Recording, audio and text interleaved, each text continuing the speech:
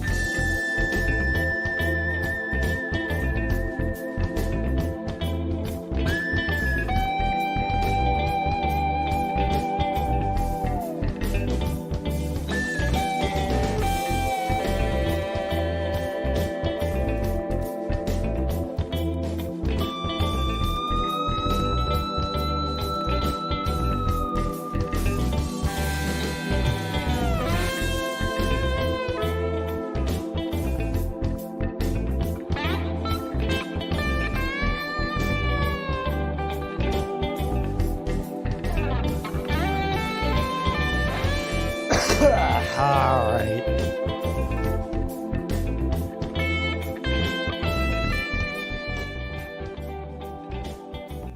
You know, there's something I always forget to fucking do. I always forget to make an announcement in the Discord.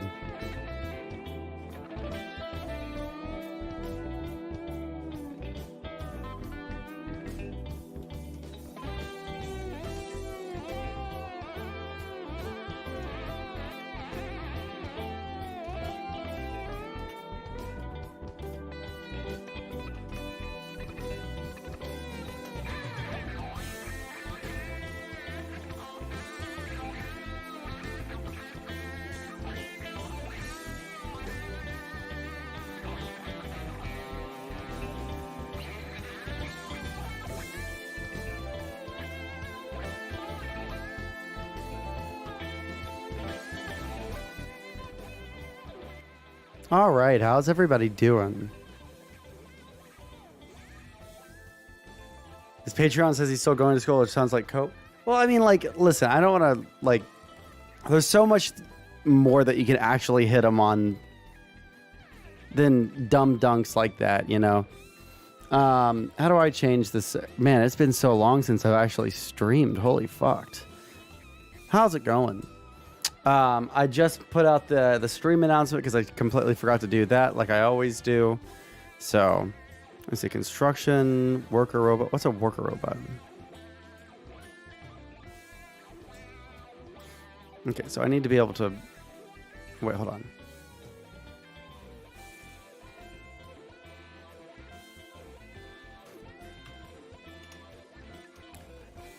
So I have almost a policy on stream that I won't play the same game as Destiny because I have a lot of the same like tastes in games as Destiny. I like, you know, logistics games, you know, like resource management. I like strategy, like RTS games and shit like that. And so I have this policy is I'm never going to play the same game as him on stream. But I was supposed to start stream like 2 hours ago, and I've been putting it off because I've been trying to fix my my Factorio thing here, and I know that I'm never going to start. But are you playing the space exploration mod? No, because I've only been playing this for like 3 months. And Destiny knows way more about the game, so it would be actually hell for me to try and figure all that shit. Allows robots to work from my inventory. See, this is about the furthest I've ever gotten. And my factory is sprawling, and I figured out, or at least I figure that I have to completely destroy literally fucking everything. It is become bloated and non-streamlined. Whereas at the beginning it was streamlined, it is no longer that. So I have like a main little area here with a main bus because I did a little bit of research into the game, okay? And then I have like some resources going up here because this is the closest place that I had that was drilling oil. And then like I think that my speaking of Destiny, wow, music. I have my my oil pumping operation up here, and I feel like this is all like beautifully laid out. I haven't done literally anything for my other output full. Damn. My shit's full.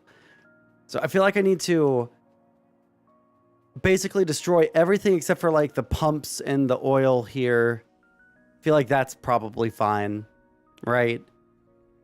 But fuck, like all of my production. I've also like completely like taken off all fossil fuels from my power because the fossil fuels, I was getting raided fucking constantly by those fucking little bug things. That shit sucked. So I just went full clean energy, you know, big lip cuck energy.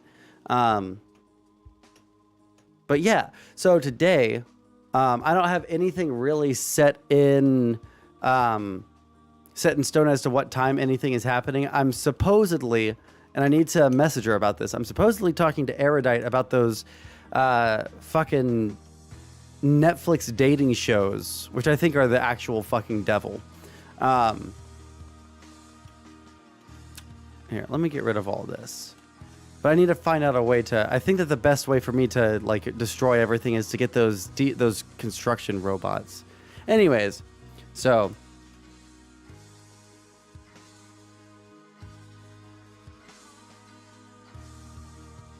let me see here.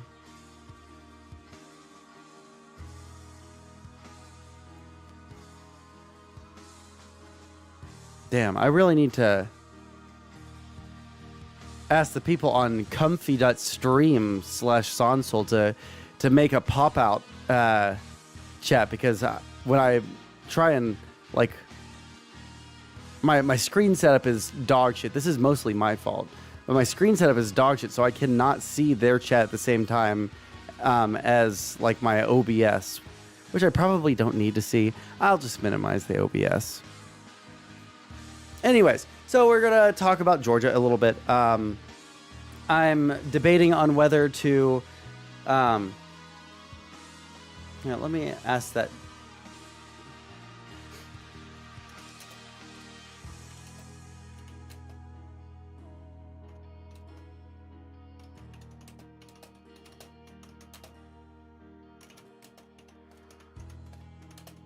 If any one of you or a group of you want to come on my stream to talk about canvassing / celebrate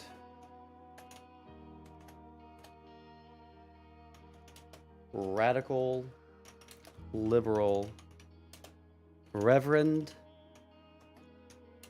Senator Raphael Warnock.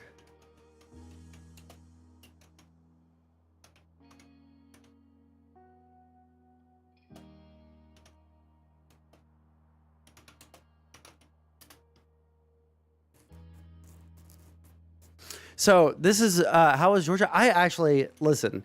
Canvassing is really fun. I like to talk to people. I find it really fun. It's something that I just do all the time, anyways. So like, why not, you know, go canvassing and do something useful with my ability to speak to people?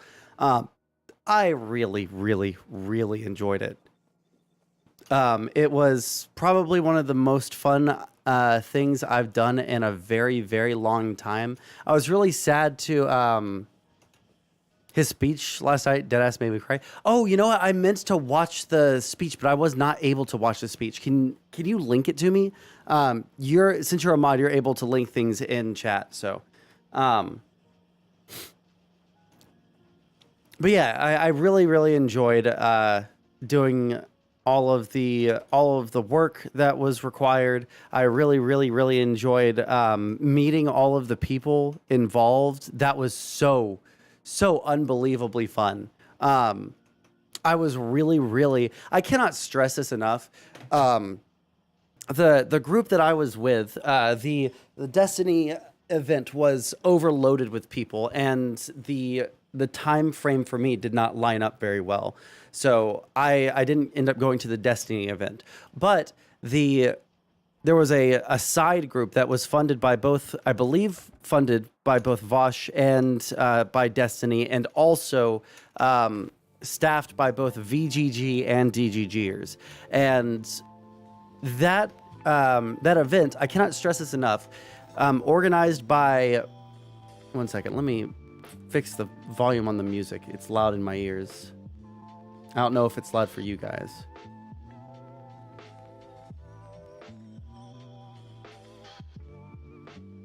Yeah, I'm gonna turn it down like this. Okay, there we go. But yeah, I cannot stress enough how fucking impressed I am with the organizers of, or should I say, like, specifically organizer of that event. Maya, or some people might know her as Femboy Maths on Twitter. Absolutely fucking incredible for someone who is so goddamn like young to be involved in such a real way, such a productive way, in politics, in real life politics, is it's inspiring. Wouldn't be like enough of a word. I would have to say, like, there's more to it than that. It's like, it fills you with hope for like the future, right? The world is full of a bunch of Zoomers right now who are like suicidal and don't have any hope for the future. And for me to see so many people who are between the ages of like 18 and like 25, right? People that are younger than me, that are like squarely in the age range of Zoomer, to be actively participating in politics in a healthy way is so fucking cool, you know? She's an inspiration. I'm just happy I was there to be a mentor in my own way to her. Yeah, no, like, and I'm sure, like, if you like message her, it would make her really happy, because she was really like, obviously, like, organizing something like that is really fucking stressful. So like you could tell that she was pretty stressed about everything. So like any positive reinforcement you could give her, I'm sure she would appreciate. I couldn't stop telling her, like, this is really, really cool what you're doing. You know, and like, although like there's what time? 1 second.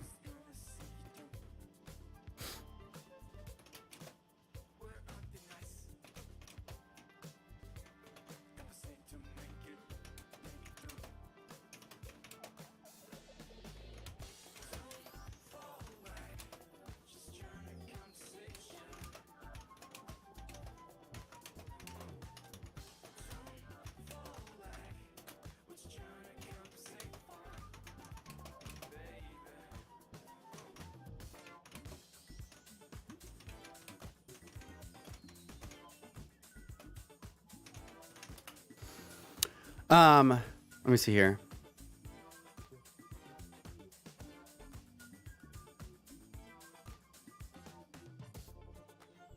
Truly the most base girl boss. Yeah, no, seriously. And she deserved that girl boss award.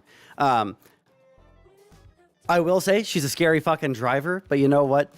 I can look past that. I can look past her scary driving and be happy that she is on the good guy's side for politics, because I think that her political future is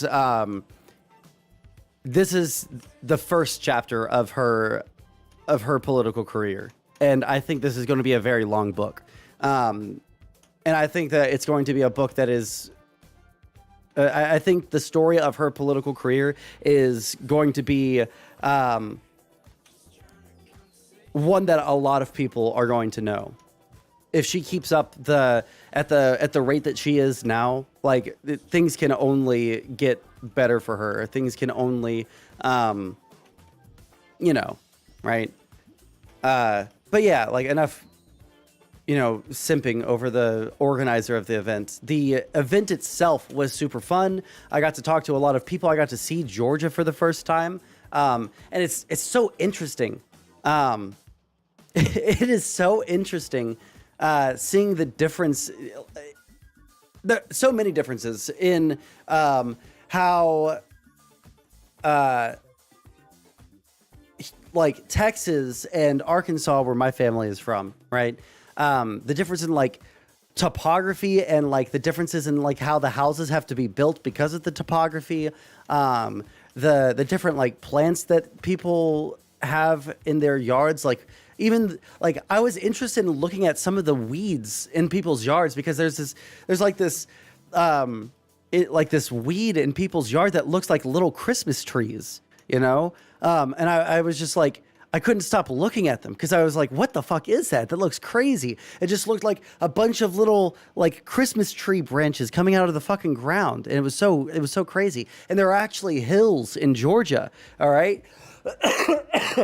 But yeah, there's like actually hills in Georgia where you don't see hills in Texas or in Arkansas until you get to the northern part. But my family doesn't live in the northern part very much.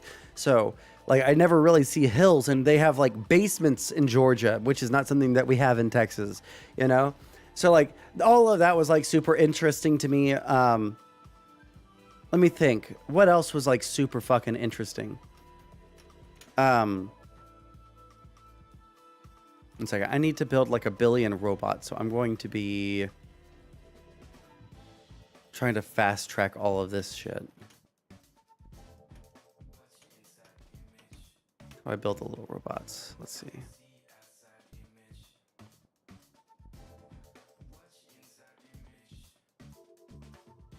Show some robot. Robot frame.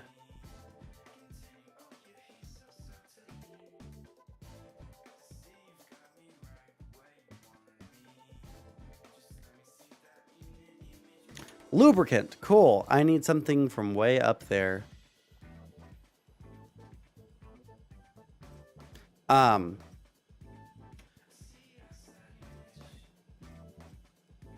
Wait, hold on. If I can just...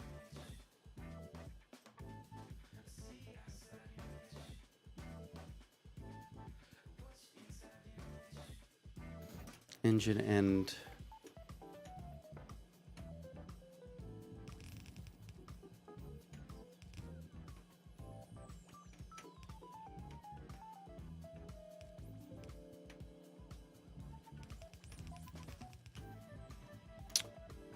yeah, anyways, so we got to see Warnock. I wanted to get the video of his speech that we got to see. We got to go to an event and meet Warnock for a very short period of time. Obviously he was very busy. He had another campaign stop later that evening. So it's not like he could spare a lot of time to talk with each individual person that came to see him. But we did get to talk to him, which was really fucking cool. It was really cool seeing him and Ossoff speak for everybody. It was in this this church that was really really cool. They had it was a black church, and so they had like the good music. Not people weren't like sitting there singing out of fucking hymnals. It was like a fucking band up there, and that shit was fucking bass as fuck. What else? Did you shake his hand? Yeah, I took a picture with him. I didn't post it. I really should have. I'm like the worst fucking streamer ever because I'm just so bad at making my like putting aspects of my life out there. But yeah, like the church was really fucking cool. The speeches by Warnock and Ossoff were both like incredible. Just absolutely incredible. I cannot overstate how much I liked their speeches. Let me think. The black pastors there were like putting out some prayers that were unbelievable.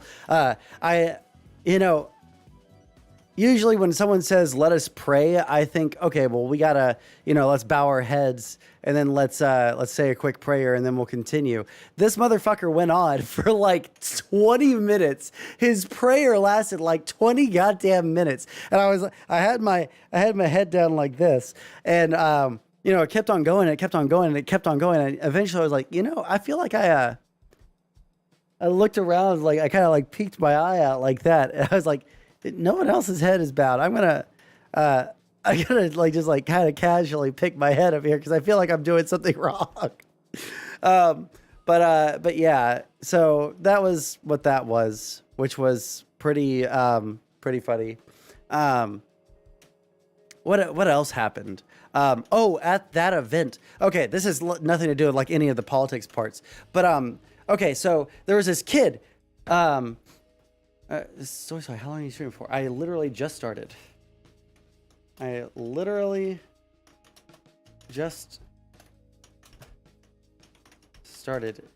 We're on YouTube, so you can cancel yourself if you want.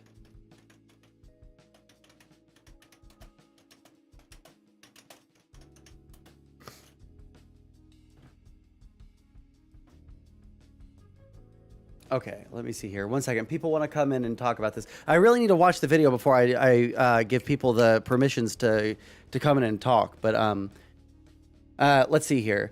Also, there's 11 people here, and only 3 people have liked. Here, 1 second. Like the fucking stream. Like the stream right now. I'm not continuing until half of the current viewers right now like the stream. All right, like the stream. And I'm gonna hit that, and I'm gonna make that a fucking pinned fucking comment.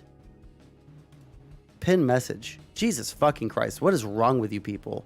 Watching a stream and not having the common goddamn decency to fucking like it. Oh, there's one. Only one of you motherfuckers. No, I'm sitting here. I'm sitting in silence.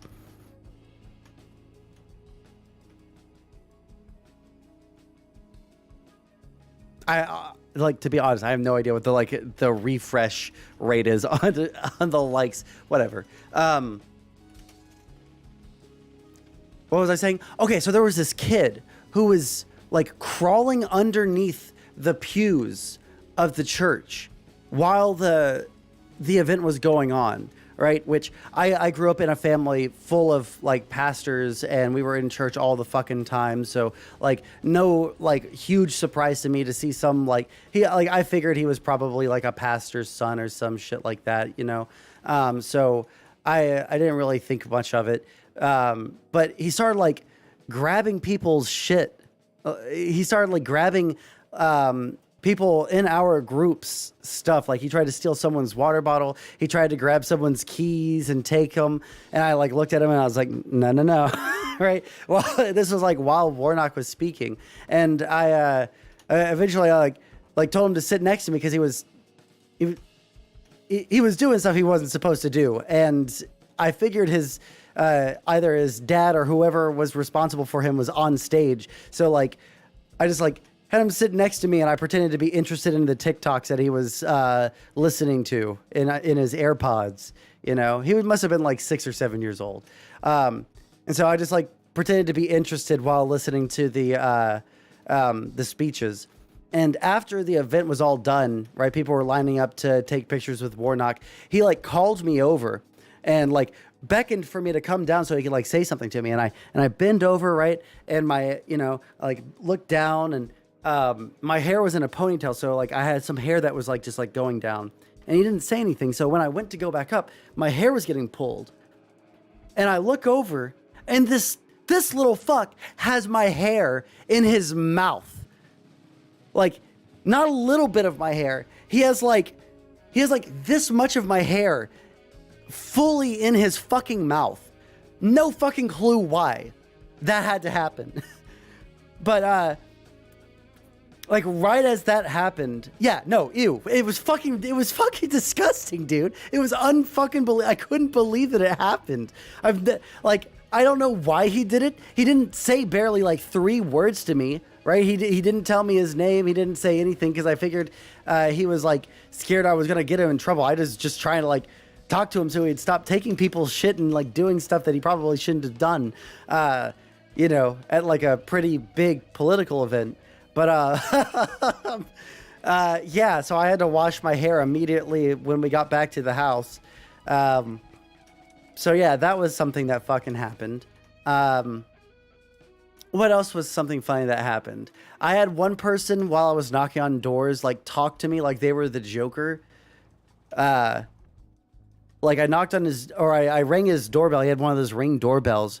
And he's like, "Hello, can I help you?" And I was like, yeah, I'm here volunteering with the local Democratic Party, just canvassing for the election tomorrow and hoping we can count on your vote for Reverend Warnock. He's like, I don't make it public knowledge who I do or do not support. And I'm like, oh, okay, well, that's totally fine. I understand. Would it be okay if I left one of these little flyers here? It gives you information about how you can find your nearest polling location, regardless of which party you're supporting. He's like, I already know where I'm supposed to go for my polling location. It's right down the street. Is there anything else I can help you with? I was like, Jesus, no. I was like, no, sir, it's totally fine. And I just like left. And it was just a very strange interaction. That guy. There was, I think the only other like really notable person that I talked to was this guy who was in support of Warnock, and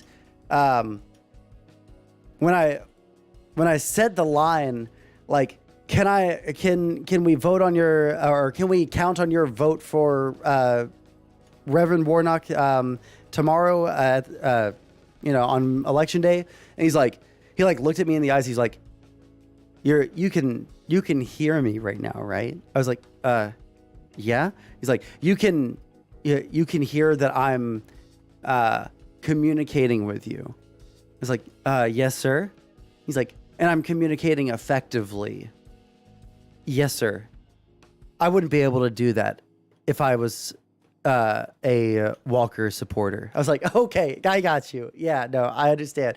Thank you very much. I was like, it was like such a weird way to get to, yes, I'm going to be voting for Warnock. He was like offended at the possibility that he might be misconstrued for a Herschel Walker supporter. So,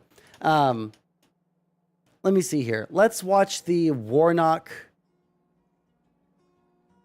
victory speech. Why would you do that to me? Really? Tap chat? No, live chat. Felt it because it doesn't exist. What you call love was invented by guys like me. Where did the link go? There it is. Are you sure about it? Oh, the link that you sent me is messed up. Wait, hold on.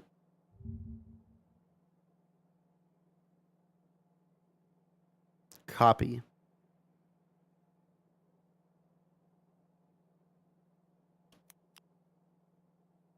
Oh, I found it. It was putting studio in front of it for some reason. Okay, let's watch this really quick because I actually did not get to see his victory speech. Is stepping up to the stage right now. Let's go ahead and listen in here on Live Now from Fox.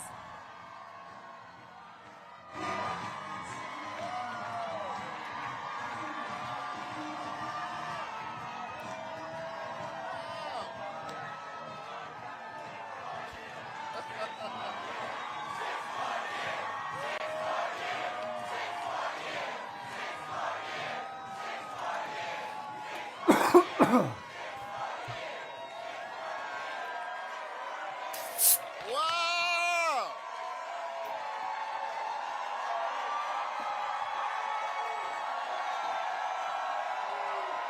Well, hello, everybody.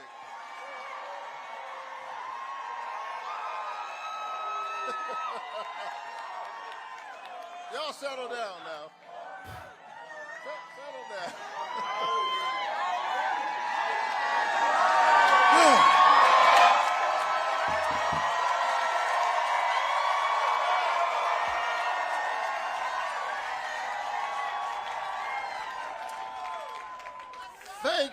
Thank you, Georgia.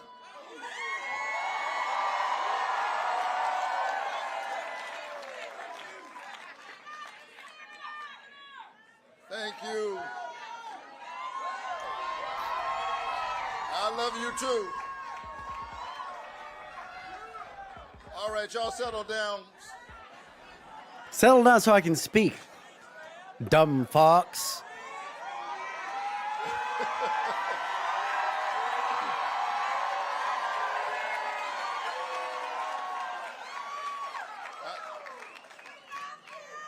I want to say thank you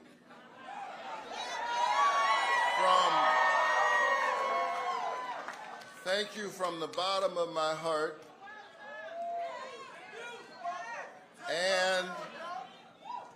and to God be the glory.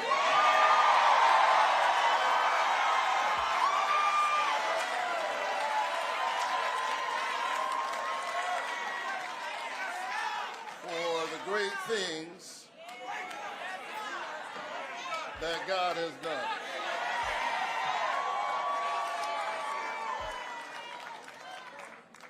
And after a hard-fought campaign,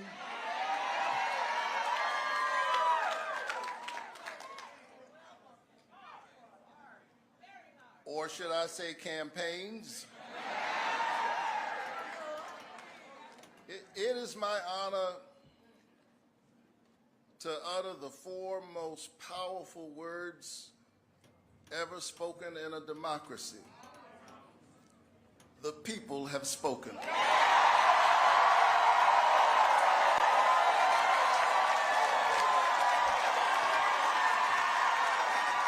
Based.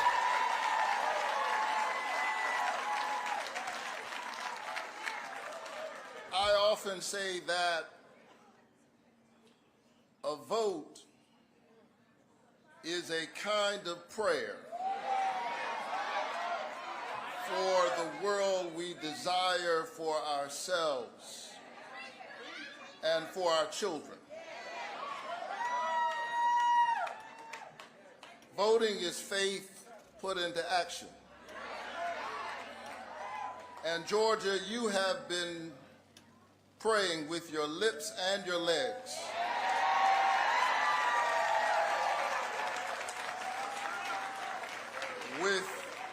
With your hands and your feet, your heads and your hearts. You have put in the hard work, and here we are standing together.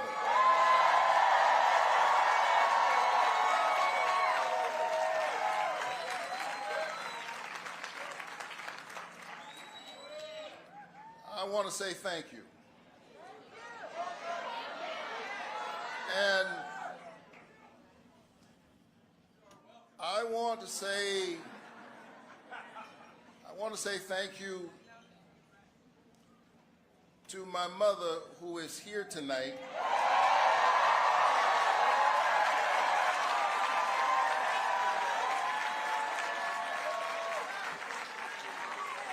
You'll see her in a little while. But she grew up in the 1950s in Waycross, Georgia, picking somebody else's cotton and somebody else's tobacco. How do you always accidentally delete people's But comments? tonight she helped pick her youngest son to be a United States Senator.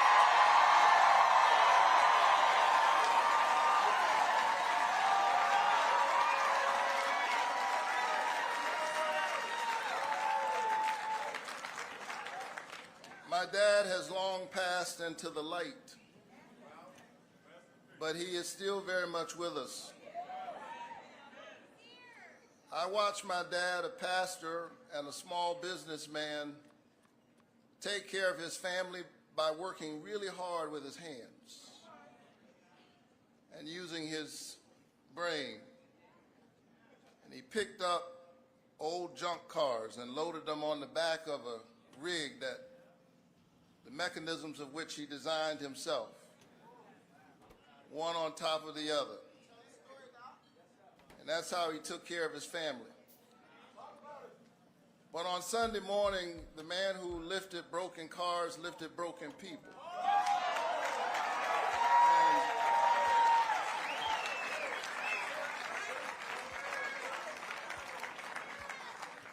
And convinced them of their value.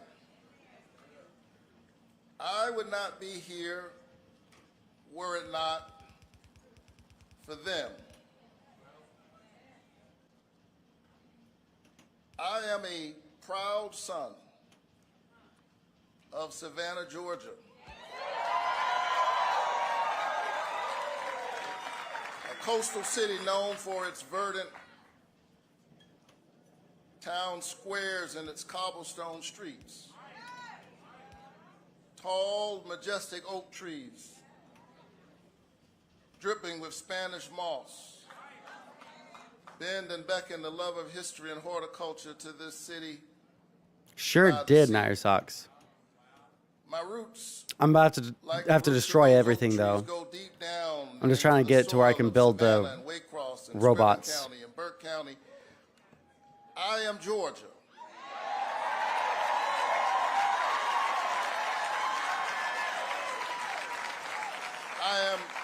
I am an example and an iteration of its history, of its pain and its promise, of the brutality and the possibility. But because this is America, and because we always have a path to make our country greater against unspeakable odds, here we stand together. Thank you, Georgia.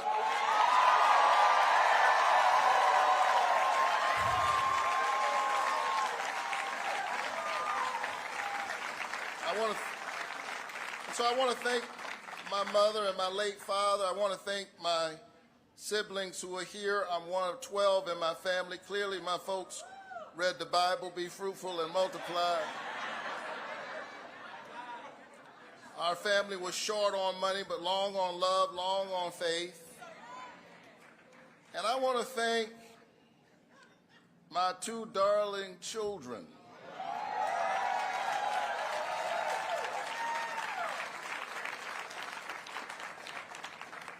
Chloe and Caleb,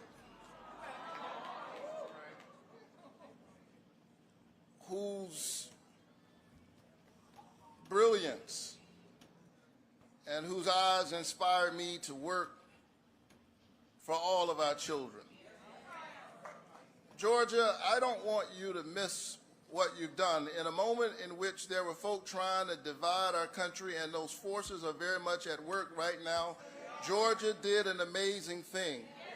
In 2021, it sent its first African-American senator and its first Jewish senator to the United States Senate in one fell swoop.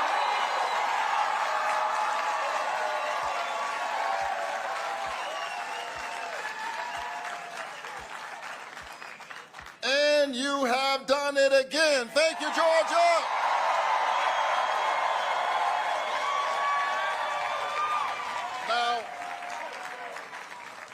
Now, there are those who will look at the outcome of this race and say that, yes, you're right, we won.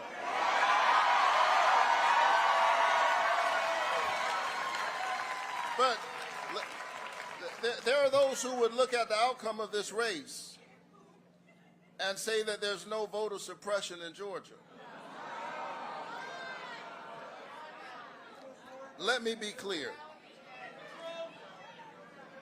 Just because people endured long lines that wrapped around buildings, some blocks long, just because they endured the rain and the cold and all kinds of tricks in order to vote, doesn't mean that voter suppression does not exist. It simply means that you, the people, have decided that your voices will not be silenced.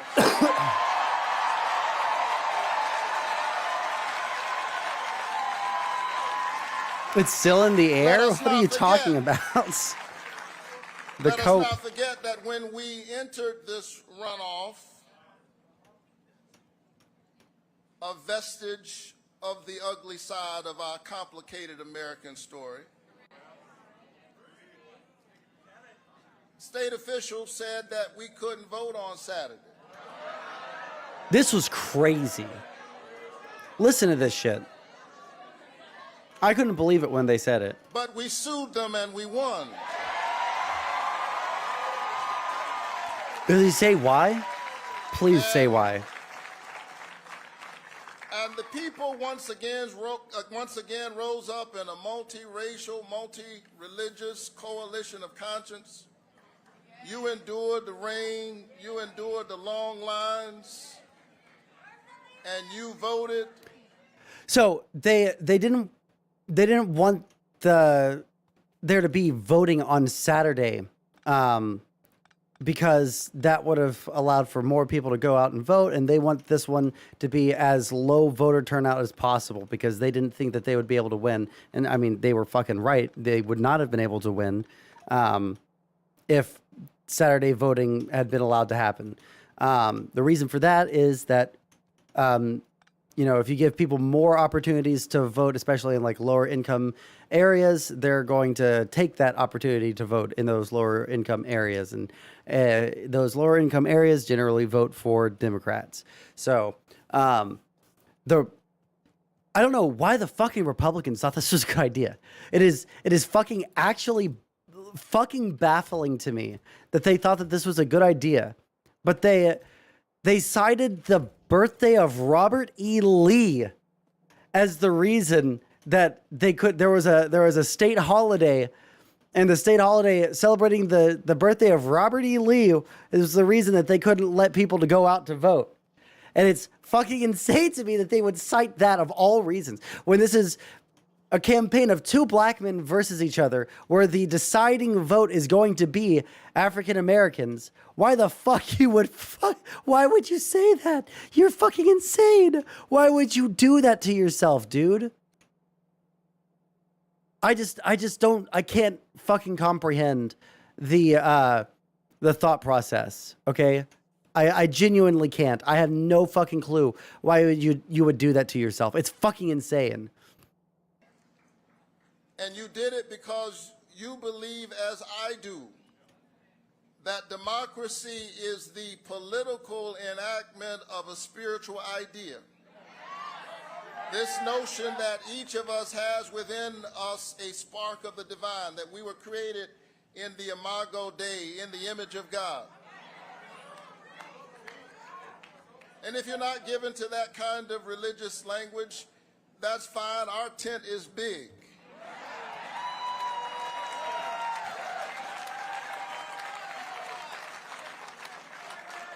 Simply put it this way, each of us has value.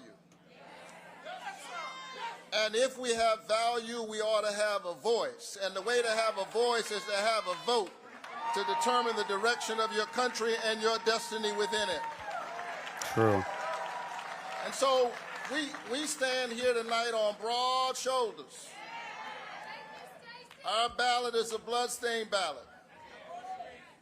We stand here on the shoulders of the martyrs, Schwerner, Cheney, and Goodman, two Jews and an African American who lost their lives fighting for that great American right to vote. Viola Luiso and James Reed, a white sister and a white brother who also lost their lives. Fannie Lou Hamer, that indomitable Mississippi sharecropper. And my parishioner, God bless his memory, John Lewis,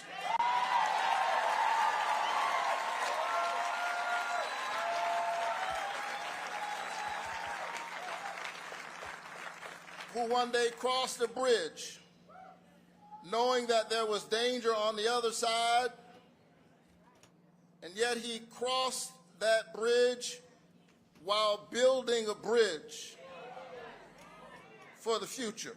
And now it is on us, the latest generation of Americans and of Georgians, to keep building that bridge, to keep walking that long walk, pushing the nation towards our ideals. And so, Georgia, this is my promise to you. The work that we must do is difficult. The issues are not simple, they're complex. But here's my promise to you: I will walk with you even as I work for you. I like that. Because here is what I've learned as a pastor. You can't lead the people unless you love the people. You can't love the people unless you know the people, and you can't know the people unless you walk among the people. You cannot serve me if you cannot see me. And so during these difficult days, even as I work on specific public policy proposals and I offer bills and work with my colleagues on both sides of the aisle to get those bills passed, I just want you to know that I see you. I see you parents as you're trying to put your kids through college and through community college and technical college. I see you students as you're trying to make a way out of no way. I see you essential workers fighting for a livable wage to participate in the prosperity that you create for others. Farmers who are an answer to our most basic prayer: give us this day our daily bread, and yet they struggle to hold on to the farm. Farmers, I see you, and I'm here with you. And together we can work through all of these issues. And I want all of Georgia to know, whether you voted for me or not,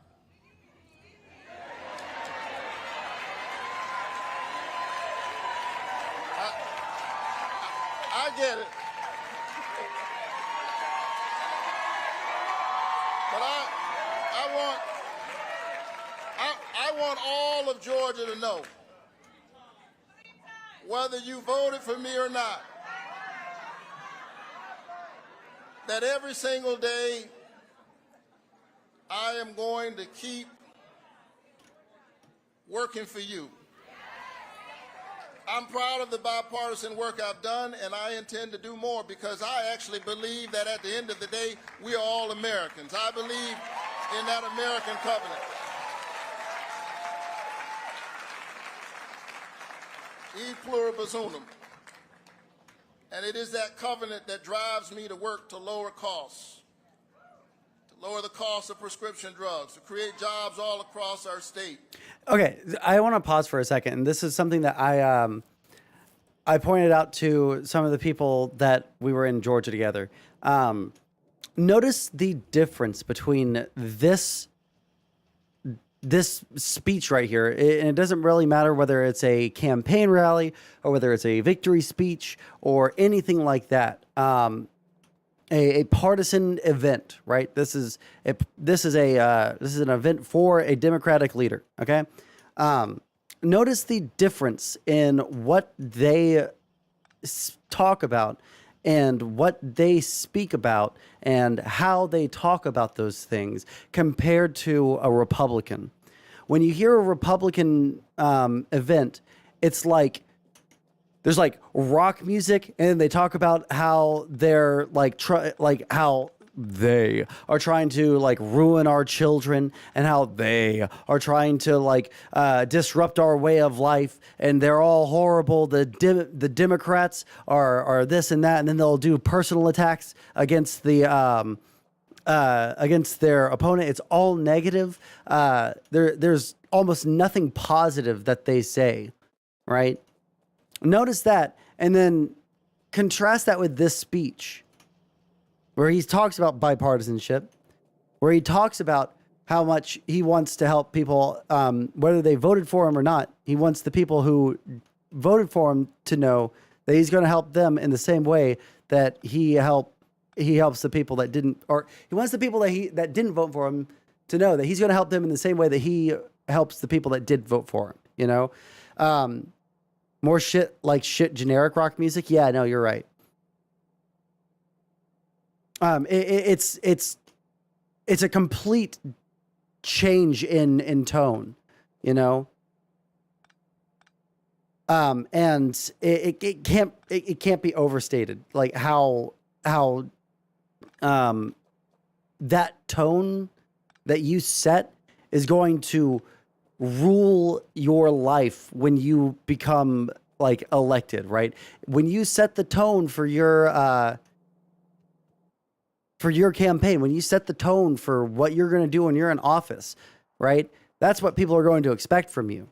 And when Republicans are sitting there and they're setting the tone like, I'm going to destroy the fucking Democrat, fucking pedophile, LGBT fucking agenda, right? They're going to expect you to go in there and they're expecting you to like do some crazy shit to the LGBT pedophiles.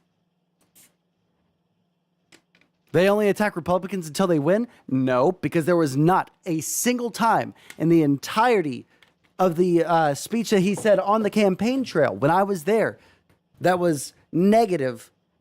I don't think that he even mentioned Herschel Walker's name. I think that he had one dig at him. And this was the dig. He said, you don't spike the football until you're in the end zone. That is the extent of the like attacks on his opposition that Warnock made.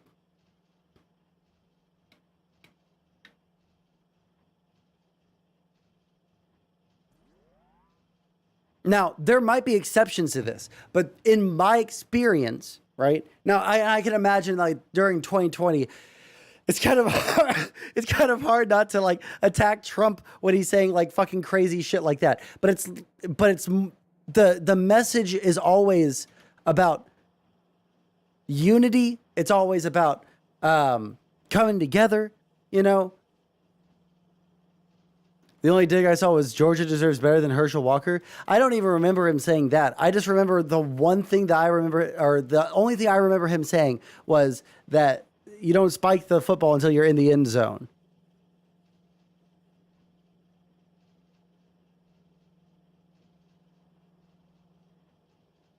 Someone said Trump's 2016 message was positive and spirit lifting. I don't even agree with that. Like, think of all this crazy shit that he said during that. His entire campaign was on attack mode, right? Like the entire time it was like he was known for making nicknames for all of his political opponents and attacking the media. And, you know, like it was all negative, you know? So I just wanted to point that out. To address the issue of criminal justice reform. Because I believe that you can have justice and safety at the same time.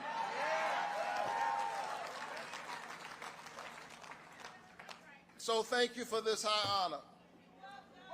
After a hard-fought campaign, you've got me for 6 more years. Based.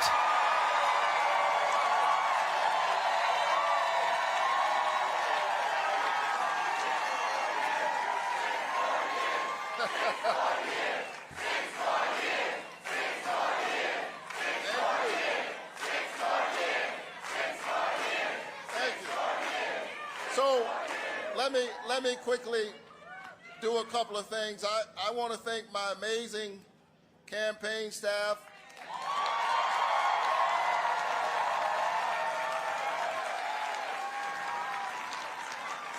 Led by Quentin Folks.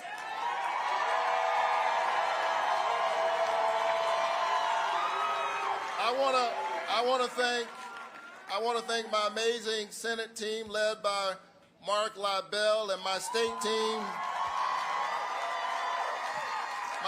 team led by Meredith Lilly.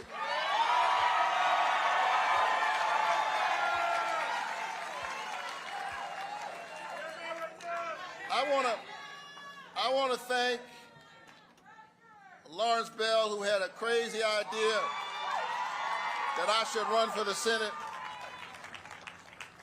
I laughed, and here we are. And I want to thank the amazing people of Ebenezer Baptist Church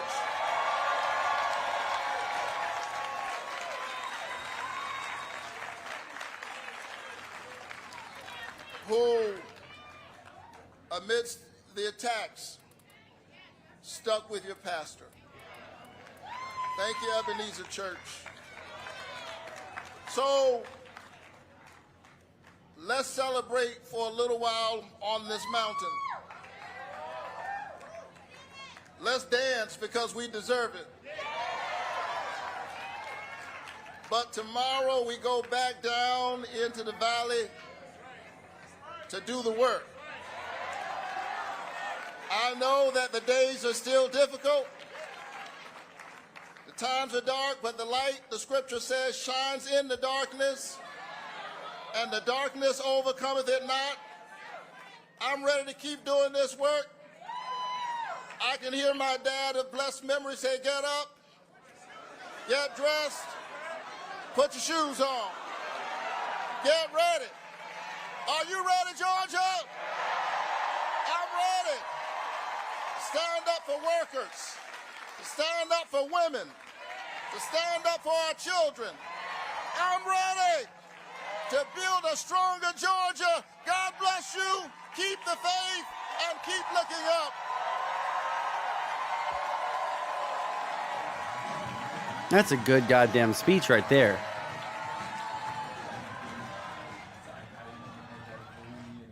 All right, the victory speech there by Senator and Reverend I want to see what they say afterwards, and then we'll talk some more. Warnock. Now, he thanked his supporters I watched it off stream, there in Georgia for Sherry helping Ann. him win that Senate race. And he also said it was a hard-fought race. You see him there taking pictures with those beautiful young children there.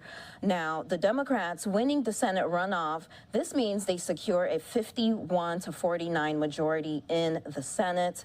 This also gives them more advantages compared to the 50-50 split in the current Congress. Now, more than 3 million people have casted their vote in this runoff election, and that's according to the Secretary of State. All right, now we also want to show you these remarks from the White House Chief of Staff, Ronald Klain. It reads, congrats to Senator Warnock. Biden becomes the first president since FDR to see every senator in his party re-elected. 51. All right, well, we are going to take a short break here on Live Now from Fox, but before we do, we want to go back to that watch party. Obviously, people continuing to celebrate a victorious night for Senator Raphael Warnock. Let's just go ahead and listen in here for another moment.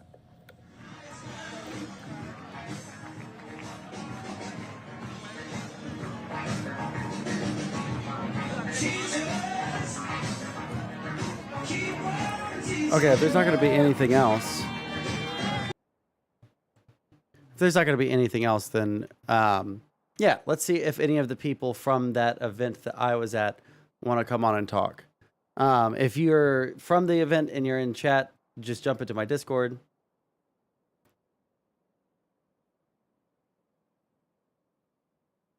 I should also let them know in the Twitter thing. Wait. Walker's concession speech? Well, like, link that to me because I need to, I want to know everything. Here, I'll look it up.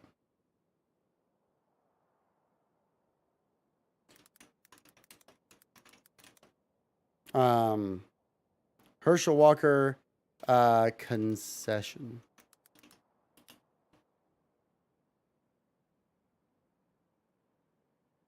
Were you at Destiny's? I wasn't at Destiny's, but it's okay if anyone wants to, anyone from that wants to come in and talk about it.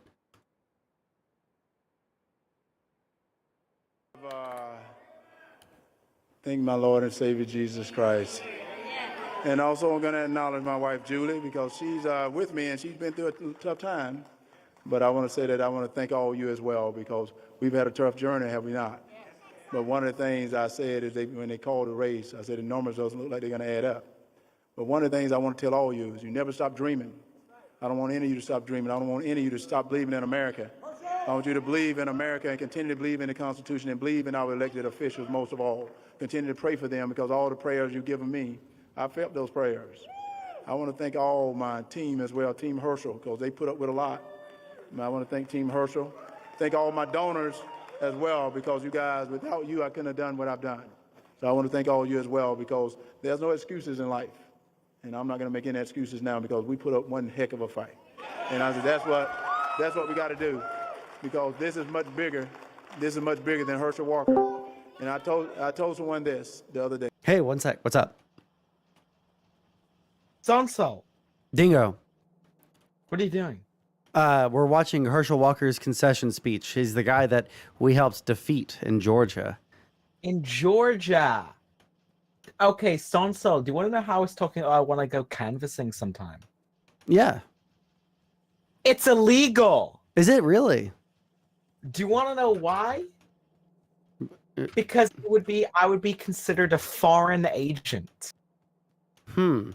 I would be considered a foreign agent for it coming from overseas to manipulate the elections. It would literally be what the conservatives are talking about, except instead of being like a Middle Eastern or like Russia, like everyone says, it would be an Irish man coming to jig the elections. Oh, gotcha. Well, Now that's retarded. That is retarded, truly. you think so? I think we should Okay, number one, have you ever seen a person who's flown from the Middle East to America to canvass to manipulate the elections? That's how they're going to do it. So they've come, and their grand idea to take over the elections is to go canvassing. Well, okay, think about That this. sounds so effective. Putin Well, hold should on. be out there What with a if- clipboard. What if it was legal and then we saw a whole bunch of like foreign agents doing that, right? Like what we just started seeing a whole bunch of people from other countries coming in and saying who they think should be elected, right? I can understand why that would be illegal. Like if it's like one or two people, obviously that's not manipulation on a grand scale, right? But if it's more than that, then you can see how that could be really bad, right?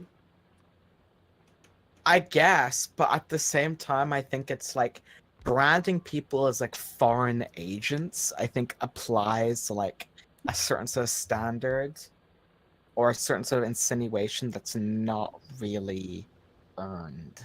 Does that make sense? I feel like, so for example, when you're canvassing, what do you think, when you're canvassing, what do you think you're trying to do, essentially? Get people to go vote for a particular candidate. Yeah. Like the big issue I have is if let's say if like 500 people came in caravans from Mexico and started knocking door to door, getting people to vote for the Democrats, right? Mhm. I would understand that. But if it's one guy coming from a Western country, like we have people, and people do this in other countries, right? But I think America specifically has a problem with that. I don't think America has a history regarding this type of stuff, so that's what I would understand with like foreign agents and shit that kind of like really on edge about that shit. But I don't know. In a perfect world, we would just like there would be looser laws around that. But here in Ireland, we have two center-right parties. Did you know that? Our two main parties are center-right. Interesting. Center-right under European standards, though. So we those two parties would probably be like centrist, like more I don't mean like Tim Pool centrist, but actual like center. And then we have Sinn Féin. We have the Labour Party, but then they got in and fucked it all up. We had the Green Party. I don't like the Green Party because they're a single issue party. Like they seem to purely focus on environmental stuff. I also think it's really dangerous to have like. Sondsol, what do you think about electing parties that don't have experience running the government yet? Electing parties that don't have experience running the government? Yeah. That's a So interesting. Like, I you don't think think that a party itself needs. I would have to think about that. I think that like I would be more concerned about like the individual like politicians. Like if they have experience in some other political party, like just because they're part of one party doesn't mean that they're completely unable to govern, right? maybe I think part of the concern that is coming from Sinn Féin, because Sinn Féin is poised to kind of win the election. They're proposing a lot of stuff which is kind of getting controversial. So they want to do a rent freeze, basically. You know what a rent freeze is, right? Essentially, nobody has to pay rent, Uh, or it's more complex than that. It's got to do with like stopping the price of rent from fluctuating. Does that make sense? You know how sometimes like you guys had this in America. I was reading an article and it's like, hey, just letting you know, we've upped your rent by $200, and they go, whoa, what Oh, the fuck? I don't get I'm enough sorry. of that I'm so bullshit. fucking stupid. I'm also playing Factoria at the same time. You're talking about like you can't increase the rent. Got you. Yeah, and they want to do that because I don't know if you've heard about the housing crisis in Ireland, but it's really bad. We're building shit tons of houses, and it's not fixing. So Well, what's the basically, reason for that? Is it just like it's you have so a lot complex. of immigration, or is it like the type of housing that you're allowed to build, or? I don't think it's immigration. So there are so many factors at play. It's hard to it's hard to sort of pinpoint a specific one. Gotcha. I think personally, if you were to ask me, I think that we've allowed Irish property to be like placed in the hands of companies who want to like maximize profit. Who want to like who want to like maximize profit rather than like provide homes. That's my personal opinion. Well, those things aren't really mutually exclusive, right? Like one of the things that like makes it to where like housing is really, really, really expensive is that people will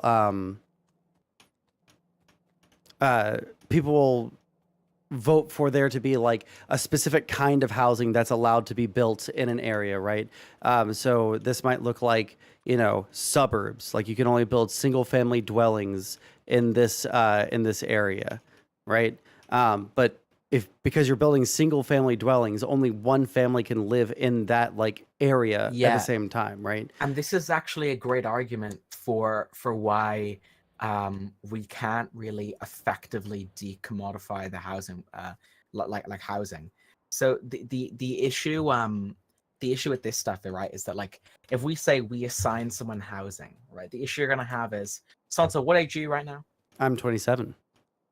Do you have you don't have kids, do you? No. Okay, so you're 27 now, and what do you have, like a 2-3 room? 2 rooms.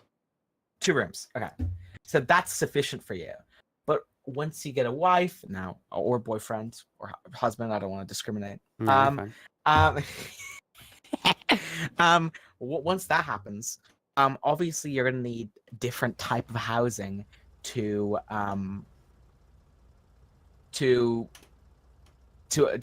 accommodate that, right? So it's going to be really difficult if we have you're going to have a housing market where oh yeah, apply for like a change of housing and we'll move you somewhere else. It would be extremely complicated, it just wouldn't work. Right. And if somebody would say like you get one housing for like the rest of your life, like that's so fucking stupid. Like that's like, well, it's not like, it just reminds me. Do you know in the ghettos in Nazi Germany, and they had like 7 families living in one apartment. It's not going to work. It's Right. such a small space. It's a high amount of people. That's why you have like disease, fucking dysentery spreading, right? It's not right. So I think what should happen is that we should be putting restrictions maybe on what type of housing is being built.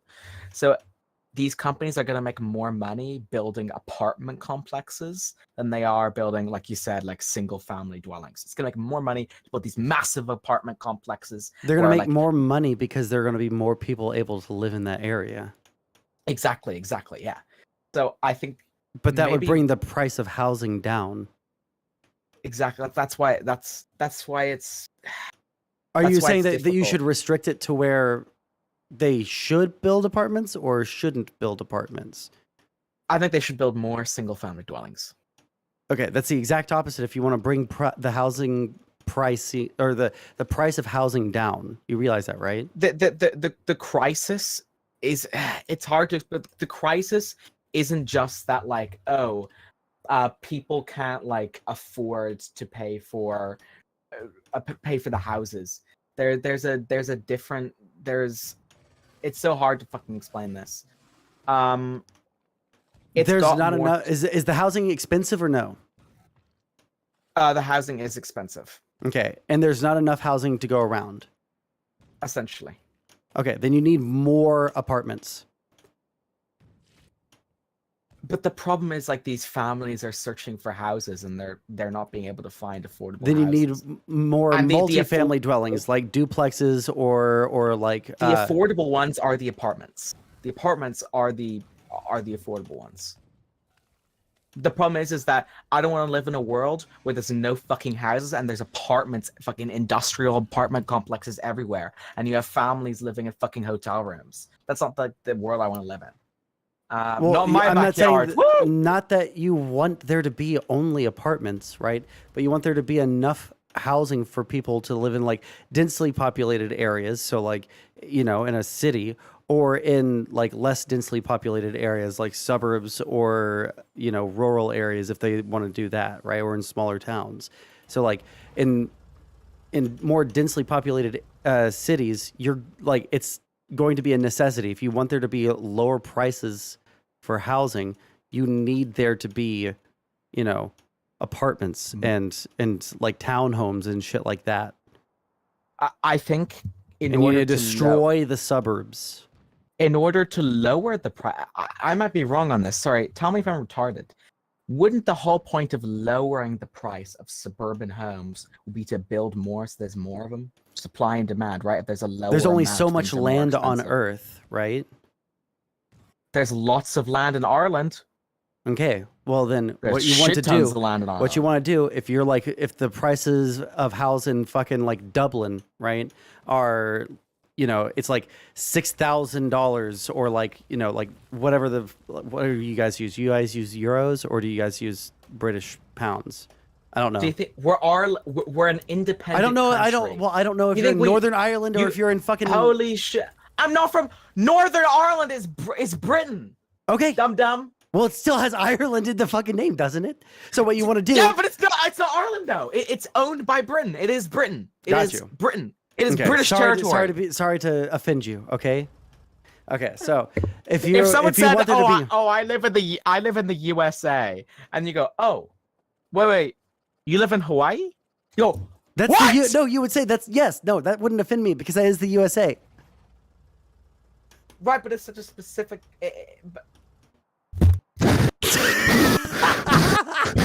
Okay, stop.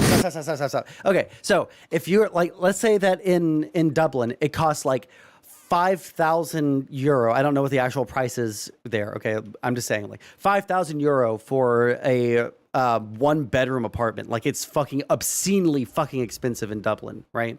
What you want to do is you want there to be, let's say, I don't know exactly the layout of Dublin, all right, but let's say that there are a bunch of suburbs in the outlying areas of Dublin.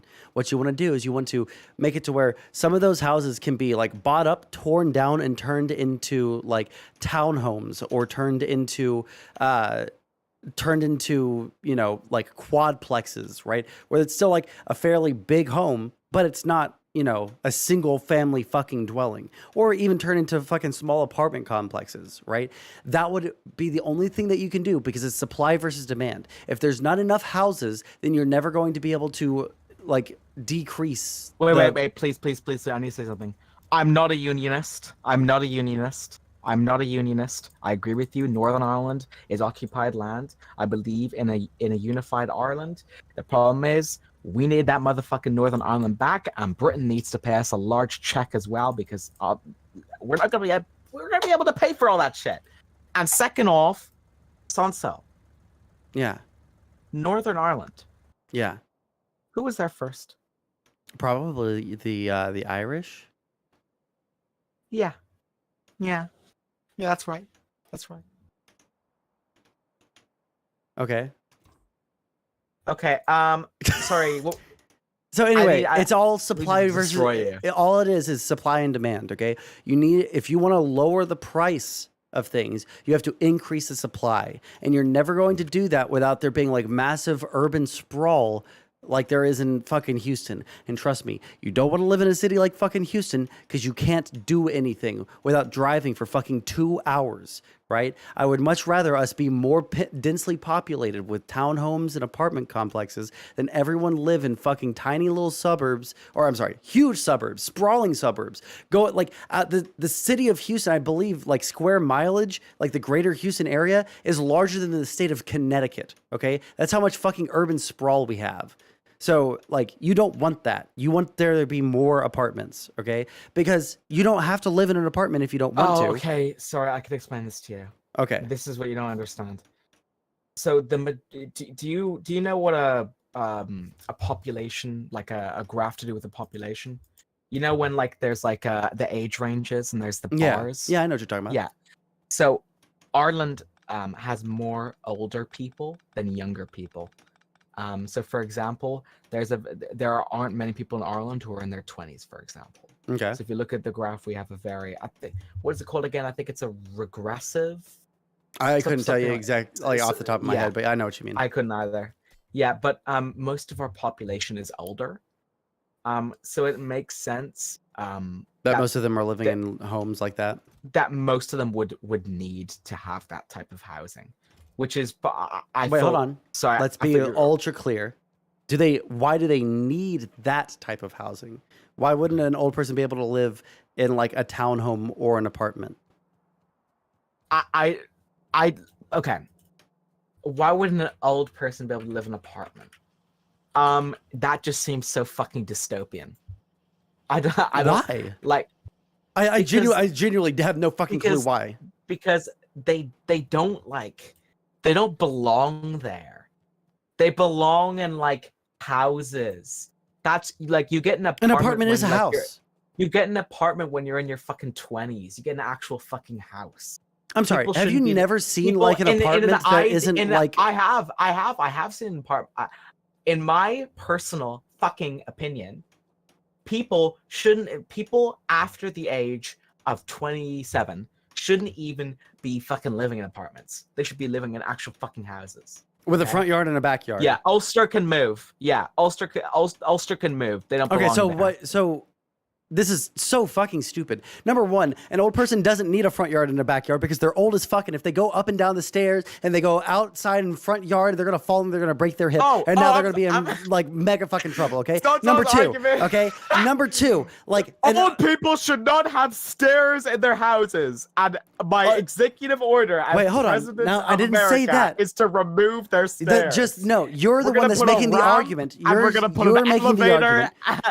We're gonna find old people over 70, and we're gonna put a big elevator. Let's be ultra fucking clear. You're the one that's making the argument that they need a fucking house with a front yard and a backyard when they should have a house that has a front yard and a backyard. Why do they need that? Not everybody needs that. Sondsol. Think in your their children are out of the house. They're old. Wait, listen. I'm going to list you every reason that every old person I've known has ever. See, I can understand why the age range in Ireland is so young because there are people like you that Whoa, do you like voices him like young, that, don't you? and they all fucking kill themselves because they're so fucking tired of hearing that shit, right? They all kill themselves because they hear people like you do that sort of shit. Okay, actually, wait. I've got a better point, Sondsol. I've got a better point. I've got a real salient point now. Okay. I was just messing with you, man. Hope I didn't hurt your feelings or anything. No, I'm chilling, dude. You feel better? I feel great. Feel better. What age do you think people have kids around? Between the ages of like 20 to 35. So right here, you'll see that the age range. Where are you linking this? In Discord? In your DMs. Yeah. It's very, very high around the sort of 35 to 40 range. This is the most people in Ireland are of this age, right? I think this is the age where you would be needing suburban homes. Would you not agree? What do you mean need? Would that housing be appropriate for someone who's going to have children? This is past the age that you're having children. You realize that, right? 35 to 50? Oh my fucking god. You actually might be retarded. You actually might be fucking retarded. Sorry, I'm looking it up, so I'm checking if you're retarded. I think the average. I'm retarded. Yeah, you're retarded. Thank you. Holy shit. It's going to be someone like between the ages of like 20 and 35 that like people are going to be having kids. You don't think people have kids at like 35 though?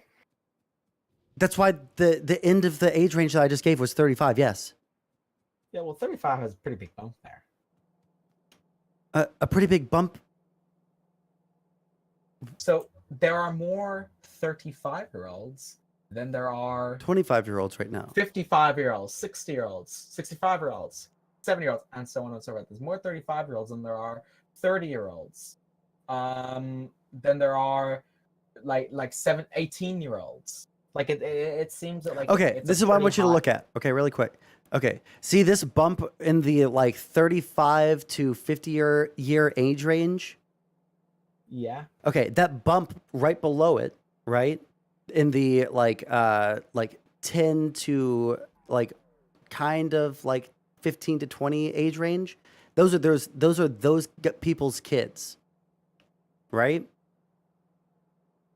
Mm-hmm. Okay. So these people are probably going to be needing or like desiring larger houses, 2-3 bedroom apartments, or like suburban homes or townhomes. You're right.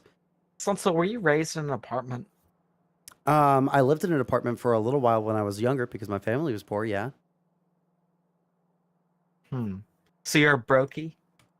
Well, my family was poor for a while. When we moved to Houston, we were able to. Well, this makes sense now. You're a brokey. Actually, we were able to rent a home that was a single family dwelling, right? And that was appropriate for us because we were like a whole family living in that. Did you shoplift chocolate bars when you got to the local corner store? Or? I was not much of a shoplifter ever in my entire life. You weren't a shoplifter. Nope. So you just like take the food that was thrown out in the trash? I wasn't that poor. We had to go. We were able to like make our way to a food bank if we were like super ultra like desperate for food. So you lived in an apartment for a short period, yeah. Do you think because you lived in an apartment, is that why you're such a bad trans ally? I think this is a good point President Sunday made, I fucking hate you so much. Okay, anything else?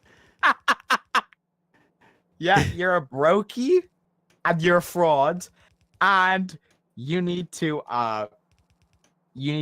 send me those videos they said you're gonna send. Did they not send? Okay, guys, chat. They didn't. Chat, why did they send? Any... Okay, I'll try and figure it out here in a second, or I can like make the video here after I invite the. No, send me the videos. You play guitar in it. You put a lot of fucking effort into this shit. I did. I don't know why I didn't fucking send. Probably because you're retarded. Probably because you lived in an apartment, actually. You're so fucking stupid. Next time. What was the whole point of this call? Don't live in an apartment. Oh, I thought it was funny. Oh, okay. So were you not actually interested at all in the like housing thing? Or was all of that shit like made up off the top of your head? You didn't hear me typing up stuff, trying to like desperately come up with arguments to troll you with. I have no idea why you would do that. This is like an elaborate troll for literally fucking nothing. Because I can upload this. Editor fucking destroys Sondsol in Hibernic 1v1 housing crisis debate featuring President Sunday. Okay, Because gotcha. he was mentioned, so it features him. I just want to say one more thing. Sure. According to some preliminary research, when Plato was referring to Atlantis, he may have actually been referring to Ireland. We look at the etymology of the word Atlantis. It comes from Hibernia, and it basically means sort of the land of the cold, something like that, right? The Vikings used to think Ireland was actually a lot colder than it actually was. When Plato estimated the size of Atlantis, the size he was estimating was actually extremely similar to that of Ireland. Hibernia, of course, which comes from the etymology of Atlantis, is actually what the Vikings referred to us as. So I just want to say that Ireland is Atlantis. I'm literally a fucking Atlantean. And Sondsol, you lived in a fucking apartment. Oof! I'm gonna call you Apartment Boy from now on. You should rebrand to that. Loner Box and Apartment Boy. That would be great. It sounds like a name for a cartoon. You like watching cartoons, don't you, Sondsol? Okay. Do you have anything else that's like actually important to talk about, or? Oh yeah. Bitch, where's my money? What?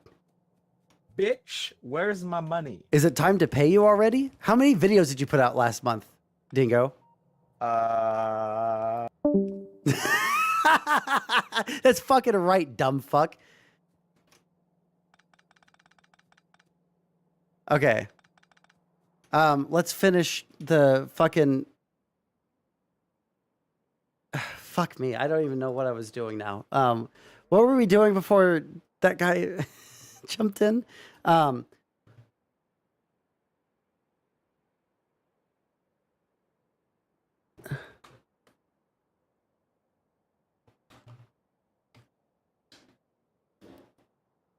One second.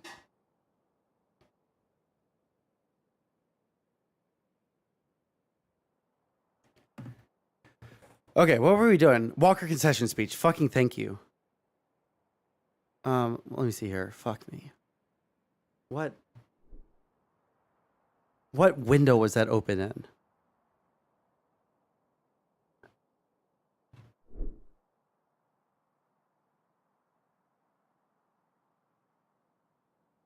Okay, this one. I said, guys, I've done a lot of stuff. You talk about Heisman Trophy, you talk about all the athletic awards, business awards I won, but the best thing I've ever done in my whole entire life is run for the Senate seat right here. And the reason I'm going to say that is I got a chance to meet all you and to hear what you guys feel about this country. And I got a chance for you guys to tell me what you do feel about this country. I got a chance to go into your homes, got a chance that you invested in Herschel Walker. And I thank you. And I thank you so much. And as I said, we can't blame no one because I want you to continue to believe in this country, believe in our elected officials, and most of all, stay together. Don't let anyone separate you. Don't let anyone tell you that we can't, because I'm here to tell you we can. And I'm here to tell you we can. And as I said early on, God is good, and he's a good God. All the time, he's a good God. So I want to say, I'm never going to stop fighting for Georgia. I'm never going to stop fighting for you because you're my family. Because I always, I'm a winner. Hey, we all winners, so we're all winners, and that's what I want to say. We're all winners, and I want to say God is a good God. We're all winners, Copium. God bless you guys, and let me say, stay together. Continue to believe in our elected official. Always, always cast your vote, no matter whatever is happening. Cast your vote for all that. And God we trust. I do. In God we trust. Continue to cast your vote. Never, never, never give up. All right? God bless you guys. Thank you, guys. Now, thank you. Republican Senate candidate Herschel Walker conceding defeat, saying that his losing Senate campaign is the achievement he is most proud of. conceding, Oof. which is significant for somebody who at one point was engaged in spreading Donald Trump's election lies. And in fact, Oh my God, they're Manaraji, being while we so. wait for the winner of the election, Raphael Warnock, to come out with his celebration speech. We should note that after so Donald Trump fucking lost funny. the It's state of so Georgia, catty. Holy Herschel fucking Walker shit. was among those Manu Raj proud of conceding, which is significant for somebody. Yes, if you're trying who to at check one out this point stream, was, leaving because whoever the fuck saw. Yeah, I'm sorry. It's my editor. He's a child.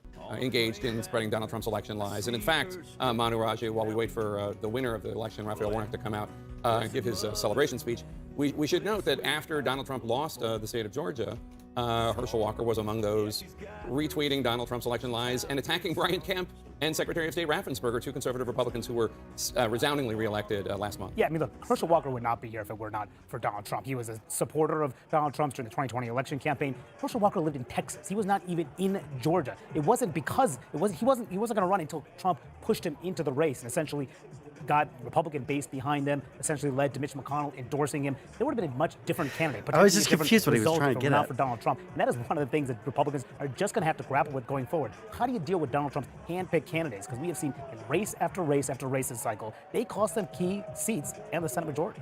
And I mean, there are, not to put too fine a point on it, but there are a number of Democrats who were reelected or elected who were vulnerable. I'm from Pennsylvania. It was almost just a truism that if a Democrat was in the White House, a Republican would be elected governor and vice versa. And yet, Democrat Josh Shapiro is the new governor-elect because Donald Trump got involved, and there was a MAGA candidate named Doug Mastriano who was unelectable statewide, and it was over and over: Michigan, Minnesota, Pennsylvania, Arizona, Nevada, on and on. Yeah, I mean, I think Arizona and Nevada are two case in points. Those were two top targets for Republicans, and Democrats won both of those races, and now they've won yet another Senate seat in the deep South.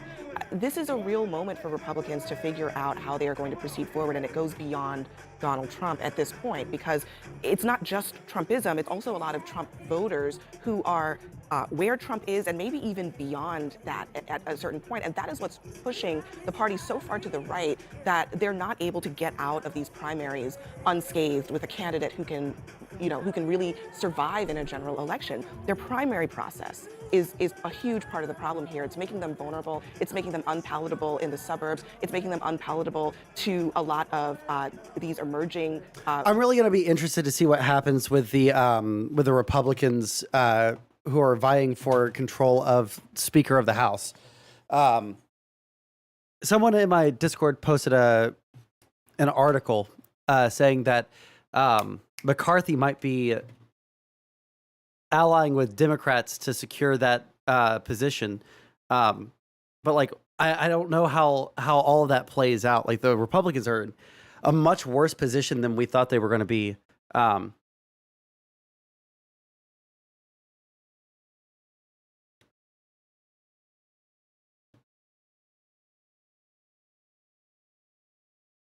Hold on.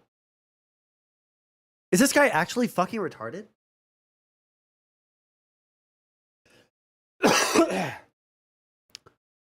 None of the people in Lonerbox vid have actually engaged with anything he said, and instead double down on he just can't admit he's wrong. No one engaged with the things he's said because the things he said were incorrect, and all that's left is him coping rather than growing the fuck up.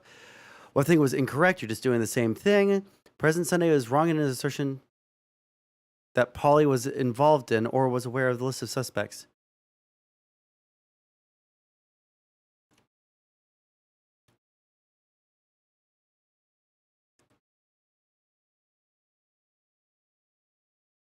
But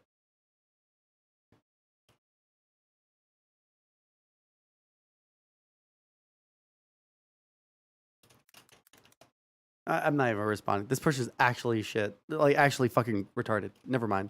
I needed to see if Erudite was still free tonight.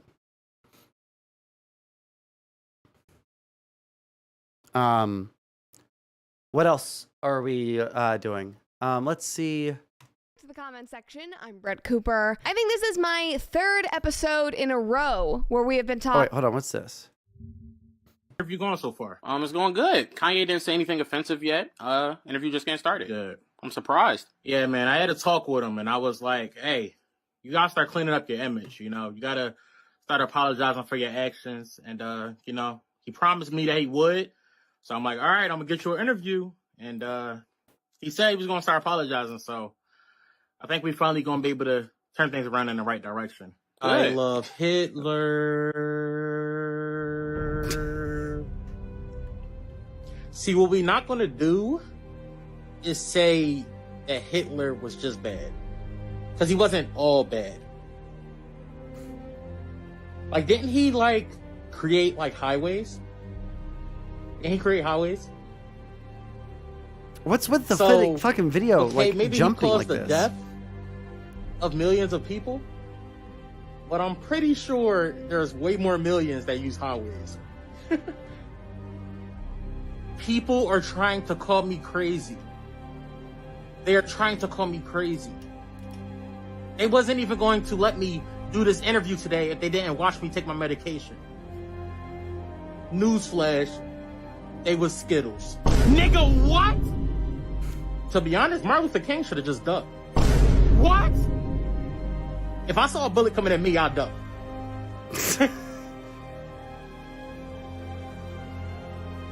Arby's is better than Chick-fil-A. Hell no, no. This nigga lost his mind. Hey, stop this interview. Stop the live stream right now.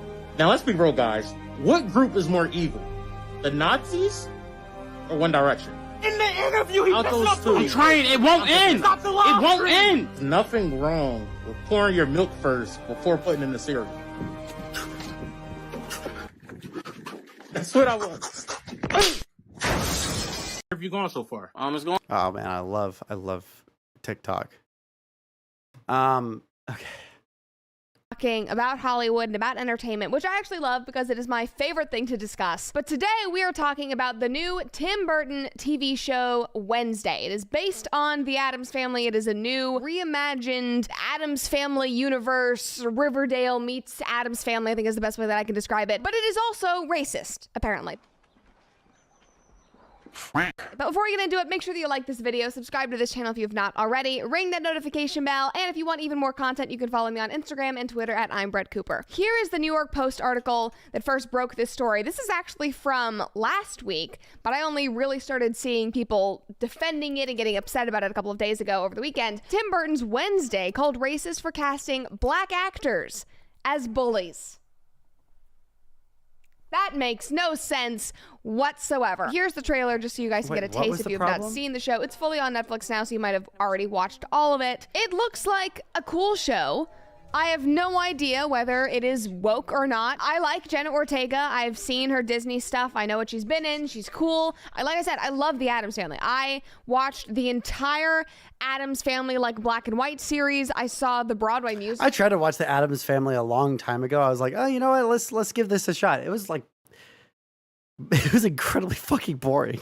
When it was running more times than I would like to admit because I love it so much. I would probably watch this if I had Netflix. Maybe I will actually get Netflix so that I can watch it because it does look arguably very cool. Now people are claiming that this show is racist because two of the bullies at Wednesday's new school, Nevermore Academy, are black. And according to the woke critics, the only people who can be flawed, mean, or maybe even complex are white, I guess. And I say complex because, spoiler alert, just so you know, as the story progresses, these black characters end up having this like huge character arc according to people who are doing analyses of the show. And it's more of a hurt people type situation rather than them just being like objectively mean bullies. And at the end, they end up like teaming up with Wednesday to take down the actual villain who is white. So really, this doesn't seem racist. It just seems like people want something to bitch. I feel like people who are into politics have nothing fucking better to do right now than to talk about like what the race is of different fucking characters in their shows. It is the most boring fucking topic in the entire fucking world. There is nothing that anybody gains talking about the race of different fucking characters. That whole thing was played out in fucking 2017, okay? We've been through all of this already. Different people can be fucking bullies, okay? And I want to see this tweet that she's talking about. Who said it? Oh, it was a New York Post. 1 second.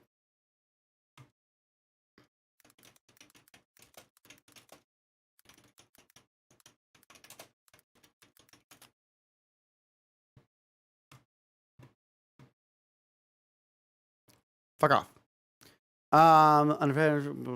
Racist. When they say critics, who?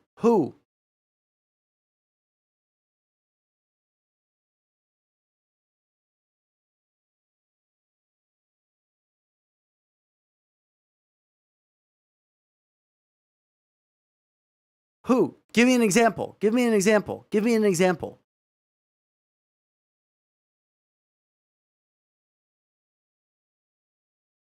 One person tweeted. Oh, it's deleted.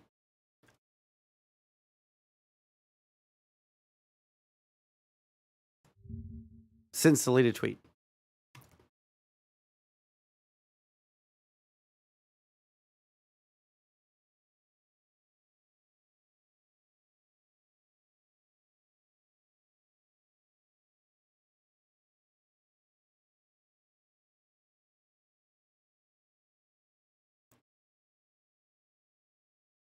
What a fucking nothing burger to make a video over.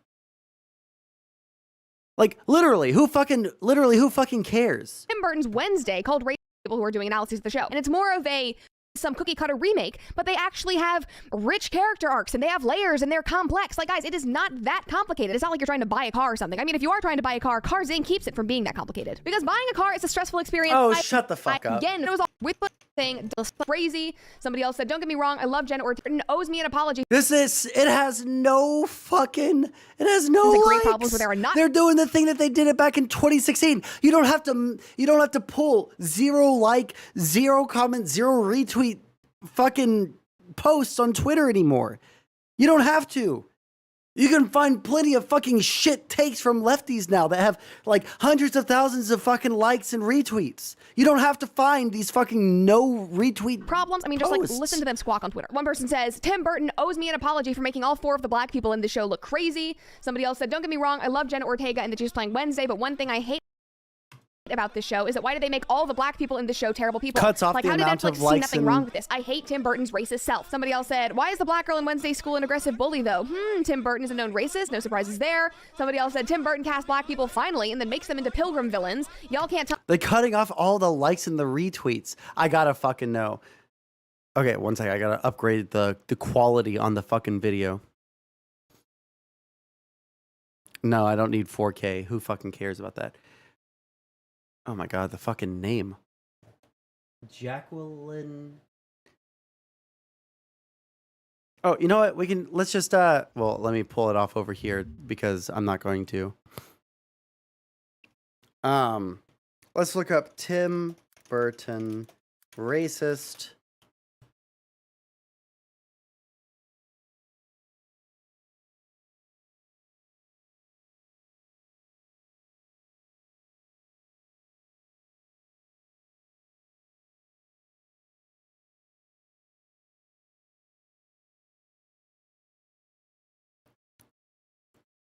Okay.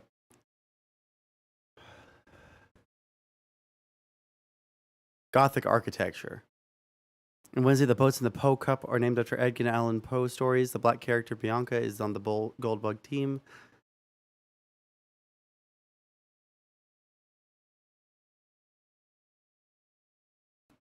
Okay, that's so fucking stupid. They could have used this one.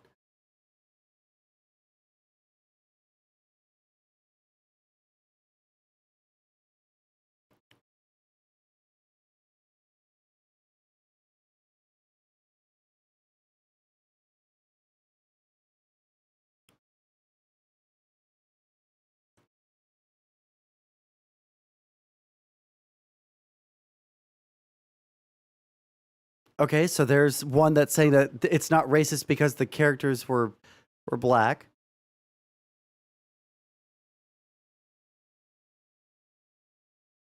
No, people saying it's not racist. Okay. I'm seeing more posts.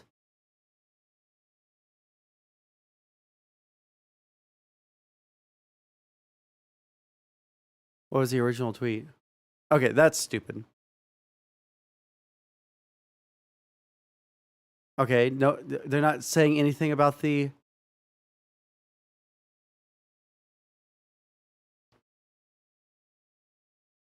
I'm not translating.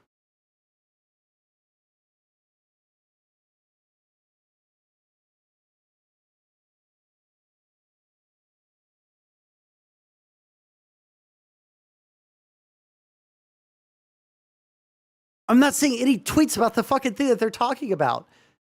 tell me that man isn't insufferable and racist as hell in real life. Somebody else tweeted and said, in my opinion, the character choices of making a black woman the villain in Wednesday wasn't racist, but Tim Burton is 3,000% a racist piece of shit, and both of those sentences can't stand together. Also, just speaking about Jenna Ortega, she is not white. The leading actress is a person of color. She is Mexican and Puerto Rican. So this is not just about wanting minorities in Tim Burton TV shows. They are just upset about the portrayal of these like 2 black characters. So then I just started noticing comments about Tim Burton's widespread racism, and I had no idea what that was about, but somebody was saying like, has everyone just decided to ignore the fact that Tim Burton is racist? Somebody else said, Tim Burton has been racist for a long time and I can't stand watching any of his work anymore. It just feels wrong. Somebody else said, me watching Wednesday. Why are there only 4 black people? So far, 3 of them are assholes. Credits, directed by Tim Burton. Me. 77 likes. That's like half of a niche internet micro celebrity, okay? Yo, missed you in Savannah. Hope you had a good time. Wait, hold on. Were you there, Pursuit of Knowledge? I wasn't in Savannah. I was in Augusta. But I was just about to say, I'm inviting anyone who is either at the Destiny event or at the event in Augusta. You guys can come on in just a minute and like talk about your experiences. I'd like to talk to people about it.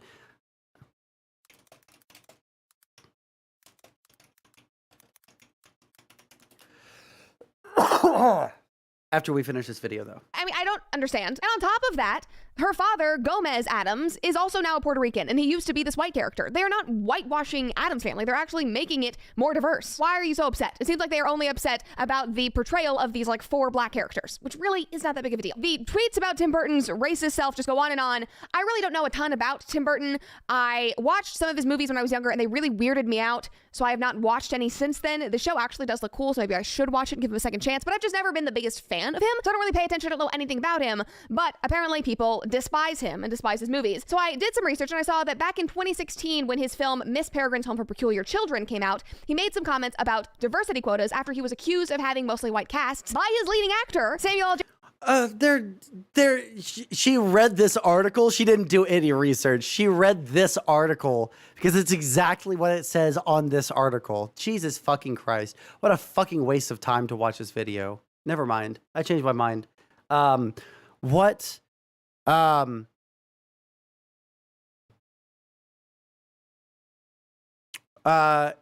Okay, I need to piss. So I will put on, I guess, music for you guys. Be right back.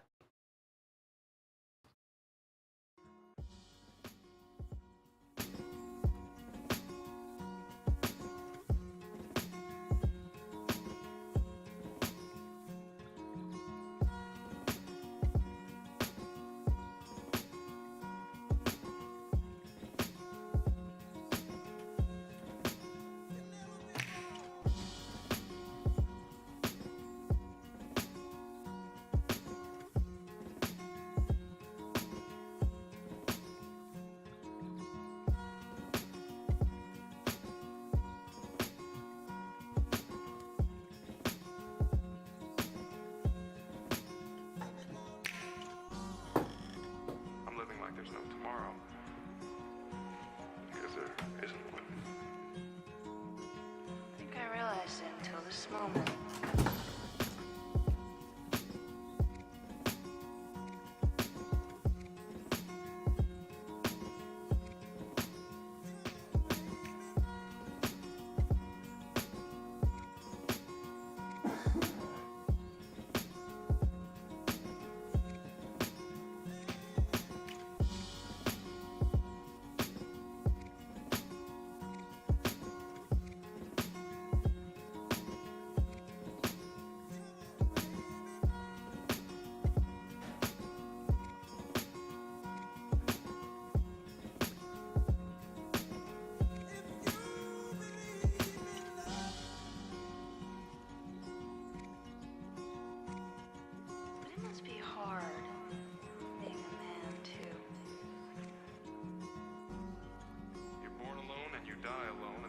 Just drops a bunch of rules on top of you to make you forget those facts, but I never forget. Love was invented by guys like me.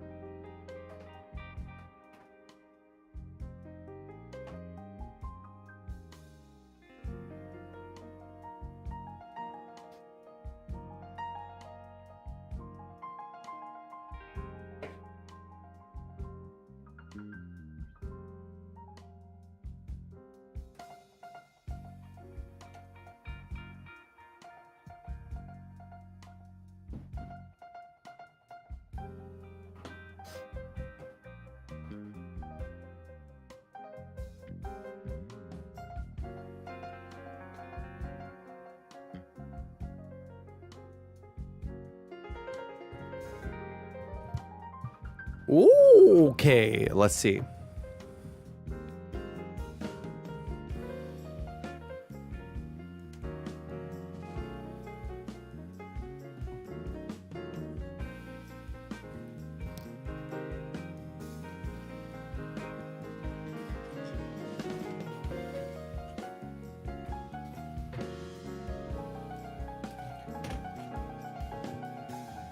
Let's see.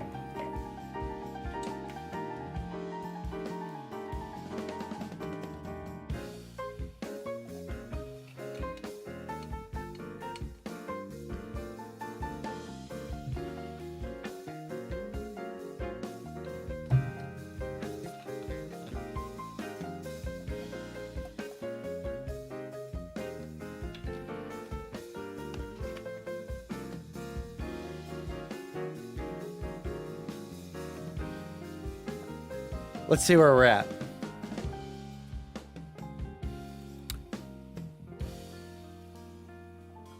Okay.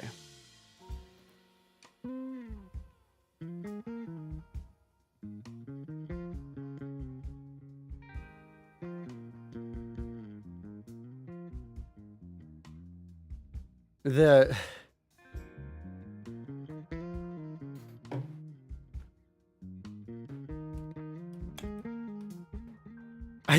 I don't know. Fuck, people are so fucking bad at communicating. I say anyone who's involved with the Georgia campaign stuff, you guys can jump into my Discord and I will let you guys in. And then like 2 messages later, they start asking, wait, involved in what, Sondsol? Well, what the fuck do you think? The canvassing? Dumb fucks. Actually fucking like 2 brain cell people. Holy fucking shit. Okay.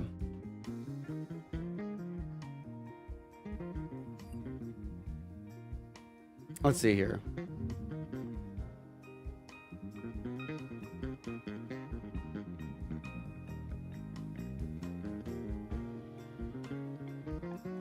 Where are we at?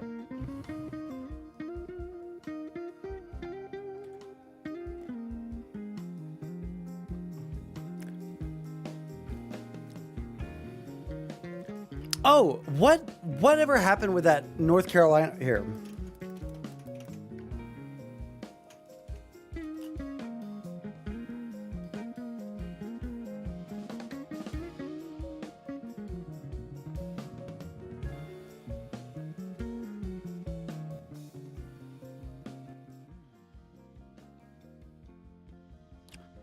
But if you're streaming in 2 hours, happy to talk about the main canvassing event. Not that I have anything particularly riveting to give. Well, just your experiences. I don't give a fuck how riveting it is. Just I can ask questions about how you liked it and all that shit.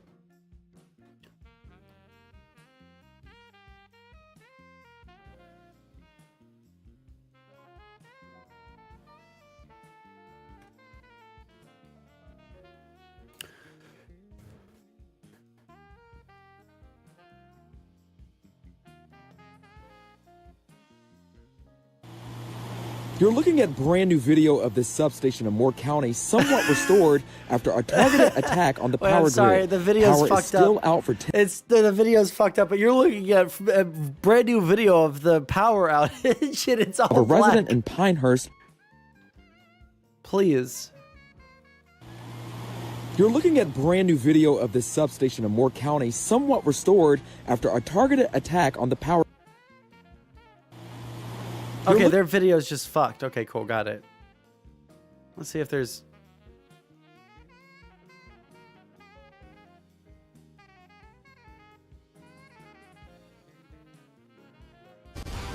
That's our identity right there. Fucking advertisements. Shut up.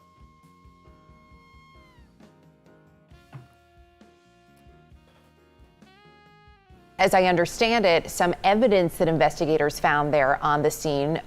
What more are they telling you about what they're learning? Well, this is excellent reporting from my colleague John Miller. Sources telling John that just hours after these shootings at these two substations on Saturday night, sometime in the afternoon or evening, police were able to recover dozens of shell casings from both scenes. And that is critical because it does a few things. One, it helps law enforcement figure out where the shooting happened in proximity to the substation. The other thing is that those shell casings can be critical because federal law enforcement can run those through a database and connect those to the specific firearm used. So, for example, if there's a firearm used in another shooting that at this point doesn't look connected, but the ballistic tracing matches, that's a very significant lead. Meanwhile, here in Moore County, people are doing whatever they can to try to overcome this. This is a significant impact. One woman telling us that because of this power outage, she can't work, and this is costing her hundreds of dollars. It's not like it was just a storm that just came through and then we was able to be prepared for this. No, this was something that just happened out of the blue, and now we're all suffering, and it's not right. Very angry and disappointed because instead of everybody coming together and being against each other, we should come together and be able to help each other and love each other.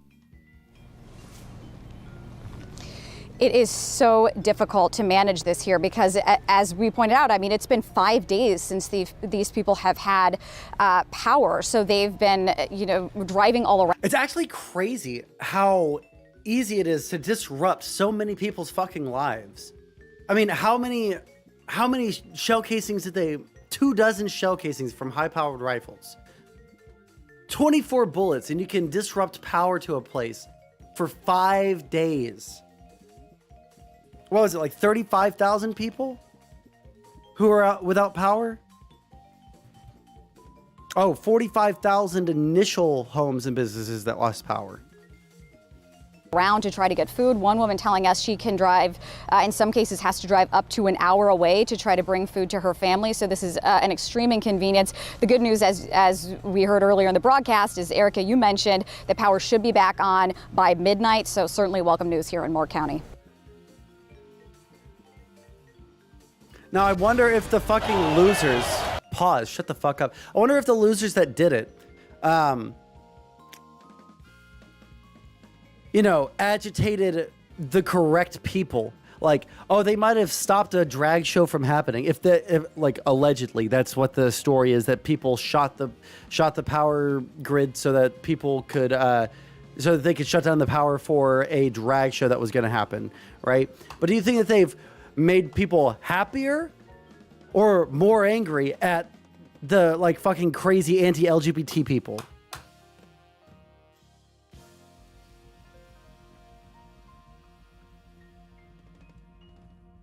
I mean, a lot of our infrastructure is pretty unprotected in suburbs, etc. House water shutoffs are literally accessible on the street. I mean, yeah, but we shouldn't have, imagine manning all of those places with armed security. Imagine living in a country where that's necessary. Imagine living in a fucking country. It's not like we live in fucking Uganda where every couple of years there's another warlord that pops up and then fucking takes control of the entire country, right? We're living in fucking Sudan where people are there are roving bands of fucking terrorist groups, right?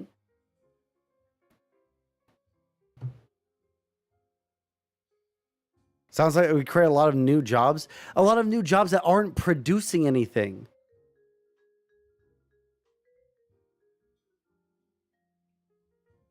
We could have 0% unemployment by having people standing on the paying people to stand on the corner of the street and jerk off, right? But we don't do that.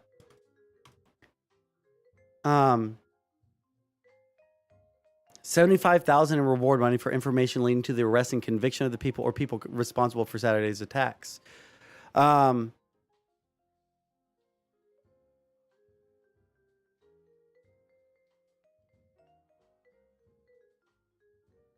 Uh-oh, they have a fucking typo there. They didn't capitalize the first letter of the sentence. This person's getting fired. To a drag event at the theater in the same country or county.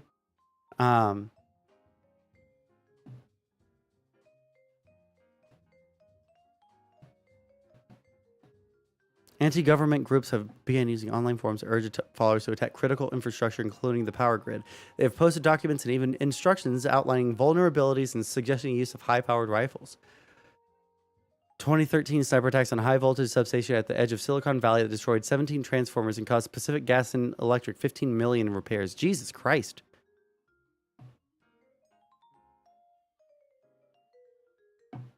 Prediction: they're gonna get snitched on or have multiple made a super dumb mistake and we get caught in the next week. Yeah, no, I don't fucking doubt that. I have no doubt that these people are gonna get caught, right? But like, let's say that this sort of shit like keeps happening, right? Is there any source in the drag show claim? Fuck, on Twitter I saw a screen cap of it while I was in Georgia, but I didn't save it because I'm a dumb fuck.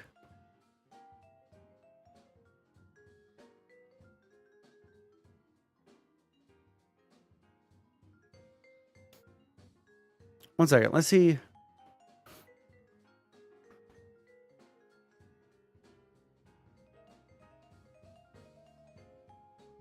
Neighborhood. Now, did you know that guy? Fuck off with the ads. God damn, I fucking hate ads.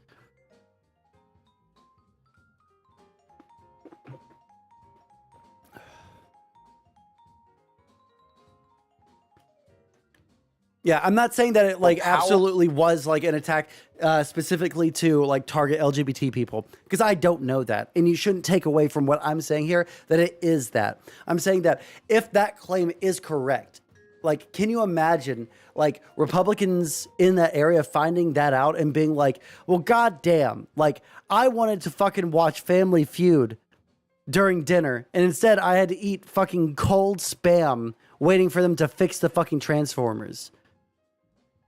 I just like the idea of them like shooting themselves in the dick metaphorically as they shoot literally at Transformers because they're trying to like get people to hate LGBT people more, you know? Power is restored after 2 substations were shot up over the weekend. It's cold there, too, a tough time for thousands to be in the dark, and officials are trying to find a motive for what they call a deliberate attack on local infrastructure. Mark Strassman is there in Carthage, North Carolina for us. Mark, good morning. Good morning, Tony. For thousands of residents here, this is the 3rd straight morning of waking up to a cold house. Still no power, still no suspects in this targeted attack. Traffic lights are out. Generators are on. And people in Moore County, North Carolina feel... Dude, living with no power is fucking dog shit, okay? When I remember 2 stretches of time in my life where there was severe lack of, severe power outages in my area. It was directly after Hurricane...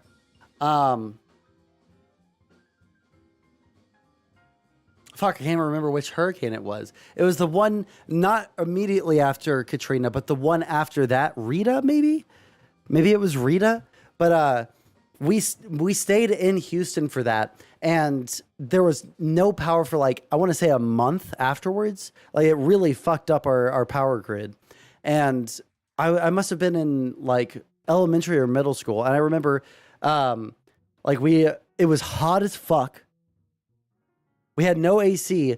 We ran an extension cord from our neighbor's generator to our house so that we could like watch TV. And I think we watched like the first couple of episodes of Lost as they came out on not cable television, right? On like the antennas.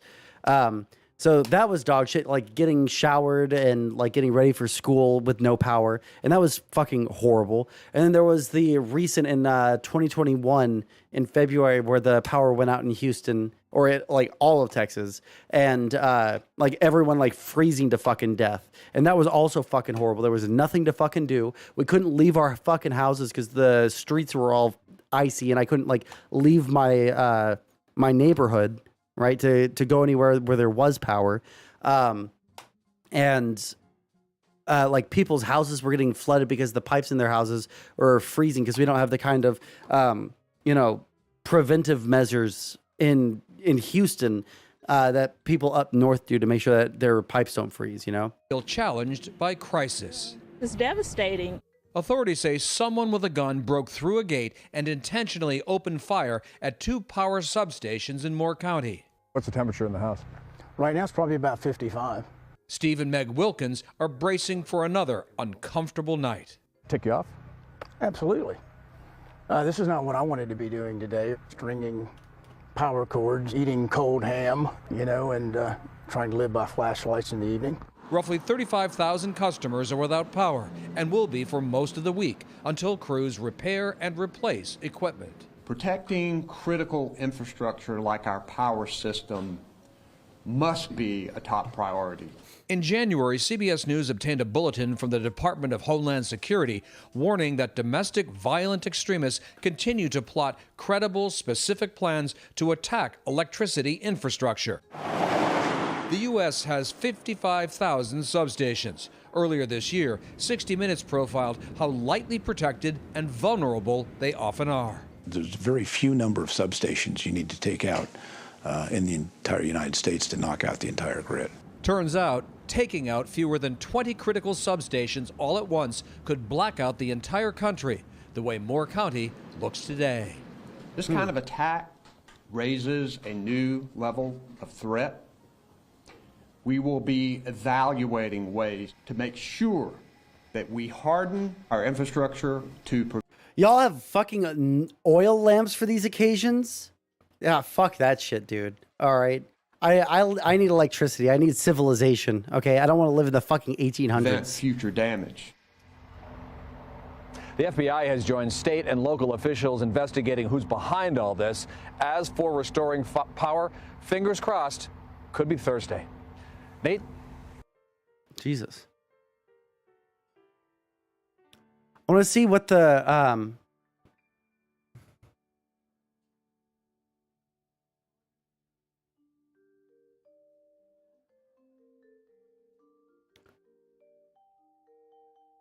I want to see what no motive has been provided for the attack, which has been investigated as a criminal act.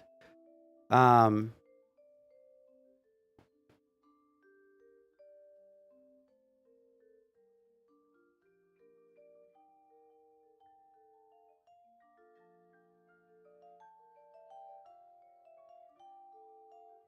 just want to see if anybody has anything that links to like the screen caps, or does anybody have any link to like the claim that it was to shut down a drag event? Be cold and no light. Listen, I'm going to be moving to Milwaukee likely next year, and we're probably going to have to like make sure we move to some place that has a, what do you call it? A fireplace or something. Like I'm not going to, I think that's like critical. Right. But, I don't know. It seems like there's number one, I feel like northern places probably have, much better infrastructure for this sort of thing so that people don't freeze to death. Right. If you know where to find the screen caps or like anything,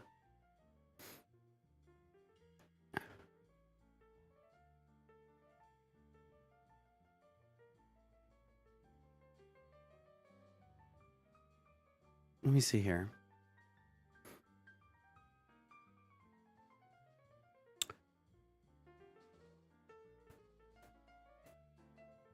Social disruption and violent anti-government criminal activity. Wow. I feel like in the United States, like this is the thing that I heard a lot when I was a socialist, right? When I was in a lot of socialist circles, I would hear people talk about, creating disruption in the social order with like attacks on infrastructure so that people faith in the government, and then there was like a revolution, right? But like, I feel like the government having to like go through and like repairing all those things and like showing that like we don't want this sort of thing to happen in our country, right? Like this is super bad. Like that sort of thing I feel like is more likely to make people happy with the government, right? I feel like it does the exact opposite of what they want, you know? Yeah, supply chain's bad from Demon Mama. Oh yeah, I fucking forgot that I have a comfy stream open. Thoughts on China. I don't know when this person said this, but Kanye is a distraction. Let's see what the comfy people posted in chat. During Kanye West's appearance on the Alex Jones show, he praised Hitler while reading the Bible. He spoke about Zionists, but failed to mention how they worked hand in hand with the Nazis to create Israel. He spoke out against, but begged God to allow him his supermodel habit. And the entire time, he wore a Balenciaga-styled mask without ever mentioning his close relationship with them. It was the epitome of cognitive dissonance. And as the political right praise Kanye as a Christian, the political left attack him as a racist, both sides dancing together in gay fascination with the celebrity. This is also called idol worship, and humans have a weak spot for it, although few will ever admit it. Bring in the clowns. There will be clowns. And while satiated with their bread and circus, one of Kanye's biggest benefactors, the CCP, is able to quietly round up thousands of protesters and disappear them without disturbing the sleeping masses. The China Show on YouTube has been doing a great job of covering this. The protests are nationwide, and they are directed against Xi and the entire CCP. Oh yeah, I'll tell you about that here in a second. Speaking of which, I need to open up the Discord and like look at my DMs and make sure that people are aware of when they can jump onto the stream.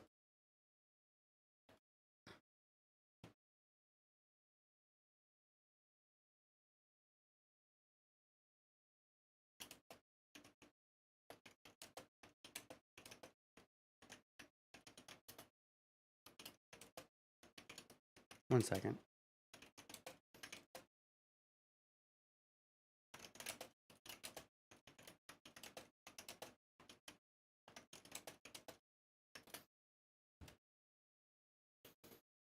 CP.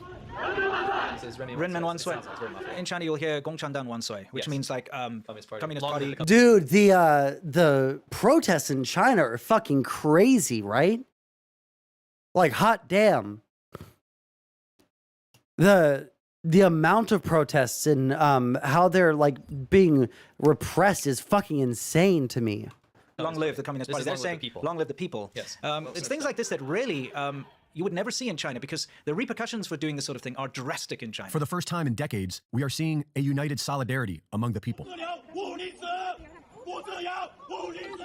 He's saying, give me liberty or give me death. Okay, and you've got people actually chanting along with him, okay, which is normally not the case. Yeah. Because people are like, holy crap, if someone's doing that, they're like, he's crazy, stay away from me, I don't want anything to do with it. Yeah. But the important thing is what happens when the police do finally arrive.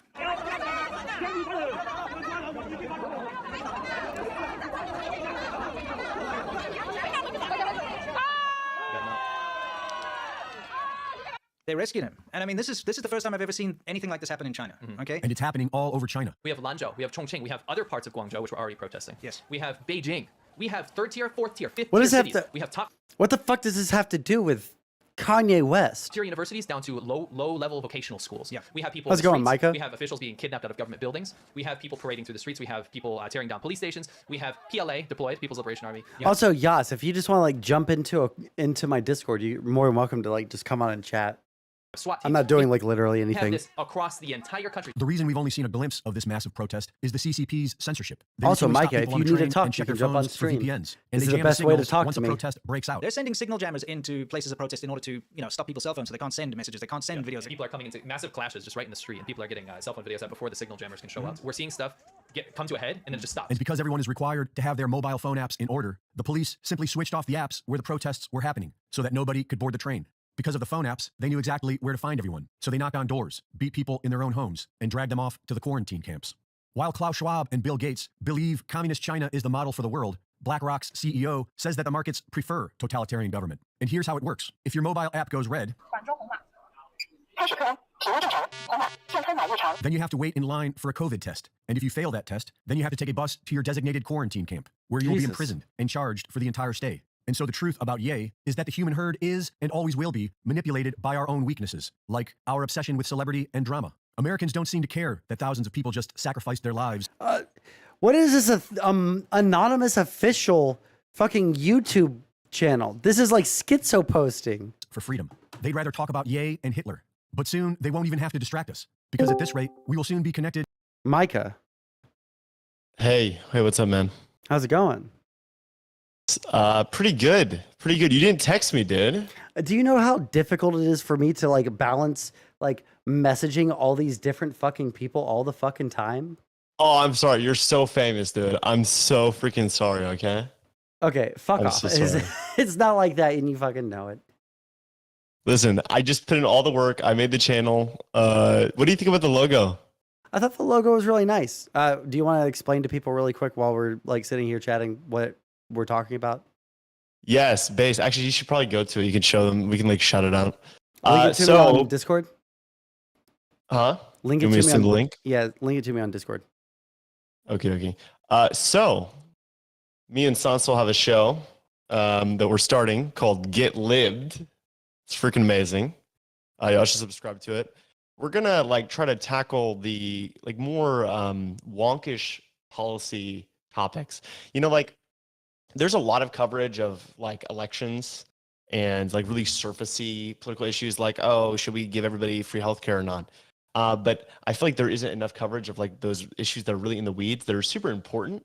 But people just kind of generally assume that the general public is too stupid to understand. And so we wanted to start the show to talk about those really interesting things. Yeah. So like basically what you've done is you've made the banner. I like the banner. I like the logo. Have you uploaded any of the things yet? I uploaded the first 2 clips to my channel just because the first upload I want to do here, I want to like make really good. Right.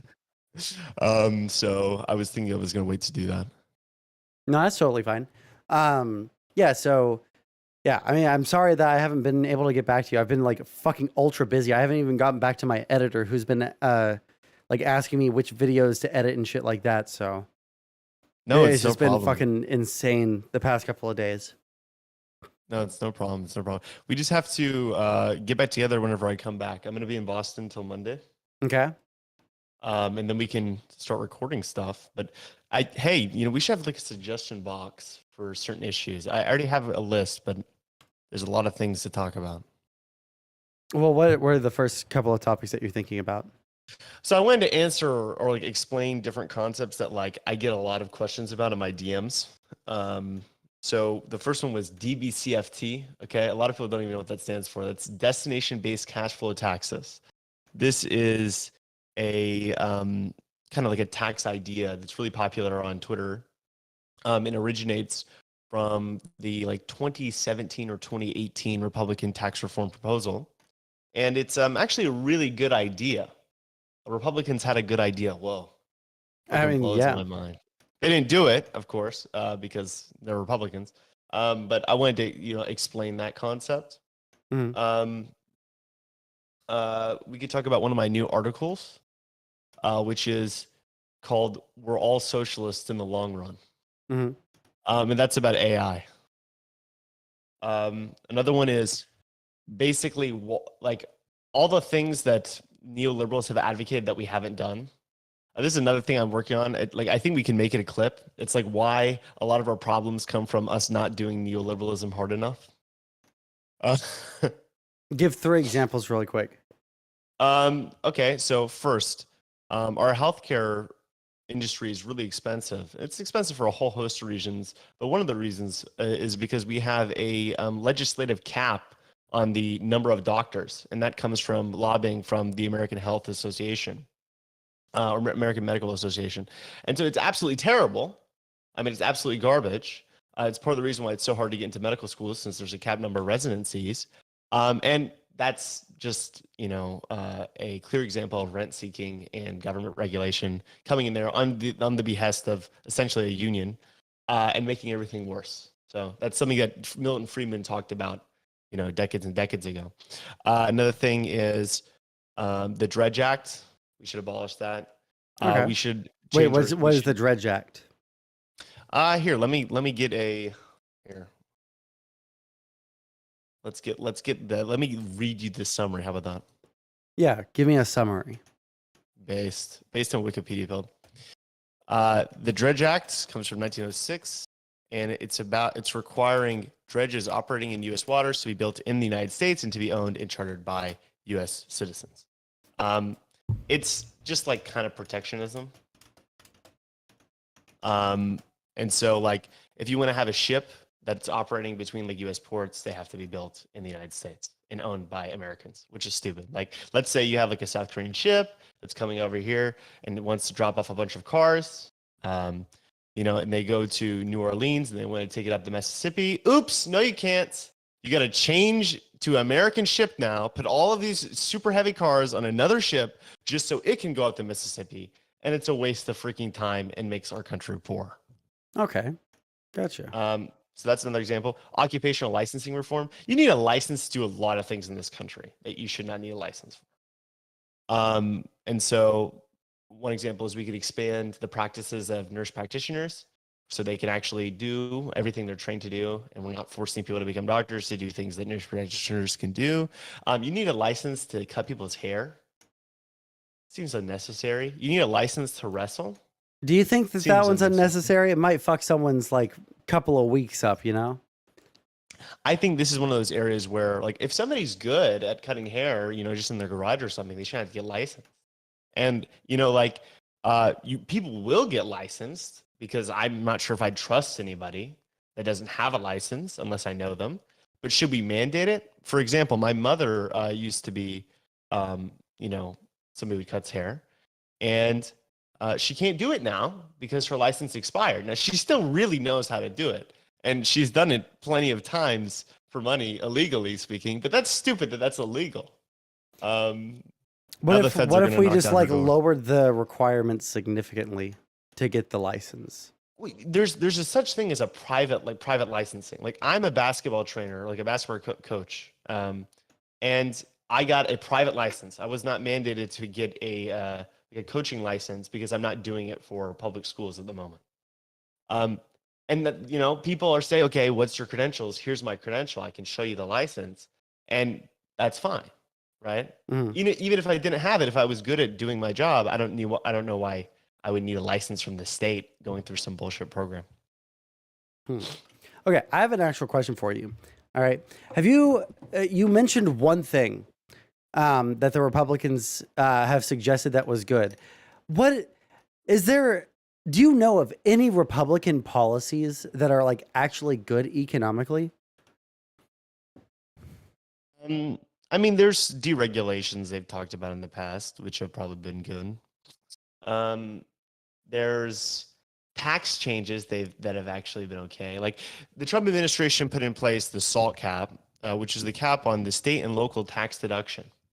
And so you can basically deduct the taxes you pay to state and local governments from your federal taxes. Now, effectively speaking, this is subsidizing taxpayers in these states, and it's benefiting rich people disproportionately, right? Because who pays the most taxes? Rich people pay the most taxes. And so it helps states that tax more than states that don't tax as much. And that's really stupid. There's really no reason we should be doing that. It's regressive and it's not fair. And so Republicans put a cap on that, and they wanted to, I think, abolish the deduction entirely. Democrats opposed that because they're the states that tax more, right? And there's plenty of stuff like that. So Republicans are 90% dumb, but they occasionally get something okay. Okay. When I think about like policy from the Republicans, like I try to find anything that I can be like, yeah, no, like I try to like at least have like the appearance of being nonpartisan when I'm talking to conservatives, right? Like there are some things that conservatives get right, but like I have to find like incredibly niche issues or like some like baseline social issue, like in general men tend to be and enjoy being like the dominant one in a relationship, and conservatives are like more correct on that. Like that is generally how like men like to act, right? Just like by their nature, biologically, right? It doesn't mean that it has to be that way, or that like a man should be expected to act that way, but like that is just like the descriptively how men kind of act in every society over all of human history. So like, Maybe that's like kind of like the way that I've tried to like build common ground with conservatives when I'm talking to them. But like whenever it comes to policy, all I can think about is all the shit that they talk about, which is like cutting taxes on the rich, and deregulation to like a fault, and small government. That's literally like they're usually bad on spending. They had more reasonable people like Paul Ryan. Paul Ryan is like just a straight up fiscal conservative. And occasionally there's things where we could be fiscally conservative. I think Republicans were at their best when they talk about, streamlining regulations. But of course, a lot of times they wanted to cut regulations that are like totally make sense.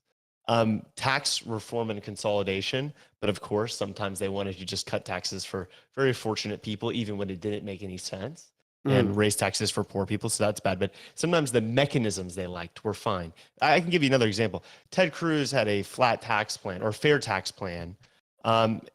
This is the idea of having a national sales tax. Now, a national sales tax is a terrible idea. Don't get me wrong. The idea is that consumption taxes are more efficient, which is kind of a bastardization of like the economics in this regard, because it's true that the consumption taxes are better at, generally speaking, as like a tax base. Tax and consumption is better. But what I think Republicans couldn't get through their mind is you can either tax income or you can tax consumption when you buy something. It's almost the exact same thing, because, well, where does your capacity to buy stuff come from? It comes from your income, right? And the value of money is your capacity to spend it on something. Right. So it's almost the same thing. The only difference is, oh God, this gets really wonky. The only difference is it's not like if you had an income tax without capital gains, that's the same essentially as having a sales tax. Now, Ted Cruz's idea was good. He said, let's not do a national sales tax, as all the other Republicans were proposing it. Let's do a value-added tax like they do in Europe. That's like a sales tax that actually is like administratively works and has very high compliance. The problem with the sales tax is like there's super high avoidance. You end up hitting a bunch of transactions you don't want to hit. The compliance cost is not great. And so it's like a much better way of doing that. And the second part of his idea was really good as well. He said, okay, this is going to be kind of regressive, right? It's going to hurt poor people more than our current system. The way we're going to make up for that is we're going to have a tax rebate to everybody. We're going to send everybody cash like every month or at the end of the year. So he basically supported a baby UBI with his tax reform. And that's like a straight up based tax reform. Now, the only problem is he didn't want to tax people as much as they should be taxed. But like, other than that, based to Ted Cruz, like what? Ted Cruz W ? So yeah. Gotcha.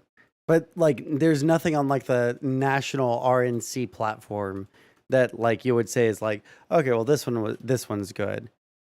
I'm reading it right now just because. Well, hold on. I think the 2016 and 2021, the 2021 was copy and pasted from the 2016 one, and the 2016 one was like fucking all about like making sure that gay people don't get married and shit like that, like crazy. Just it's all just like social issue stuff.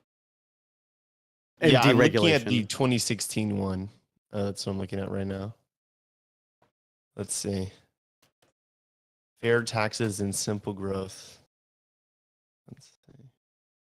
I mean, I know that their healthcare proposal, whenever they were talking about abolishing Obamacare, was literally, let's just kill the poor. Like that was the whole thing. Yeah. If you're sick, just die. Then die. Yeah, it's cheaper for you to die than for us to like pay for your healthcare. Listen, bro. Okay. Corporate profits are way too low right now. Okay, what are you talking about? You're gonna be sick. What are you talking about? Go die, please. We'll use you as fertilizer. I wish there was like a really easy way to hear about like the Obamacare stuff came came out before, like YouTube was like really big into like politics and like video essayists and stuff. Like that's like the easiest way for me to learn about stuff that happened before I was like super politically like inclined, right? Like there's a lot of stuff around like the Iraq War and around the Obama, like especially the early Obama years, that like I was too young for me to care about those things and hear about them as they came out. And I don't know like a whole lot about like Obamacare, like especially like that one, the Iraq War, Hillary Clinton's emails. Like there's just so much information that to try and like learn in detail what happened or what those things like the effects of those policies would have been if like implemented without being like cut down significantly, like Obamacare. I would have to like read through decade or older articles that are like super like read through like a whole bunch of them because I'm not going to be able to parse through the language of like a full, you know, omnibus fucking healthcare bill, you know. Well, boy, is it your lucky day, because I've read a few books on Obamacare. Give me like a short summary. Like what was the original plan, like as based as some libs tell me that it was? It was much more based than what we got. Because of one specific inclusion. Obama didn't run on what he ended up giving us. He ran on basically a public option. Buy into Medicare. Freaking based. Like, so based. Public option is awesome, right? But we couldn't do that. So he was like, okay, we're going to try to pick a policy that we can get Republican support for because we want it to last for a long time. And at this point, he had a Senate majority. He had 60 votes in the Senate, I believe. And he had an overwhelming House majority. He had just blown out McCain. But Joe Lieberman was the deciding vote. And so Joe Lieberman hated poor people and people that need medical care. And so he said, we cannot do a public option. That's not going to be an option. And so Obama starts moderating and looks for a plan, and he basically wants to copy Romney Care in Massachusetts. Now, Romney Care is actually sort of a copy of the Swiss system. And in Switzerland, they have a system of competing private insurers that compete on a regulated exchange. The regulations on this exchange, it's like a marketplace where you can view all the different plans. There's regulations in the plans, like you have to cover this certain amount of stuff. You can't discriminate against people based on price. Like you can't price discriminate against people other than based on their age, usually. And we're going to have a subsidy system so that if you're making under a certain income, we'll cover your premium so you can still have insurance. And also, everybody must buy insurance. And so Obama's like, let's do that, right? And so that was the mission. The problem is Obamacare didn't really do that. It created a slightly even more convoluted healthcare system. So it decided to help the poor through our currently existing program of Medicaid, which is like a subsidized, cheaper health insurance program for the poor, and to try to expand out Medicaid through the states. Said, hey, states, if you expand out Medicaid, we'll pay for like 90% of them. Now, Republican states also hate poor people. So they didn't expand it. I live in Texas. It said, no, we don't want all this free money. We hate poor people. We're not going to expand Medicaid. So that was the first part. And the second part is once you get to the point, like the income threshold, in which you're above the qualifications for Medicaid, you can't qualify for Medicaid anymore. You will qualify for being on an Obamacare, like ACA plan. You will be able to buy on the exchanges. In each state, there's different exchanges. One of these insurance plans that meet the ACA regulations. And to help you pay for these plans, there's a big tax credit that the ACA came with. And then once you get over a certain level, you don't even qualify for those exchanges. Now, one of the messiest parts of the system is in the states that didn't expand Medicaid, there's this weird like middle ground where you don't qualify for Medicaid anymore because it hasn't been expanded, and you don't qualify for the ACA plans, so you get nothing. Like you're just screwed. And yeah, it's a messy system. Okay, I got you. And so, like, basically, it was the lack of funding to Medicaid that made things like especially fucked for Obamacare. Like, it might have worked even in the kind of like dumbed down version that was necessitated by Joe Lieberman, but because of the Republican-led like state legislatures, it just like never really helped anybody. Well, like it helped a lot of people because they were able to access healthcare, but like the initial plan was like so much better that like it just like sucks that the that what we got out of it was what we got. Yeah, I mean, the problem was it was never a coherent vision of reimagining the healthcare system. Like in America, we have like 5 different healthcare systems at this point, right? We have like single payer with Medicare for old people. But actually, it's not even one program for all the old people. We also have Medicare Advantage, which means you can choose between tons of different private providers that meet Medicare's regulations, but it's fully financed. The premiums are fully financed by the government. So we have 2 systems for old people already. Bam, amazing. Then we have the Veterans Healthcare, like the VHA, right? Or I think it's the VHA. It's like a national health service for veterans. Then we have Medicaid and CHIP, which are like subsidized insurance programs for like poor people and poor children.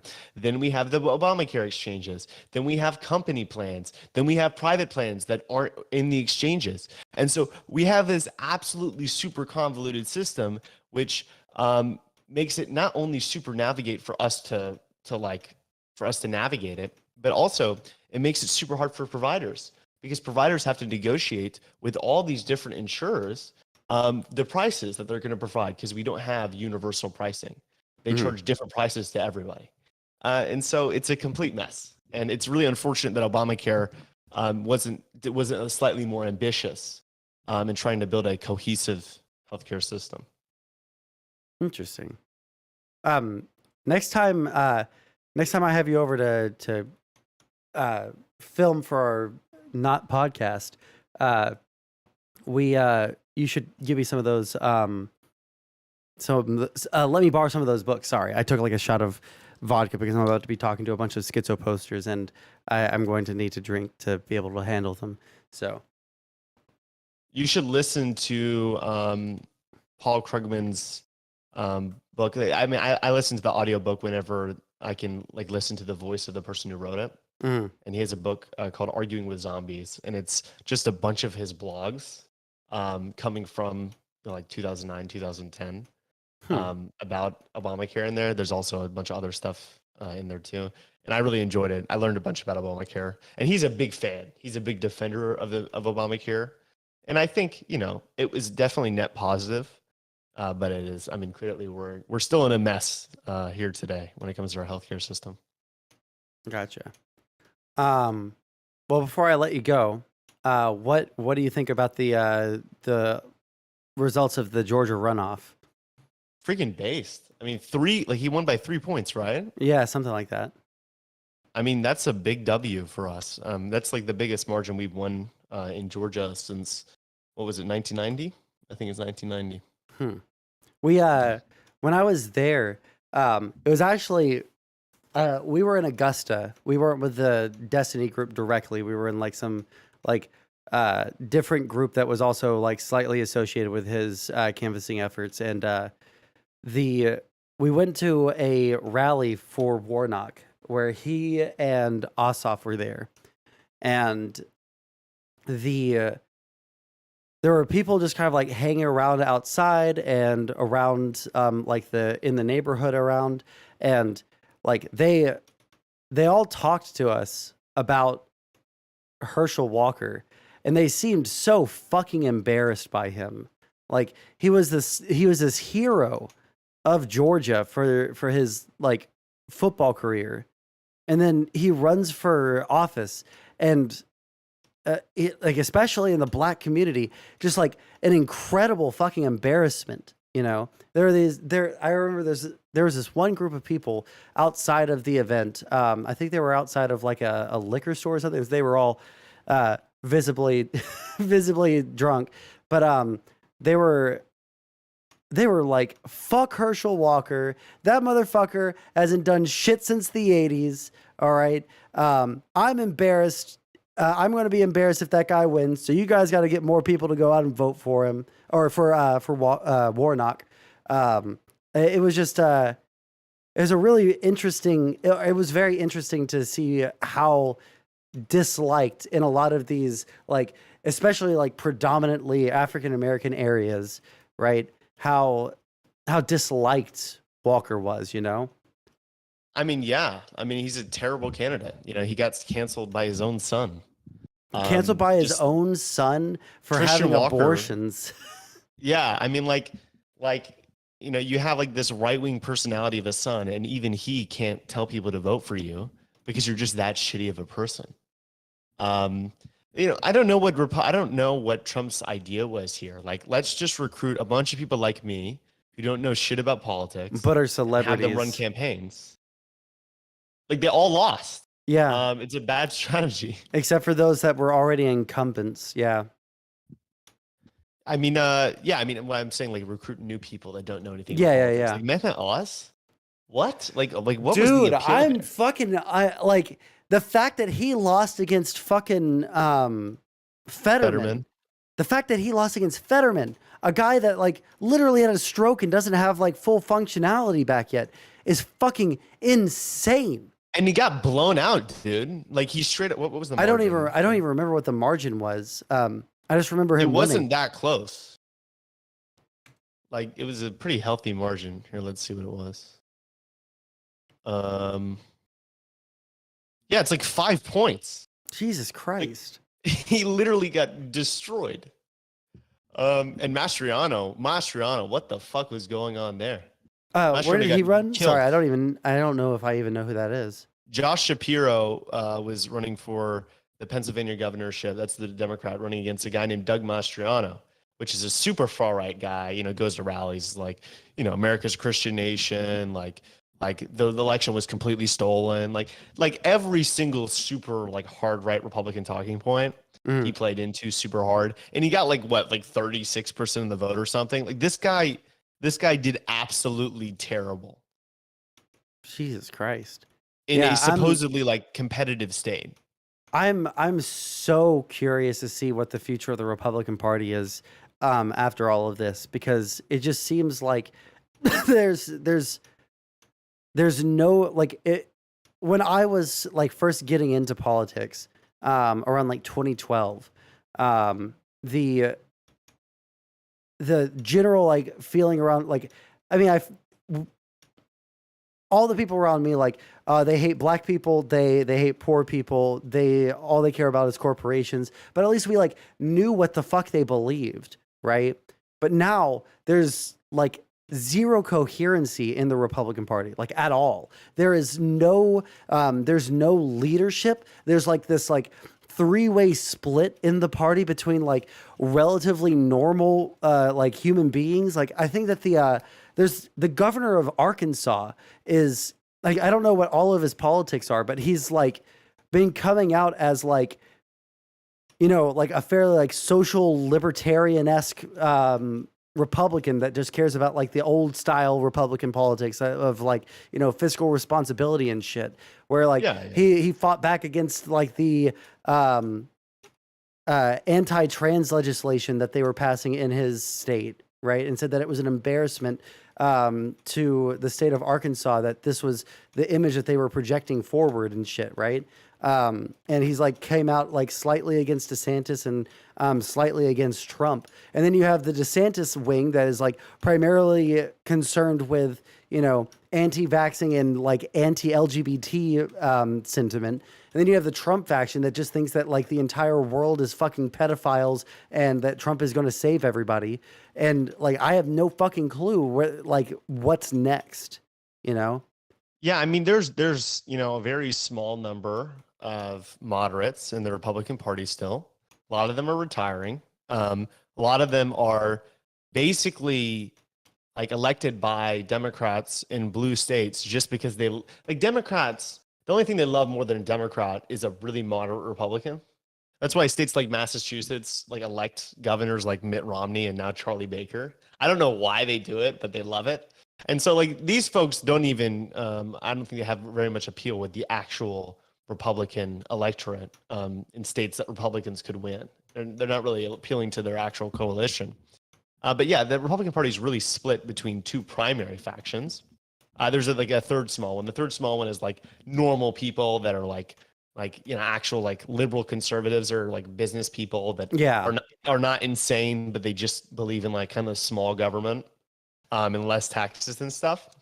Then there's the kind of more intense conservatives. A lot of them are Christians, but they're not completely wild and insane and kind of believe in what the Republican Party believed before Trump was there. They like free trade, for instance. They're like Reagan Republicans. Yeah. And then there's the batshit crazy Republicans that I don't even think have any idea of what their values are. Like they hate the big government, but they love protectionism. You know, they love the military, but they don't want us to support Ukraine. What they like is they like big government that is in their favor, but they still use the language of like small government because that's all they've ever known, because it's the big rallying cry, because they don't know what like big government actually is. They have no fucking clue, right? But they want to like repress like freedom of speech. They want to open up libel laws. They want to be able to, like make it to where like gay people get sent to conversion therapy camps and shit like that, right? They want to like legislate morality through Christian values and shit. Like they love big government, but what their idea of what big government is literally like pedophilia.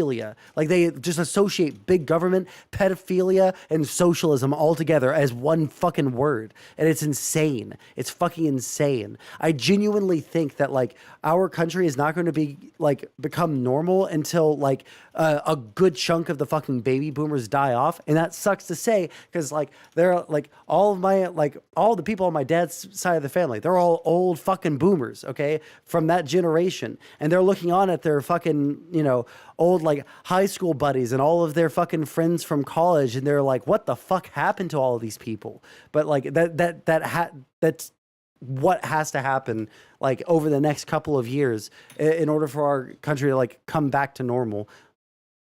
That fucking sucks to say, but like, goddamn, like that's the group of people that are like. But see, what scares me is you see like kind of the Trumpist message and like people like Ron DeSantis getting more of the Hispanic vote. I think getting slightly more of the African American vote. Yeah. The appeal, like young people are still firmly in the Democratic column and minorities are still firmly in the column. The Democrats have to really make sure they keep the coalition together. This is fucking true. And Republicans have always had an easier job with their coalition. I mean, they have a minority of the population, but the system's rigged in their favor, to a certain extent. And their coalition is pretty much the same people, right? It's just white, disproportionately Christian, disproportionately men, right? Like that's the whole thing. Disproportionately rich as well, kind of, and disproportionately not very educated. And for Democrats, like you got super educated people that are, and like you got really poor people that are like really working class, and you got like tons of different religions, everybody who's not a Christian and certain denominations of Christianity. You got all these different minority groups. You got immigrants. Like it's a super broad coalition, and it's actually surprising that Democrats have been able to like hold it together so much. But the reason. I was just going to say, the only reason they've been able to hold it together in the way that they have is because the Republican Party has been so like overtly racist for so fucking long that they've been able to hold together like almost every single minority group, like young people who are not like nearly as racist. Like they've been able to hold together because the Republicans have been so shit at keeping everybody in line, or they've been so shit at keeping things, like they're above really board. Explicit. Yeah. I think it's really crazy that, they could be growing and expanding the Hispanic vote share whenever their entire, like a good third of their platform is just illegals are destroying our country. Like they don't have almost any policies, but the few policies they have are, okay, there's only like 5 trans kids competing in like sports in our state. In Georgia, it's 2, but we're going to ban them from doing that. And if you're illegal, you're getting deported. And like, that's the whole thing. Like that's it. Yeah. I don't get it. It's really wild to me. It's just like a really great way to make everybody like who you're like talking about fucking hate you. And it's a really like horrible way to get anyone that might otherwise vote for you, even though you like share the same like social values to stick with you. But It's what's terrifying fucking insane. is even after all this, we still lost the House. People like Brian Kemp blew us out. I mean, Stacey Abrams got annihilated in Georgia. Well, that's because progressives have no ability to fucking speak to people in a way that is adequate to them.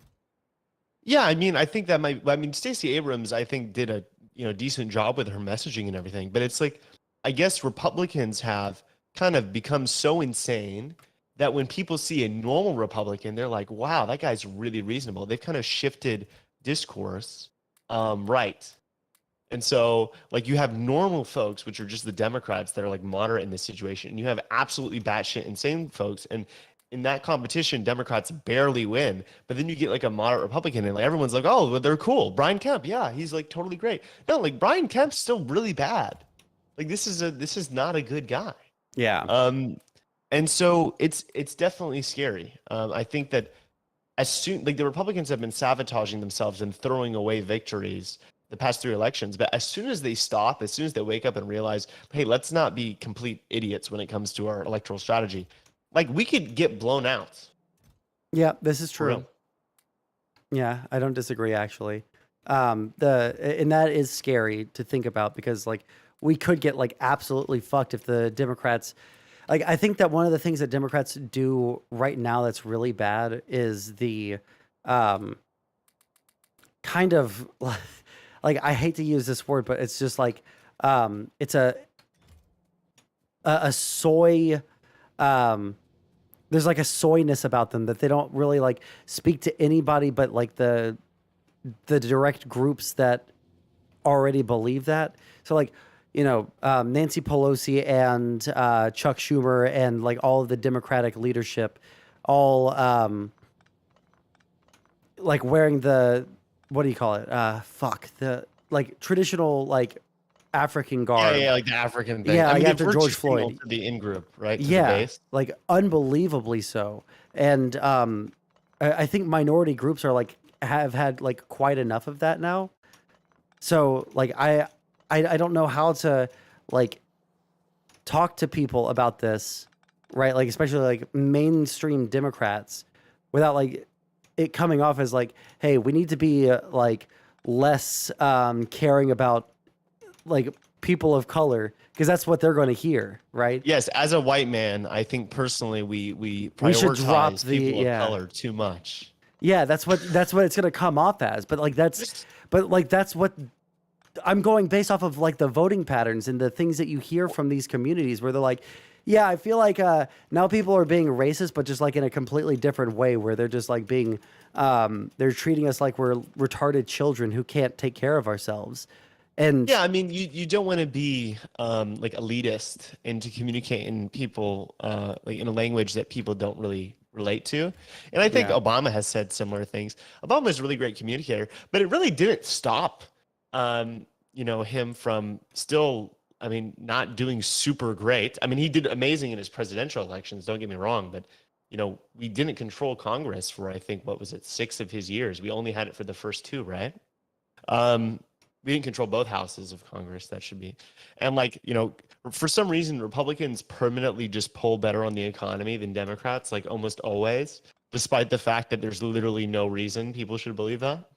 yeah, I know. That's also fucking baffling to me. They talk about like how the Republicans are so good at the economy, but it's like based off of fucking what? Like Bro, we literally have, like, all of the things. Yeah, go ahead. Past 20 years, we have a sample size of 3 recessions. All 3 have happened in Republican administrations. Now, that's not how the economy works, but it seems that that's how Americans think the economy works because they get mad whenever gas prices go up. They blame the current guy. So for blaming the current guys, I don't see why we should not be blaming Republicans. Because, we had in 2001, we had a massive stock market crash. In 2008, right as Obama was getting elected, we had a massive financial meltdown.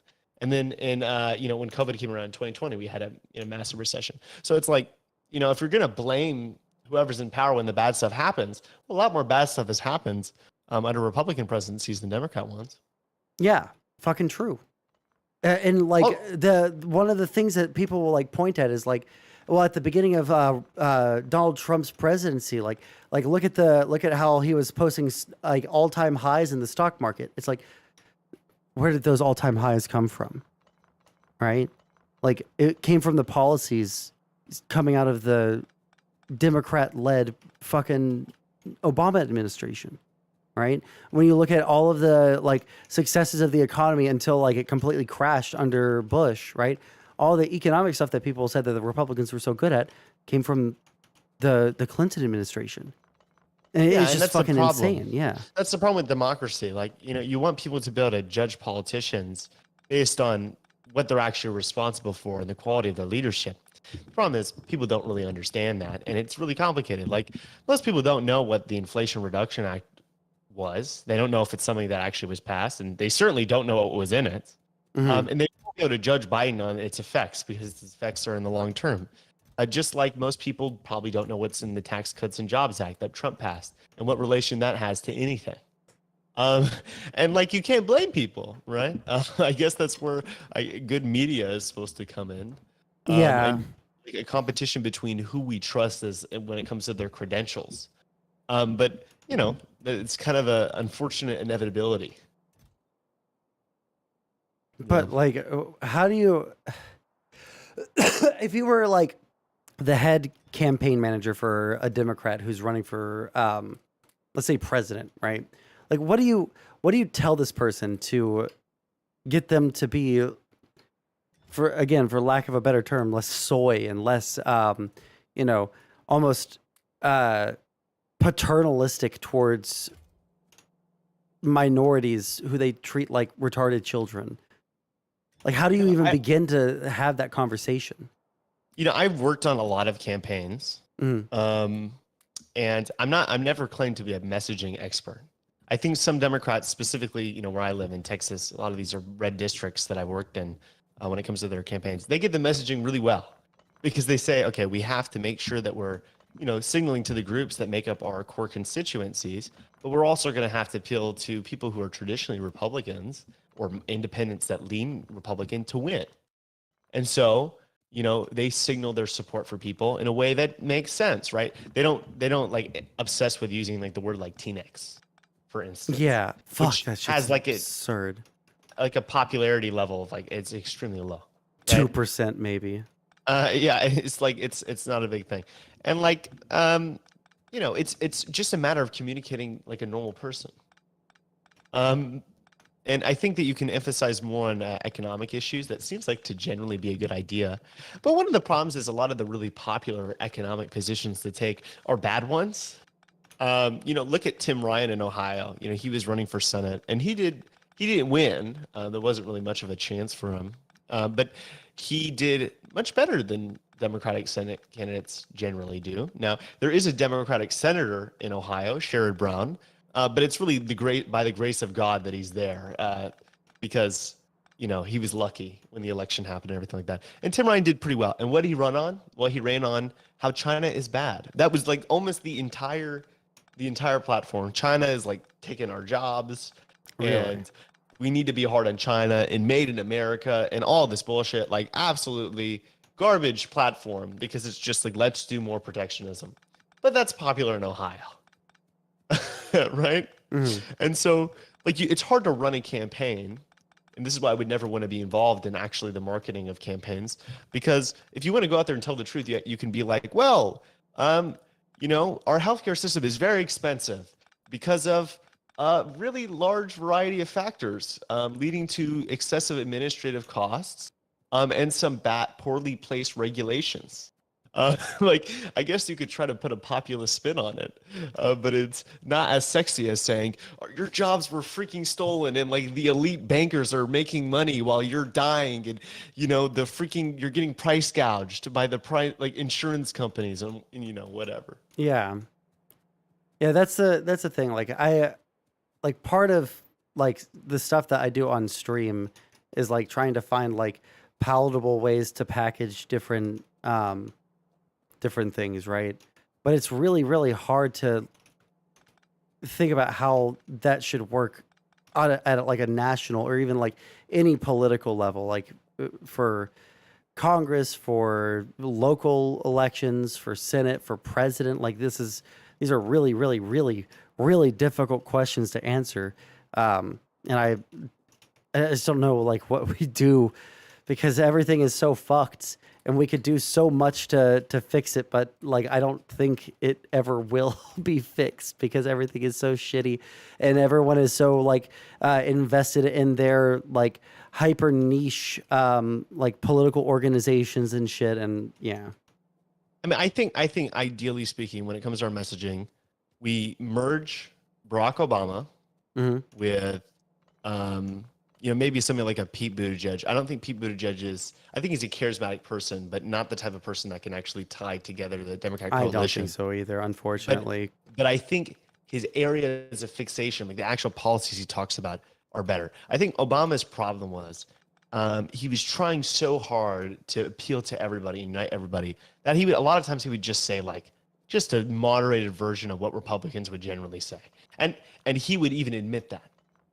And he gave room for them to move right. And sometimes he just took policy positions that, frankly, were not correct because he was trying to artificially choose like the arbitrary centrist position.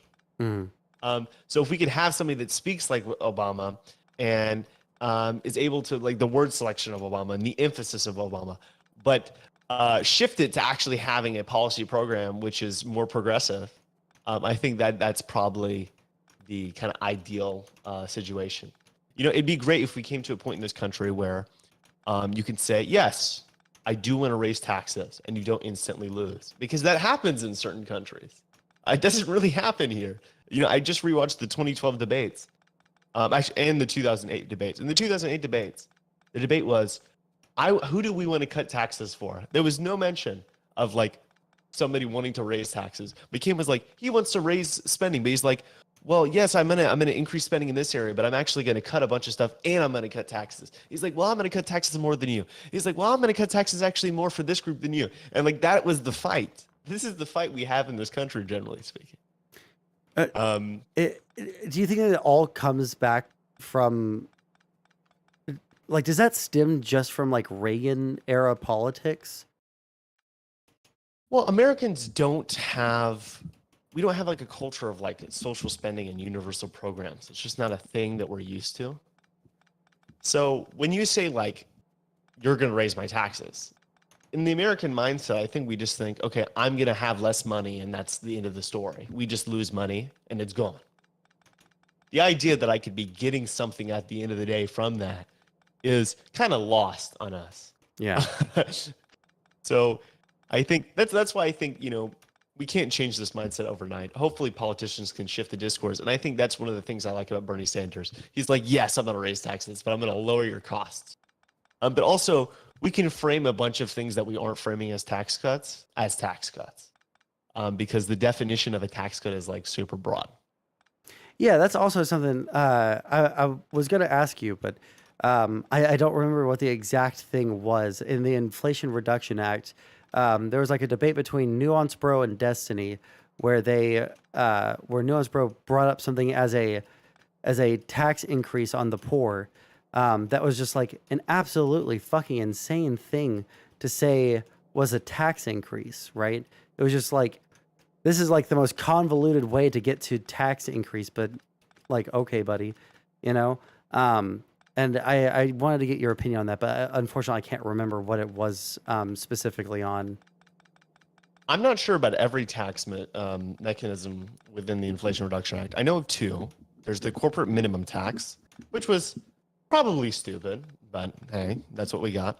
And then there was something really based, which was the fee on methane. Like it's a tax on methane emissions. And so eventually it goes up to like $1,500 per ton of methane. Hello, Maya. Yeah. Hello. Oh, hey. Hello. I'm really sick right now, so excuse my voice. You're fine. Hey, Micah, let's continue this conversation next time we do our filming, okay? So true. Yes. Sorry, Micah. Real people are in the chat now. You can leave. Sorry, the big All right. The boys. filler is over. Okay, I'm gonna go. All right, I'll catch you later, Micah. All right. Bye. Bye. Hello. Hope we knew that was a joke. I feel really bad he did. No. He's chill. We've been talking for a long time, and I feel like we were both trying to figure out what we were talking about right then. We needed to figure out what it is we were specifically talking about. So, Maya or Femboy Maths or fuck. Do you have any other aliases?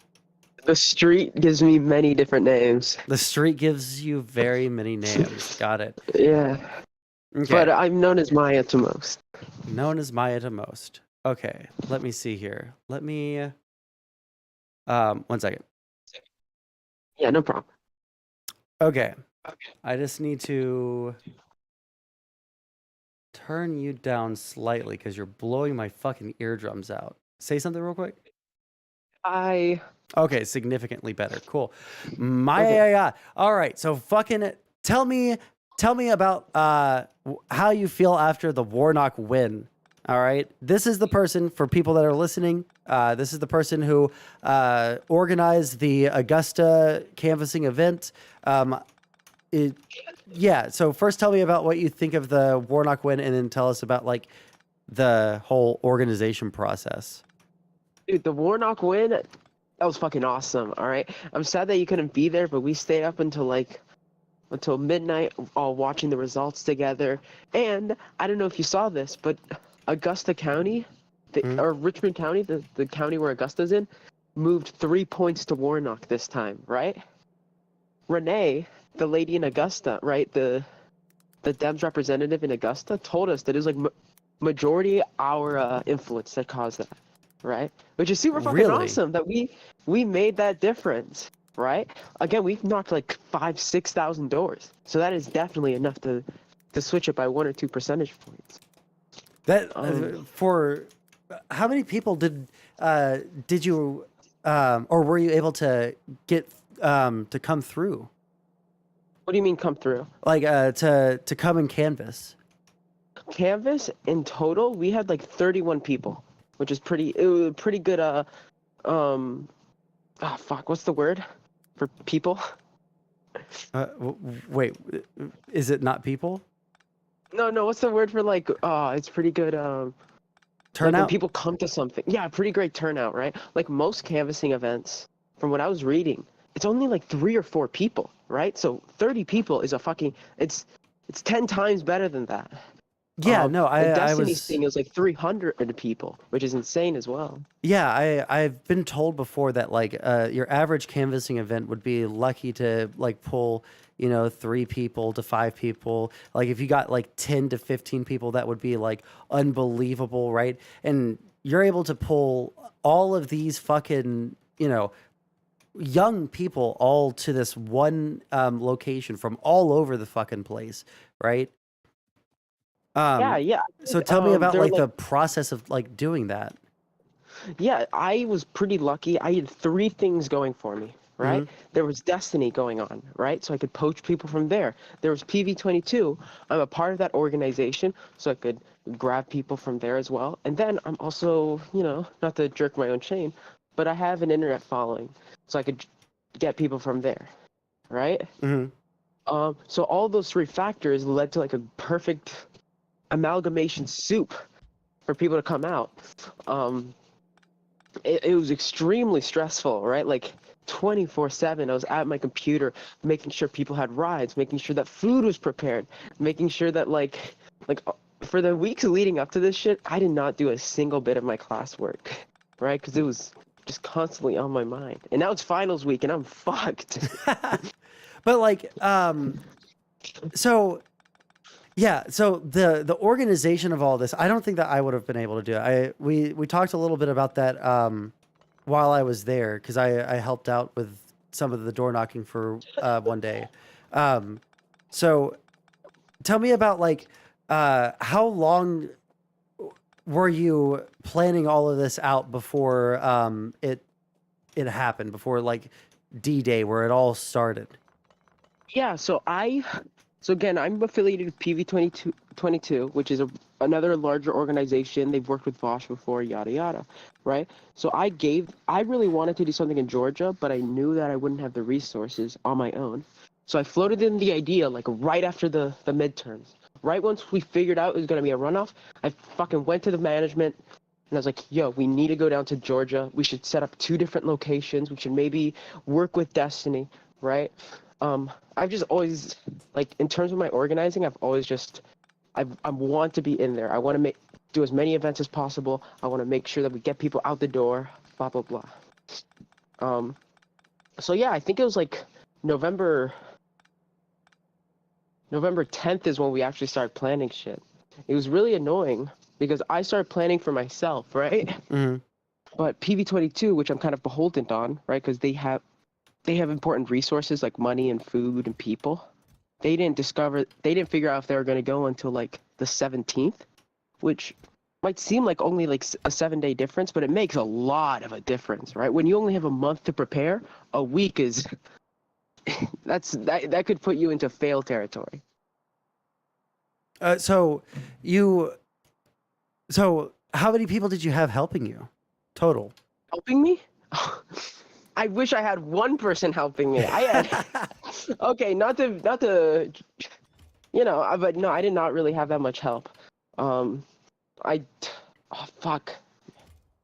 I feel bad saying this, right? Because if anyone who was kind of helping me sees this, they'll be upset. But like, no, the majority of it, I can't remember anyone really helping me, right? I had people help me drive people on the day and stuff like that. Mm. But in terms of planning the event, it was all me. So you scheduled all of the rides. Basically, you took care of all of the like logistics for like food and making sure that people knew where to go and where to canvas, not just like where to go for like the event itself in Augusta, but for which doors they were supposed to be knocking on. How did you get in contact with like the Georgia Dems? Were they the ones that gave you the lists, or did you get that from someone else? No, yeah, the Georgia Dems, like, okay, this goes to anyone watching. Local politicians are super accessible. They might seem scary, but if you send them a fucking email, they'll be begging for your help. All right. So yeah, as long as you reach out to them, they'll respond to you in a day. And that's what happened with me. I just said, hey, I need some help. I need some lists. I'm coming down here. And I got in contact with someone within 3 days. And the same thing with Destiny's people, right? Destiny's people needed help getting some lists, and I was able to hook them up through my existing connections at that point. Nice. So you actually helped the Destiny event like happen because of their lack of like doors to knock on, right? Yeah, I think before they were working with Yang or something, but now Yang's a fucking nut job, so that's a hard pass bridge to keep going. Yeah. So I helped them out with getting their list, and I helped a little bit out with housing and feeding because some of the people decided to come to my place. So so tell me about like the people that came. How difficult was it to get everyone to do everything? How easy was it to manipulate their young minds into doing political action? Was it like pulling teeth, or was it like relatively easy to get them out there? I don't think I should talk about this publicly. I'm gonna start shit talking people. No, do it right now. No, it was Name names. It was pretty. It depends. Okay, if I didn't know the people, they were always fucking angels, right? If it was some stranger from the internet who just came here to help, oh, they were beautiful. All right, they wouldn't ask questions. I would say, hey, could you drive someone somewhere, right? That's 10 minutes away. Yes, Maya. I'm on it. Hey, could you do an extra list? Yes, Maya, I'm on it. But if it comes to a friend, they're like, oh, can I just sleep in a bit longer? I want to talk to someone else, blah, blah, blah. With those people, because they consider me like their friend, right? Yeah, it's always like that more. with like, because you have the pre-existing connection already, and so it just kind of makes it harder to, make everything give them the urgency that you feel for it, Yeah, exactly. Which And, like, it's I told not him abnormal, beforehand. but Yeah, exactly. But I told him beforehand, like, hey, there's gonna be a boss Maya, and there's gonna be a friend Maya. This is gonna be boss Maya. Don't conflate the two, all right? Just because I'm mean to you as boss Maya doesn't mean that we're not friends anymore. But now a lot of them are giving me little sassy remarks whenever we chat. Now it feels like that me going hard on them at the event might have actually affected our relationships in some way. well, hopefully that's not the case. Usually people Hopefully get it over is, these. all right? Because if they get affected Fuck by these that, they're people. fucking rats. Yeah, exactly. rats. Yeah, they're not useful. Fucking based, actually. Okay. So let me see what else. Before we get into like the memeage. Were you able to do any of the canvassing yourself, or were you more like all just like doing the logistics side of it, like basically all day long, 24/7 for however long you were doing it? Yeah, the first 2 days I tried going out canvassing. Gavin, you might have met him. Yeah. Oh, shout out to Gavin. All right, he was one of the only friend people who actually pulled their weight. He was fucking awesome. Awesome.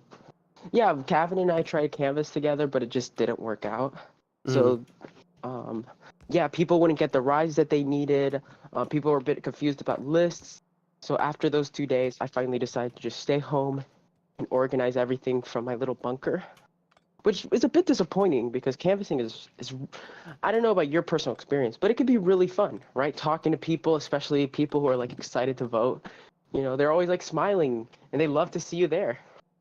Yeah, no, I actually had a really good time. There were a couple of interesting people that I interacted with while canvassing, but it wasn't anything that was like abhorrent or anything like that. Like just like a couple of like you know, people who were skeptical as to why I was there and stuff like that, so I had to explain and stuff like that. But nothing that was like too obscene. I actually really enjoyed. There were a couple of people that were like curious about like why I was out there, and so they asked me, and I said I came from Texas to help out with the Georgia Democrats because they needed volunteers, and I said that I'm working with a smaller organization and all of that. And you know, just got to talk with people from Georgia about Georgia because I had never been, and it was just it was a really cool experience. You know, I think the only person that was upset at me in the entire canvassing, you know, like walking around, was some guy that was talking to me like the Joker through a Ring doorbell. I don't tell people who I'm politically associated with. I know where I know where my polling place is. It's right down the street. Any other questions? It's like, okay, no, sir, you're fine. Absolutely. I'll catch you later. All right. But other than that guy, everybody else was like super chill or like appreciative. I actually met someone who worked with the Warnock campaign in some capacity. Oh shit, sick. Yeah, I knocked on the door to, I guess, talk to her husband, and then he was like, hold on. This is great. And then he called his wife out. He's like, hey, this guy's canvassing for Warnock. She worked for Warnock. Isn't that great, guys? And I was like, yeah, no, that is super great. Yeah. So, oh, that's pretty cute. Yeah. So I really liked the experience. So I guess before we like delve into like memery and like just like the more fun aspects of it and start dragging in people. I don't know how much I can delve into the fun aspects. Oh no, we don't have to like go deep into the fun aspects of it. Just like you know, like how fun it is meeting internet people. Oh yeah. Oh Lord, I lost my train of thought. Fuck me. Let me think. Oh, so tell me about your organization. You kind of like mentioned that like I was about to plug it real quick. Yeah. Oh, tell me in detail. progresslibs.org. We have a website. Woo!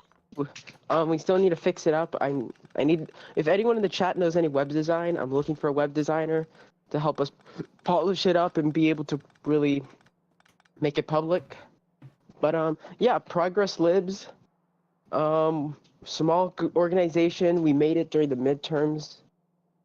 We're based in North Carolina because we saw that, one, I live in North Carolina, but two, during the midterms, even though North Carolina is a swing state, it got no attention from the national Dems. Like, North Carolina was a super winnable state, but for some reason, just like no one wanted to even spend $1 in this state. So yeah, so we started off just canvassing every week from September to November, for Cherry Beasley. Okay. Our kind of like organizational ideology is keep a level of pragmatism while still fighting for progressive policies, and be aware of the geographical, restrictions. For example, like in Texas, your progressive in Texas is going to be different from your progressive in fucking California, Yeah, 100%. Yeah, so just push for what you can, push for a better and brighter future. AOC is not going to get elected in Texas, so there's no point in even helping her. Well, I don't want to be doomer about it, but let's be realistic, right? Realism is what wins the fight. Yeah, and I think that's like a really great goal to like keep in mind, or a really important thing to keep in mind when you're like approaching trying to achieve like some political goal, is like what is feasible, what isn't feasible, what is a complete pipe dream, et cetera, et cetera. Yeah. So I feel like a lot of people, especially like young people who are really, really intensely focused on the progressive cause, get kind of lost in the sauce on that, Yeah, they just get really obsessed with national politics and forget like how the little guy in Tennessee feels, which is annoying, right? But the little guy in Tennessee is going to be voting, so we have to focus. That's democracy. Yeah, exactly. And that real quick, that kind of circling around back to what I was saying earlier. That's why I really love Southern Democrats, because they have to perfectly play that tightrope of progressive and conservative at the same time. For example, Warnock. Did you go to his rally? I did. Like, you could see he's a pretty progressive politician, right? Yeah, it was all healthcare. It was all, making sure that people had means to live, et cetera, et cetera. Yeah, it wasn't like but he this does like it- crazy shit, Yeah, but he still does a good job of selling that to conservative voters who might not be, like, when they hear AOC say it, they vomit, but when they hear Warnock, they start cheering. Yeah, exactly. Warnock, Ossoff, Roy Cooper in North Carolina, these are all politicians. They're like my favorites ever because they're able to do that. Yeah. Let me think. There were a couple of other things I wanted to touch on. Let me think. So and sorry if I'm rambling a bit. I'm off the meds right now. No, you're totally fine. All right, Rambly is totally fine on a stream like this. So when we This is my practice stream, all right? Yeah. Oh yeah, you talked to Vosh yesterday, right? Yeah. Oh shit! I should have come on you earlier. Wait, come on your stream earlier. Jesus, I did. Anyways, so how did that go? I can't. I'll talk to you about some of the funny, juicy drama behind the scenes. But in terms of the conversation itself, it was pretty fun, right? Well, what was his like audience's reaction to hearing everything and all that? Honestly, I did not even keep up with chat. I have to look back at that real later, because I feel like people get too obsessed with reading chat and they kind of lose a sense of what they're saying. So I just choose never to look at chat and look at that later. Yeah, no, that's totally fair. Yeah, I was just curious because a lot of I don't think that Vosh is on this train, but a lot of like extreme lefties, especially in the past couple of months, it feels like or just before and right after the election in November, were like saying some really anti-electoral things. Like they're going back for the Revolution Now type beat, So I have maybe I don't know if this is a blessing or a curse, but I just have not had the time to check on Anarchist Lefty number 3 on Twitter. Yeah, no, for sure. Fuck, what was I gonna say? Oh, connected to the Vosh thing, I actually did get tweeted at earlier today.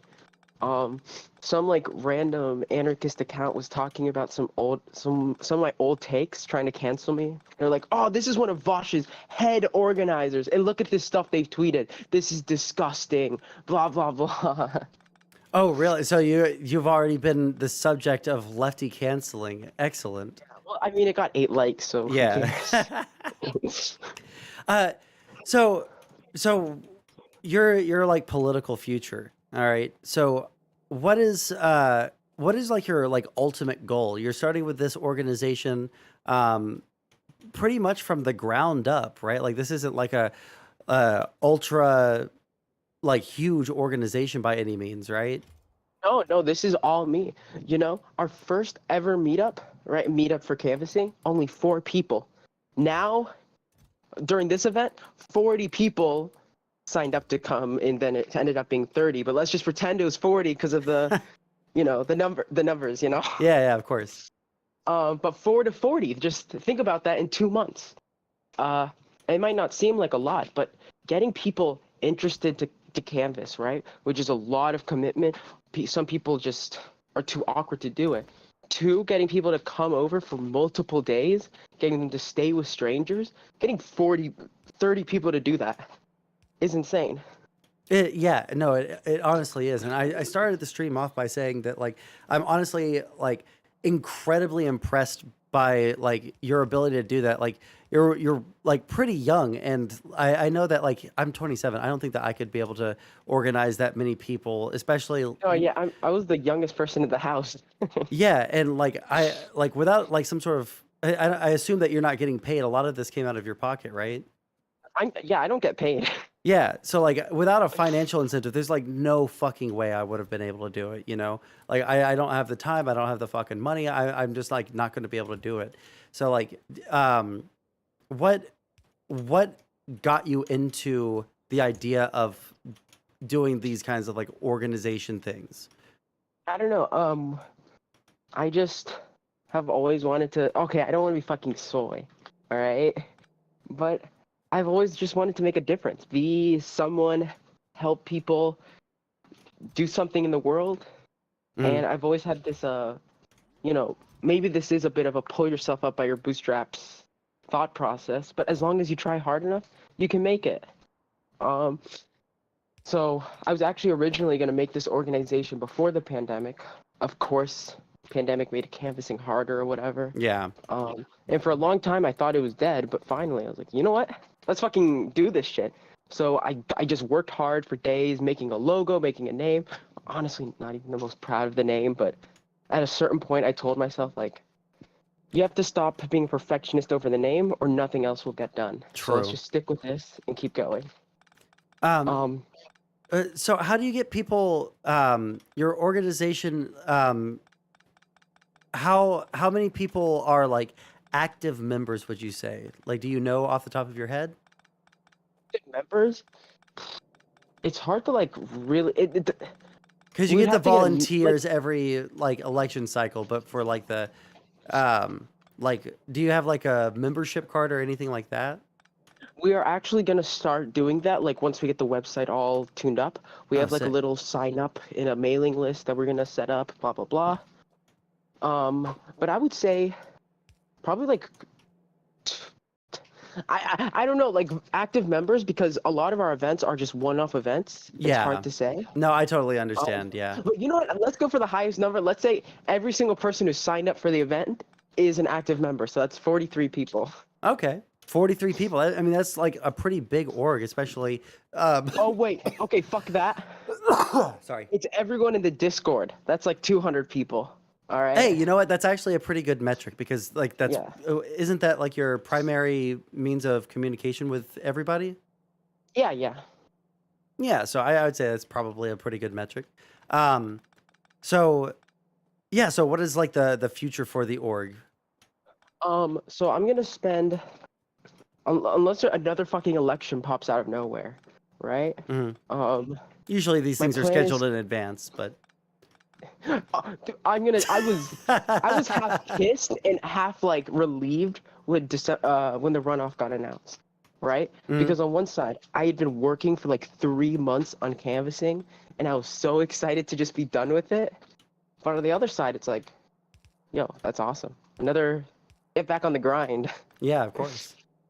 But yeah, so from here, I think we're just gonna do like a bit of self introspection, look into what are the end goals, right? Yeah. How do we want to spread our message? Where do we want to spread our message? What do we want to do for 2024? And then we're going to look into like becoming either like a nonprofit or a PAC. It depends on what the lawyers say. But basically just stabilizing ourselves as a organization before 2024. Okay. And what do you think that you're going to? Because I know that the primary like driver behind a lot of like recruiting people to get out to canvas, and a lot of like your oil barons that are funding the whole operation. These are like primarily like a ton like of oil barons just waiting. yeah, funding millions and billions of dollars in there. But like you got your primary like audience or like recruitment pool is like these like Twitter and streaming communities. Do you think that you're going to try and branch out from there, or do you think that mobilizing these groups is something that you're going to try and like do more of? I want to do both, right? And I don't see a reason why we can't do both. Have a head of one type of outreach, have a head of another type of outreach. Because, okay, fuck, I don't want to shit talk anyone. I've seen in other organizations that are primarily focused on online activism, or wait, no, online outreach for IRL activism, there isn't much follow through. And I think it's because it's so easy to press yes on a computer versus saying yes in real life. So I've seen organizations with like 5,000 people, they have an event, only like 3 people show up, right? Right. So I think doing purely online it can be good, but I don't think it's the most effective way of going about things. So that makes sense? yeah, no, like 100% it does. So you're probably going to be stretching out from there. Do you think that of the people that you had from online, from these streaming communities, do you think that those communities are like good to pull from? Do you think that these are like actionable people that are useful when we get them to actually like get out there and move? Or do you think that, these people sit online all day, they're just like, internet schizoids, I was gonna say I don't really have a real answer for you, but I remembered my interactions with people who were almost primarily like friends online, like they had friendships online, like most of their lives existed online. From what I could see, they weren't my best canvassers. And 2, the people who went back and forth from DGG actually told me that fuck, oh my god, wait, I was told that there were some problems with the all online version of it because a lot of people just wanted to socialize more than actually work. So people would only get like one list done for the entire day. While compared to mine, I don't think that that's necessarily like a bad thing to say, or I don't think that's like shit talking Destiny's event. I think that's. I don't want to like burn any bridges, right? Yeah. And I'm not like saying anything bad about his work. Yeah, obviously not. From the people that came from both events, I was told that the hybrid method had a bit more efficiencies. It was more efficient. Yeah, and I think that I think that one thing that I liked about your operation that I don't know what they did at the Destiny event, but not letting people like choose who they're going out with. Like you're partnering them up. You're making sure like, okay, these people, they're probably gonna like shit around all day. I'm gonna like pair them up with some like random fucker. Maybe they'll become friends, but like in the meantime, those motherfuckers are gonna work, And I think that's a really good way to do things. And the hope is that they become friends. Yeah. Right? I want it to be an enjoyable event. I think one of the most important parts of creating a good organization is making people feel like they're in a community. I use this same example all the time, but if you get a flyer from a fucking no-name organization with 100,000 people asking you to go vote, you don't fucking care. But if a friend tells you to go vote, then you start thinking about it. And it's the same thing with canvassing, right? Yeah, 100%. But And to be fair, with Destiny's thing, there's just so many more people, so they probably don't have as much time to do those Yeah, to individual like sit there and pairings. like pair I think people there's up. only like 3 people that were Oh, in charge of that. really? There were only 3 people in charge? Okay, I don't know. I'm bullshitting. That 3 Oh, people that I okay. know of. Okay, gotcha. Alright. No. I don't know anything else. You could just like say yes, I am correct, and like I wouldn't even be able to call you on it. Okay. Oh, yeah. So can I just start lying on stream now? Yeah, you can lie on stream. That's the cool thing about the internet. No one will ever know if you lie. Holy shit! I'm starting to love this internet thing. Right? Let Yeah. me see here. Yeah, I guess fuck, I wanted to bring other people from the canvassing event on and like ask them what they thought about like, you know, the experience of canvassing. Oh, and you were gonna get Isa and Paul in here. Well, that's because I probably know them the best out of everybody. You know them the best. That's I simply don't know the get other me people. started. I'd love to talk to Gavin, but I talked to him a little bit, but I don't know him very well. I barely talked to Trev when he was there. Unfortunately, he seems like a really nice dude. Okay. Shit talking aside, they're all awesome people. Everyone who came is awesome, and it seems like everyone had a great time, and I'm so happy because of that. Yeah, and I think that's something that was my else main stressor, right? Like, I know how to fucking organize. Okay. I was getting too big for my britches. I know how to get people out the door most of the time. Mm-hmm. I know how to get people lists. I know, like, the organizational side of things. It can be a bit hectic because there's people and people have their own interests and blah, blah, blah. But overall, I'm comfortable on that side. But community management, you know, making it sure the vibes are chill, making sure everyone's having a good time. That's always going to be the hardest thing. That is Yeah, I don't know how always to going to be fucking the do hardest that. thing. And when we're staying at an Airbnb, you know, one bad night, that ruins the whole event. No one wants to talk to each other, blah, blah, blah. Yeah, you don't want there to be like a fist fight and then everybody's just like on edge the rest of the time, you know? Okay, Sondsol, you're almost a part of one of those fist fights. Okay, no, like that's one reason I want to have Earthly on so that we could like talk about that because that was funny as fuck. Okay, it was not. Did you hear him? Okay, so here's the story. Okay, I asked to clean someone's glasses, and this guy he hands me his glasses, and after he hands them to me, one of the lenses pops out immediately, right? And he's like, "Oh yeah, they're kind of fucked up. They're a little bit messed up. All right, just letting you know." I was like, "Okay." So I cleaned the first lens, and then I go and I reach for the frames with the other lens in them, and guess what fucking happens? The other lens falls out as I'm like running to or like pulling it over to my shirt, and it falls straight onto the ground, and it cracks really bad. He's like, "No, don't even worry about it." And I was like, are you sure? Like, are you sure about that? I don't know if you know how bad this looks. It looks really bad in my opinion. But yeah. So those anyway, glasses look fucking horrible. I can't believe you didn't notice it. yeah, and then when he finally did notice it, when he looked in a mirror, because I guess from his perspective, looking out, it didn't look that bad, but looking in, it was really bad. So he came out and he was trying to, by his admission, try to be performatively angry as a joke, but nobody could fucking tell. Nobody could tell. Everyone thought that he was like about to like hit me. And so like I like removed myself from the situation. Yeah. Wasn't someone was literally like holding on to Paul. Do you remember that? I think it was Serp. Yeah, like everybody was like nervous about it. I was nervous about it. I was like, I don't know what, like literally 5 minutes ago, he was chill. And I was like, sorry about it. And then now he's like super mad about it. But it seems like, yeah, he just kept screaming, "You owe me $100, dude. You owe me $100." And then he dropped it down almost immediately to $25. And then as I walked out of the room, he's like, "Look, I'll settle for 25 cents. Okay, man." And like, so yeah, it was something that we thought was really bad, but turned out to be like fine.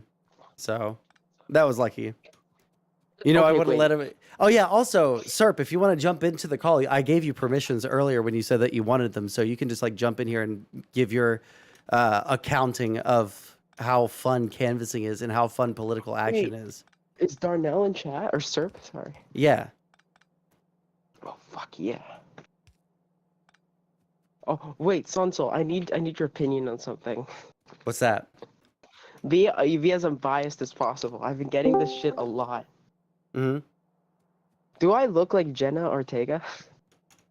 I don't know who that is. Let me look up. Definitely yes. Oh my god, I don't see it. Jenna Ortega.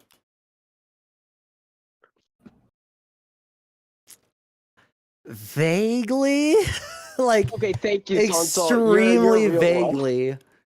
The only similarity is that we're both light-skinned Mexicans. People are just racist. Yeah, I didn't want to say it, but I didn't want to like make the accusations there, but I think that might be the only thing that people are like making the connection there for. But like, I mean, it's not like it seems like it's an insult, so there at least there's that. Thanks, Sondsol. Okay, either way, Serp, thank you for pulling my slack because I've got to go now. All right, catch you later. Catch you later. Bye-bye. Bye-bye. All right, Serp, tell me. How was the experience? Did you enjoy canvassing? As someone who's never really done anything like political before, I think this is a great buy-in for I guess my type of personality. Like I've I've interacted with you and before on the space online, and almost everything I've done has been online, and I've never really tried to think of ways that I could impact the community in person other than like literally voting when I'm able to. So I kind of consider myself to be a little politically apathetic. I wouldn't say that I care that much about my local community, but having had spent just those 6 days in Augusta and seeing how the people in that community care about their community and how their leaders care about the community in particular makes me want to try to find out more about my own local community and see what I can do for myself and people like me. So, really quick, I have to like step away from my computer for like 2 seconds, but give what your experience was like with canvassing, like people that you met, and like what the whole process was like for you. And I've got to take a step away, so don't say any slurs or anything, okay? I got you. Okay, be right back. As far as canvassing goes itself, I think maybe I got a little lucky. I only had a handful of particularly negative experiences when it seems other people might have run into a bit more trouble, especially this last day that I went with, I'm not going to say their names, but we knocked on a couple of doors of people that were very excited to talk about the fact that they were Warnock supporters.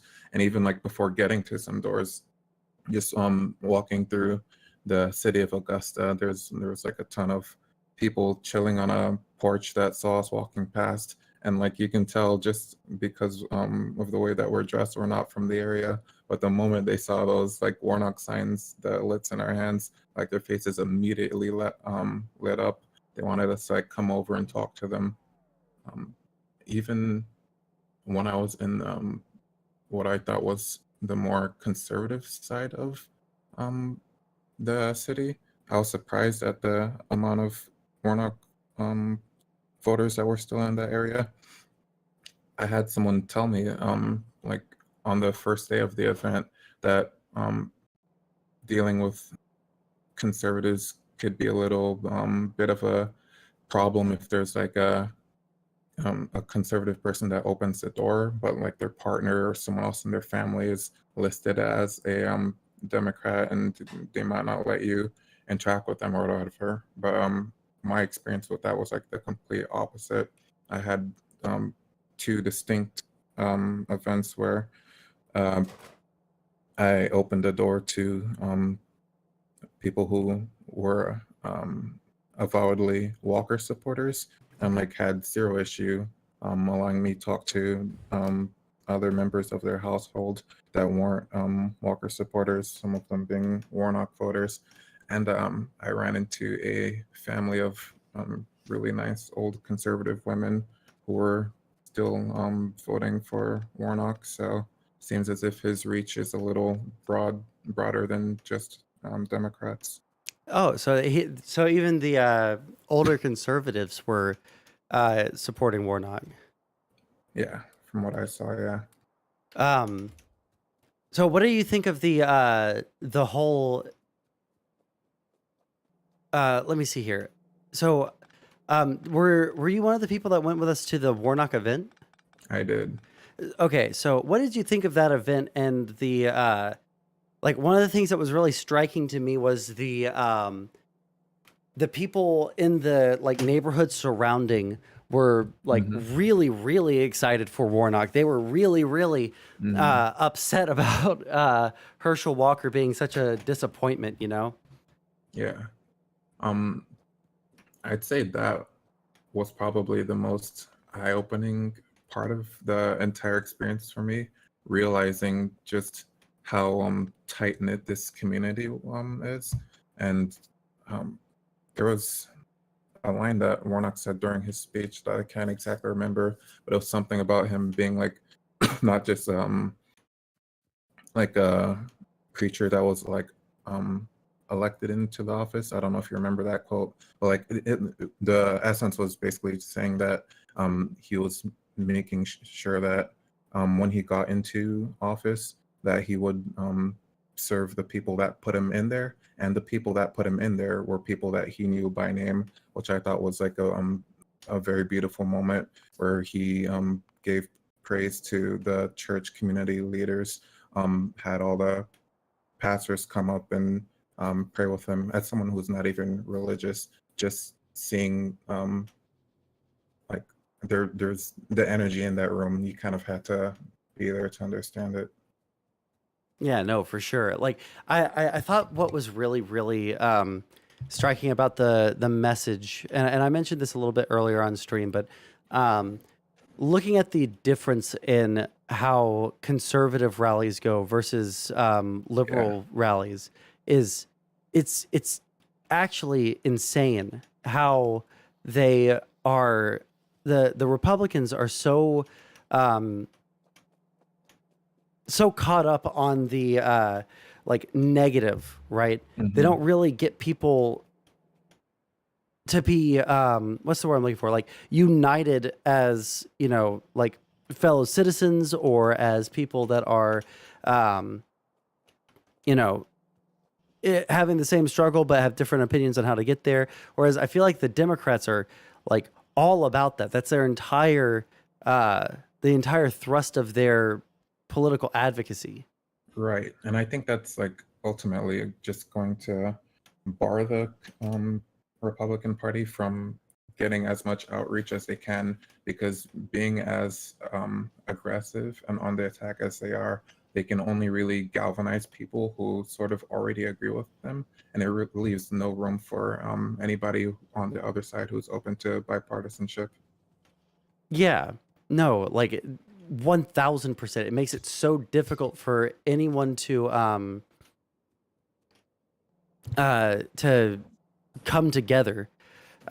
So I think that that's one reason why a lot of even like conservatives, like especially older conservatives, are going to be the ones that we see doing this. I feel like people are getting a little bit tired of the like constant attacks on everyone, you know, like the constant negativity, the constant like existential threat from the grooming gays and shit like that. I feel like a lot of people are getting tired of that, and you can kind of see that in a split in the Republican Party. So 100%. And that's one of the reasons why I'd definitely recommend to anyone who's like trying to find a buy-in to politics, who like hasn't found like a reason to care yet, that maybe canvassing is a good place for you to start, because everything that you were just describing, I think is made like tenfold worse when you only see the online side of things. And like there's only so many like ways you can say it, but seeing people in person just changes the atmosphere. It's just a different ball game. Yeah, no, 1,000%. Let me see here. There was more I wanted to ask. So like with your experience in canvassing, I mean, obviously everyone had a lot of fun because everyone's meeting people from online that they had never met before, or like they've met only through, all of this, like internet schizoid screaming at each other stuff. Right. Uh, was that like a major reason why you went out, or was it more like the political advocacy? Because I know that for me, like the political advocacy is something that I definitely wanted to do, but there's a, like if I'm just going to be there with a bunch of strangers that I have no like real connection to, it's hard to like feel, it's hard to feel like there's a reason to go, 100%. And like as I kind of mentioned earlier, just being the type of person that I am, political advocacy isn't something that plays a huge role in my personal life. I mainly went because Maya invited me, and I consider them to be a friend. And the people that I already knew were going to be showing up to the house are people that I considered to be friends. And I don't think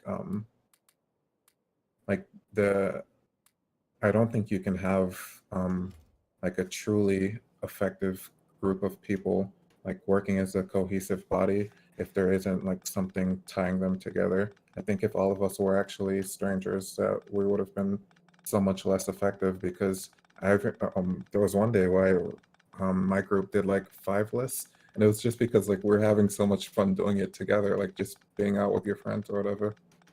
Yeah, and there's the whole like common cause between everybody that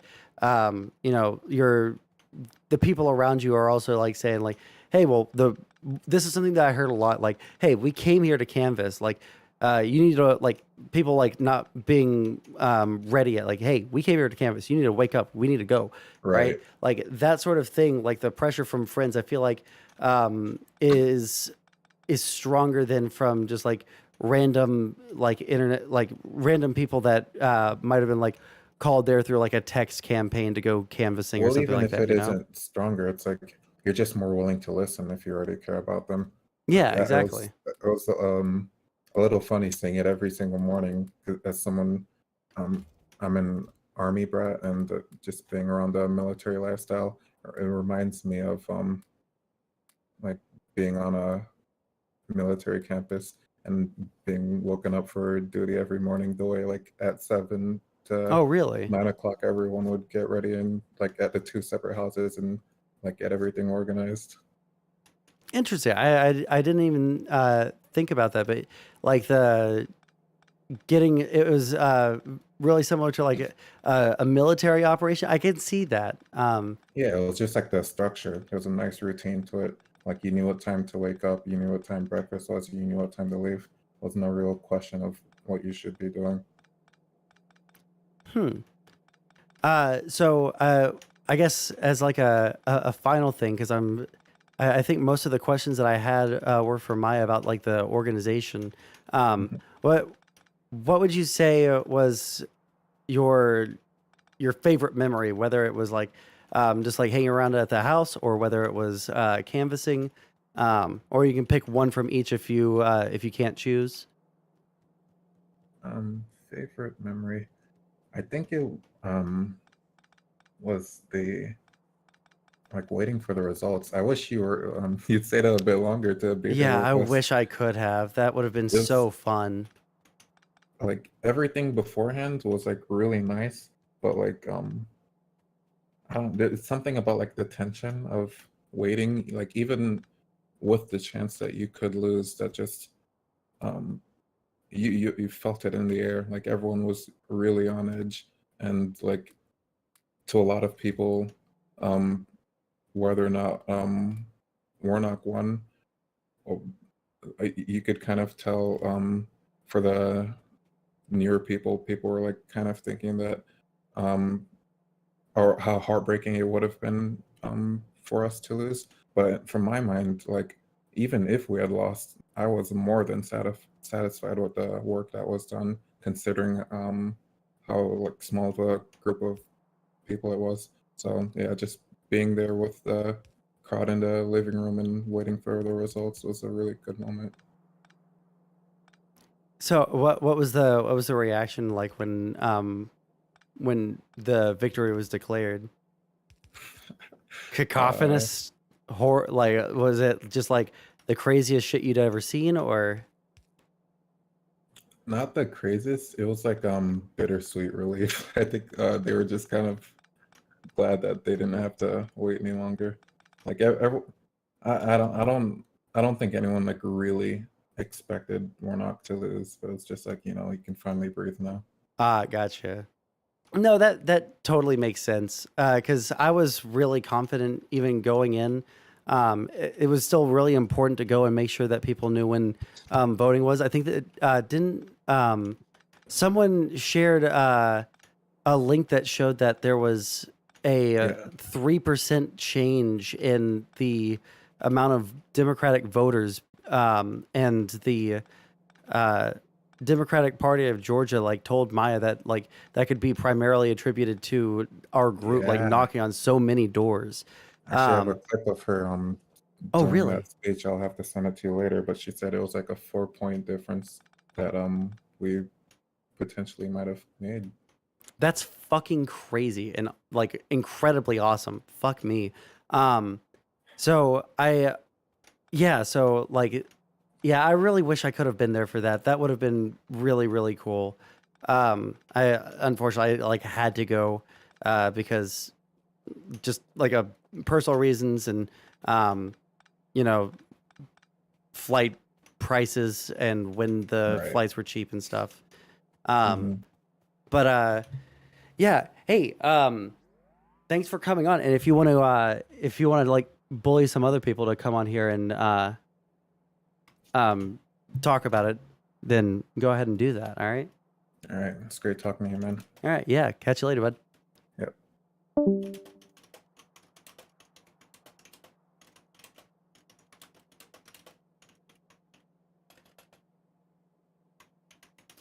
Let's see here. I'm working stuff for people right now, but we should catch up sometime this weekend if you're around, son. Absolutely, Danabo. Yeah, 1000%.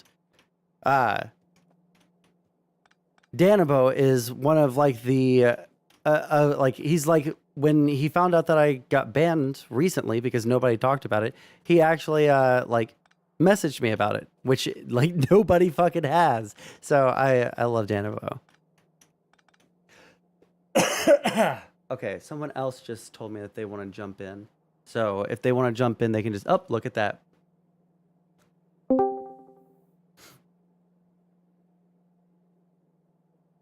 They're deafened. They are no longer deafened, but they are muted. Oh. Hello? Hey, I figured it out. How's it going? Good, yourself? I'm doing pretty good. So you were at the Destiny event. Yes, sir. So, well, I don't know how much, did you have to like travel far for it? What was it? What was like the primary driver for the reason that you wanted to go? I mean, it wasn't, I did a flight. It was like hour and a half, 2 hours. The primary reason I went, I mean, it was split. Like I really obviously wanted to increase the Democratic majority in the Senate. And it was a great opportunity to meet like-minded people. So I guess dual motivations there. Yeah, I think that that's probably like the two big reasons that people gave. I think that people are like hesitant to say that they went primarily because they wanted to like hang out with people that they've been talking to on the internet for a long time. But I think that that's like an awesome reason to go out and like it's an awesome excuse to like go out and like do political advocacy, right? Like I wanted to meet some new and old friends or friends I haven't met IRL yet. So like here we are, and now we're doing like important stuff together, you know?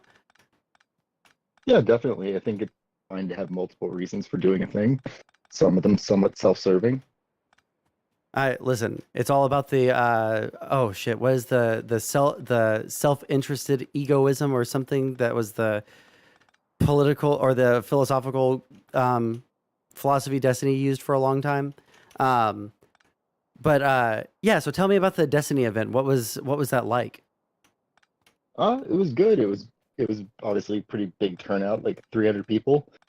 I'll say it was well run, well organized. At every point, we kind of knew what we were supposed to be doing, where we were supposed to go, whether we're just like off doing whatever we want. Yeah, it was good. So tell me about like what the like instructions were like for a day in the life of a DGG canvasser. Was it like, because for us we had to wake up and get out of the door by 11:30, right? And then they had secured rides for everyone, et cetera, et cetera. So did they have like a specific time that they wanted you out the door by, or were they like, everyone, you're going to be in the lobby at this time, and if you're not there, then you're being left behind, that sort of thing? So I don't know if there was like separate instructions for like stragglers, if like people showed up later in the day or something like that. But for like people who were there for like the whole duration, the first day they had to show up to the main hotel at 8:30, but preferably by 8 to get in line to show up for training. Training was pretty quick. They talked us through the script. They gave us like basic instructions on like which houses you should not go to, which houses you should go to, etc., and what to do in different instances. In doing that, they asked like people who had a car to like meet up with people who don't have a car, so they just sort of self-organized who's going to be the driver with available canvassers. And that was just sort of like self-organizing. Okay. So did you? Oh, go ahead. Oh, I was just gonna say, did you guys use like the oh Lord, what's the minivan app, or did y'all have a different? Oh, cool. So how many lists did you get through? Sorry, go ahead. Oh, I was just gonna ask how many lists you went through, but you go ahead first. I went through one list per shift. Oh, nice. And there were 4 shifts. I will say the minivan app is hot garbage. You have to like manually update it every single time you like hit a house. Yeah, I didn't like that very much. Oh, see, actually, that worked okay for me. I had, I don't know if it's an iPhone thing. I think that part works smoother for iOS. Oh, really? Yeah, but that maybe that's just me. But yeah, the auto sync did work for mine relatively decently. I still manually updated just because I was paranoid about screwing it up. But yeah. It did seem to sync regularly.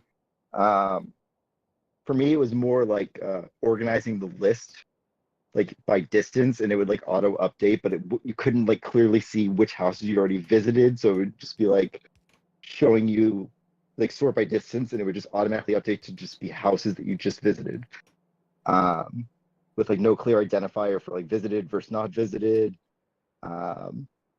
The organization for like apartment buildings was weird. It was, yeah. Listen, they tried. They tried their best. Yeah, it worked. It worked enough. We got through. We were able to make it work. Yeah. So what were the other DGGers like? Were they like for the most part pretty chill, or? Yeah, everyone was super chill, super nice. Nice. What was like the?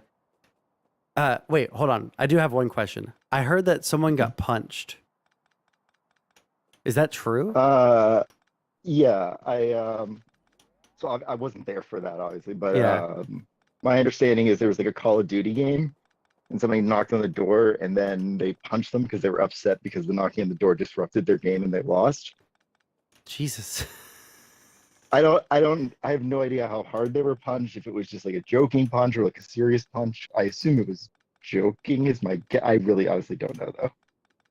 Okay, I'm gonna Oh, the pursuit of knowledge. If you want to like jump in, just like jump into the waiting room. Yeah, so I wasn't able to go to the Destiny event, so I was like just like really curious about like what the vibe was like there and like how other DGGers act in real life, because I've been to a couple of events, but they weren't like dedicated. There was only one dedicated DGG event. I think it was mostly populated by groypers who were there to like fight him during the like debate portion. Oh, is that the you know? change my mind thing? Yeah. So Yeah. So like, what was like the general vibe?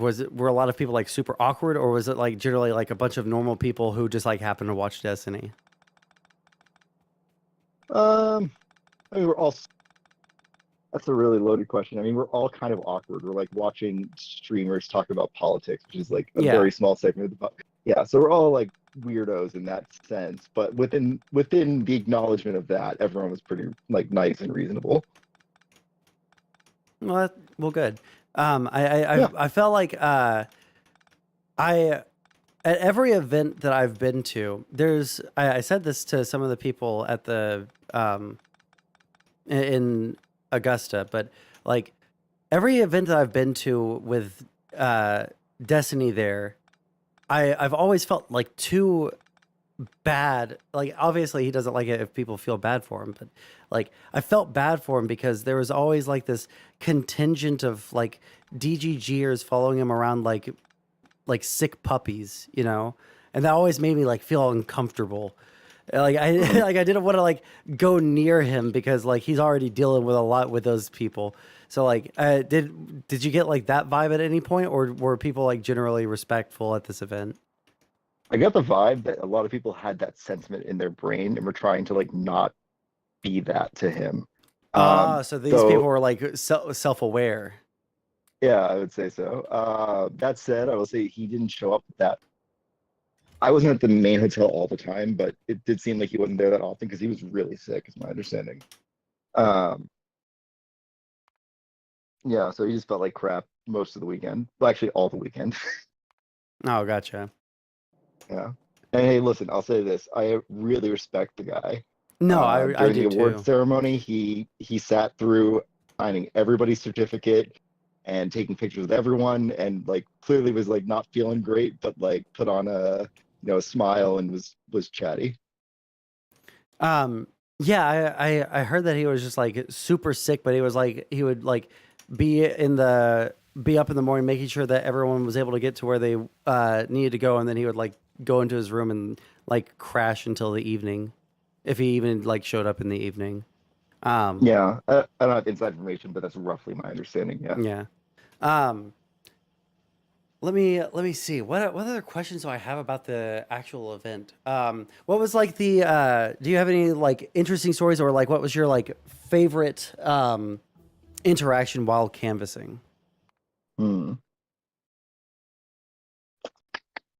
That's hard. I mean, I had a few pretty positive interactions. I didn't have any like crazy interactions like some people. I guess what is it? The second house I went to, first house didn't answer the door. Second house I went to, the garage was open. I was looking for like the wife or girlfriend of the person, and the person was in their garage. And can I swear on stream? Yeah. Oh yeah. So they had Trump 2020, a giant Trump 2020 banner inside the garage, and like fuck Joe Biden, just like proudly prominent. And this guy was like just chilling and drinking a beer and just like tons of tattoos. He's like, I was like, hi, I'm with the Democratic Party of Georgia. Is Cinnamon or whatever her name was available? And he's like, Jesus Christ. Yeah. He was super nice though. He was like, hey, how's it going, brother? I was like, can you give this to Cinnamon if she's not home? He's like, yeah, he was super nice. Oh, well, at least they were nice about it. There was this one person, like the app told me that it was like two like young dudes staying in this house. So I was like college age. So I was like, okay, cool. Let's talk to them. And then when I get there, there's like this old man that answers the door. So I assume like one of their grandfathers, and he was like not too happy that I was there with the Democratic Party. He was like, we're fine. We're good. Thanks. I was like, okay, well, anyways, I'll catch you later. But yeah, I think that most people. There was this one lady that was like, she seemed almost like scared of me for some fucking reason. So like, obviously, that wasn't like the greatest experience to have someone like fear you, but yeah, I think like Yeah. overwhelmingly. Go ahead. I heard some other canvassers talk about that, and I had like one experience similar to that, but I think a lot of people got freaked out with the idea of like, how do you know I vote for the Democrat Party? Like, how do you have this information? And got like paranoid. Oh, really?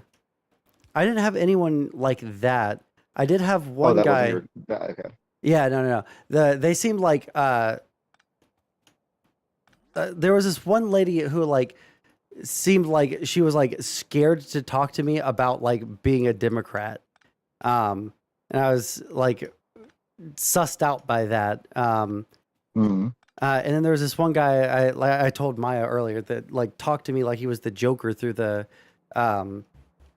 through a Ring camera, and that was also like incredibly fucking weird. He's like, I don't tell people who I do or don't support for political campaigns. It's like, oh, okay, well, this flyer, if you would like it, it has all the information for you to find your polling location if you need that. I already know where my polling location is. Thank you very much. It's like, well, alrighty then. Well, you have a good day then. Right? Those I think were like the only two people that were like weird about it, but yeah. I guess I did have one interesting experience where I was walking down the street and I got approached by like a bunch of guys, like late teens, early 20s, and just the way they approached felt kind of weird. And they were just like, "Yo, who you with?" I was like, Warnock, and I was like, "Are these fucking like Walker fans or something?" And and like, "Oh shit, we were canvassing for Warnock yesterday." I was like, "Oh man," and they were super excited to show me like their Instagram photos from canvassing. Nice. So it was fun. I saw like 2 or 3 scattered people who were like putting down what do you call them? Like the signs for Walker, but I didn't see anyone else like going around and canvassing at all, which was surprising to me given that like the election was the next day, but yeah. Oh, did you go out on Monday? Yeah, that was the only day I was able to actually canvass. I was able to get there on Sunday afternoon, go to a Warnock like rally, and then we had to like get up and get out. Gotcha. Yeah, I have one more person that wanted to jump in before I like move on past this, but it was nice talking to you, buddy.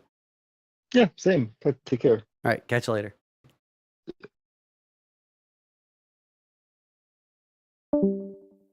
Okay. Pursuit of knowledge. There you are. Hello, hello.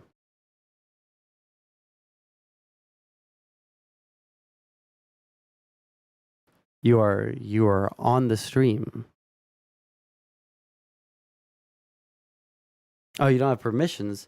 That's because you didn't thumbs up the rules. But I'll just hand you the role right there. Now you should be able to unmute.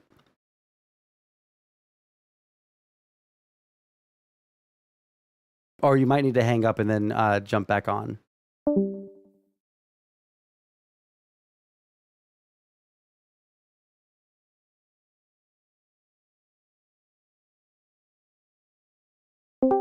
Hello. Hello? Yes, I can hear you now. Okay. Sorry, I'm not a Discord user in the slightest. And that is one major thing that I've been really having to learn through this whole last weekend. Holy shit. So what got you out there? What got me out there? Number one, I've done canvassing before. I really enjoy it. I like going out and meeting people. But obviously the biggest one is meeting Destiny and meeting the whole DGG community and meeting like-minded people. Like I'm not a YouTube chatter. I'm a white name. I'm not going to give this guy a millionaire any money. But it was great meeting so many like-minded people. That was like such an amazing experience about this whole last weekend for me. I don't know, it sounds like for you it was mostly about meeting people that you actually talk to on a regular basis. I don't really chat. I watch YouTube videos, in between working or doing whatever, So I'm, even catching you live, like that's rare for me. But it was so great just meeting people that it was so easy to click on, like going up to somebody, immediately starting a conversation about in-depth issues that I really care about, race, politics, stupid little things, you know what I'm saying? So, Yeah. that was a huge reason to go out there. Yeah. We had a weird like mix of DGGers and VGGers at the event because the org that we were with, I think had like funding from Vosh's community and then had like mostly like DGG people that like showed up. And that's interesting. Yeah, so but like it was really cool to see everyone kind of like still get along and not like sit there and like shit on each other and fight like they do on the internet, Yeah, the only people that really should care about that are Vosh and Steven. Yeah, of course. Or Ian. You know what I'm saying? Like those two guys, they need to fucking deal with their bullshit. It's stupid. I fucking hate it. I think it's really you can say I don't give a fuck. I can say retarded? Yeah. I can say that? Okay, cool. I think it's really retarded because it really shows their character as a public figure. They have to like. I truly think that they actually do hate each other, but at this really point, dumb I'm pretty. reasons. Yeah, at this point, I'm pretty sure that they do. I think that like Destiny had more of a just like he was like irritated with a lot of like the things that Vosh said, but then like eventually like I think Vosh hated Steven first. Sorry, it's so weird calling Vosh Ian, but yeah. Vosh Vosh hated Steven first, and then like over time, just like because of the shit that that Vosh said, like eventually that started to wear down on Steven. He like just started fucking it. Like there was a clip from yesterday's stream on Destiny, and he like said that I can't wait till this guy kills himself or some shit. Yeah, I mean, I could psychoanalyze all that. You can do that all day long. I don't think at all that the communities of coming from those streamers should hate each other at all. We are so like-minded in so many ways. And a big thing that really I learned was, holy shit, how many people are in ComSci or, cybersecurity. My God, so many fucking nerds. So that was a great experience, like, okay, who are these people that I have a similar interest to, and it really was a diverse group of guys, mostly guys, I will say that, but there were several women that came out too. And it was great just seeing how different, ethnicity, different shapes, sizes, like I went to the gym with the fitness chat guys. That was fucking awesome experience. Oh, so like I also had to, yeah, go ahead. So like the fitness guys all went to the gym together. Yeah, I hadn't heard that. Yeah, I went with them. It was a small group. It was like 5 or maybe 8 of us. We went to a gym that just did the day pass. Mm-hmm. It was like a powerlifting gym, and it was great. I got to show some guys that don't go to the gym that often. Okay, you want to do this, that, oh, what do you want to work on today? Chest. Okay, here's some great exercises. And it was just great that we kind of took over that gym for like the night. That's awesome. Actually, I had no clue. Like nobody's mentioned that up to this point. Yep. So you were about to say something else about like the all the different kinds of people that you saw. Yeah. No, it was great. Yeah, like I said, several autistic people, I would say, socially awkward people, but they made an effort to go out and actually leave their computer screen and meet people. We every night there was a good, gathering of like board games or, simple card games. Got to play some poker.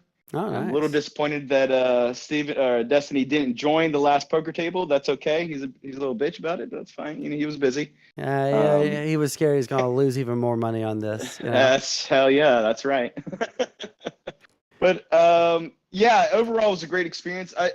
I drove down. So I live in North Carolina, so it was about a 4.5-hour drive for me. Unfortunately, my car broke down while I was there. Jesus. And so, yeah, so I couldn't do the last canvassing event. Luckily, I found somebody to work on my car on Sunday. And I got to talk to him, talk to him about politics, talk to the truck driver about politics. I will say the overall mood of Savannah, and I'm talking about undecided voters and people who were Republican, all said the same thing. Herschel Walker's a liar. And when I started hearing that, I just kept hearing that over and over and over. And Really? that's when I knew, yeah, election's over. No way he's going to win. Yeah. Because it was over. And I'm talking, that's not from the Warnock people. I'm talking about from Trump supporters, and I'm talking about undecided supporters. They all said the same thing. Yeah. Yeah. So we went to the Warnock event, and it was in a pretty sketchy area. I didn't realize this. There were a couple of people in Augusta that told me now you be careful out there, right? You take care of yourself. And I didn't understand why, but evidently Augusta has some of the worst crime in America, and I didn't know until after I left. Right.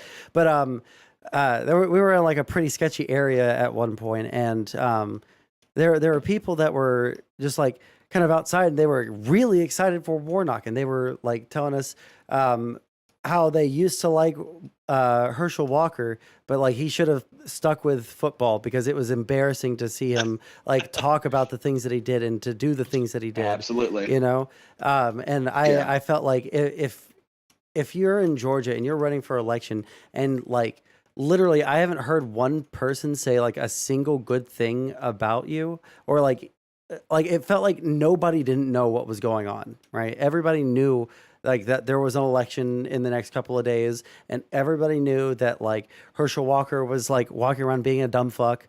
So I was pretty confident even without seeing the polling at the time. So my car broke down, and I would classify as a bit of a sketchy neighborhood. There were guys out smoking weed in the park, loud music, but they're all, I talked to them all, and they're all my best experience was with one of them who, the guy looked at me and he's like, "Who are you looking for?" "Yeah, that's me." And I was like, "Okay, yeah, I'm here with the Warnock campaign, seeing if you're coming out." So I do sales for a living as well. So I know how to talk to people. Anyway, and this guy, comes down from his porch, and he's like, "Oh, this motherfucker, I want to see some changes." And I go, "Okay, what changes do you want to see?"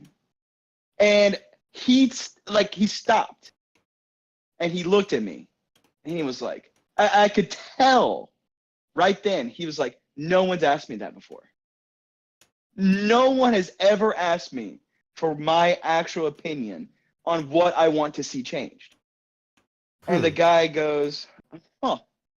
I just want to see changes for the community. I want to see something good to happen." And I go, "Well, do you think that Walker's going to do that for you?" And he just started laughing. And that's when I knew. He said to me, "All right, I'll go vote." I wasn't going to go vote, but you know what? You look like a good guy. You listen. I'm going to go vote. And that right there, I was like, that's, that made the trip for me. Yeah. Here, just talking to people about it, There was only one person that I'm convinced that I got to go out and vote for sure, as opposed to reminding them when election day was, or where the polling location was. for people that were like already going to vote. And it was this lady who like, it was like basically one of the last houses I hit. And she didn't know that there was an election, and she didn't know that there was, you know, like she had heard like Walker and Warnock, were on the ballot in November, but she didn't know that there was a runoff election. And, Gotcha. yeah. And so like, just like talking to her for like, you know, like maybe like 3 minutes. It wasn't like I had to like sit there and like convince her of, you know, like a Right. specific policy or anything, but just like, you know, I can tell that like just the fact that someone knocked on her door and like had the care to like explain what was going on, was enough for her to like go out and vote. And I think that that is something that, as someone that wants to get more into like real life politics, as someone that wants to do more of these kinds of events and maybe help organize. I don't think I'd be able to like fully organize something like this in Texas, but like help organize something like this in Texas in the future. Knowing that like all it does take for some people is to like let them know what's going on and to like show that you care, that they like are participating with stuff, right? To let them know that like people are out there, you know? You know, I'm coming from a world. So my girlfriend, she's a campaign manager for a North Carolina House of Representative. And one thing that for Democratic Party, and one thing that really noticed was how many women are in this. Yes. And it bothers me that guys, I think we're just so apathetic. We just want to do our own thing. We want to think like we're individuals. Oh, we're not like the, you know, lemmings. We're not sheep, you know, blah, blah, blah. You know, this toxic masculinity thinking leads us down a bad road where we create communities where, you know, what video game do you like? You know, like what do you spend a lot of time with by yourself?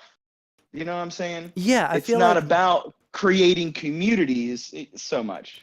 Go ahead. Well, I feel like guys have a different kind of community that we've started building up, where like a lot of it does revolve around like primarily around video games for a lot of people, especially men, and like people in my age range, right?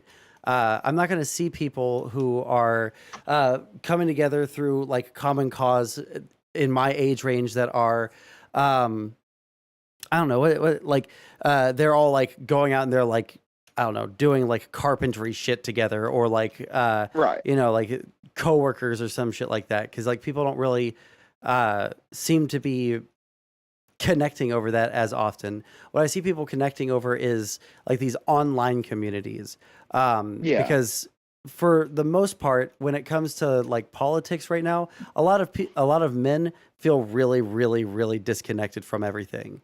Right. Yes. They feel like nobody really cares about us. They feel like men are like getting a lot of the short end of the stick on a lot of different issues, or at least not even the issues. It might even just be like the conversations around those issues. Right. And so they kind of retreat into the online communities.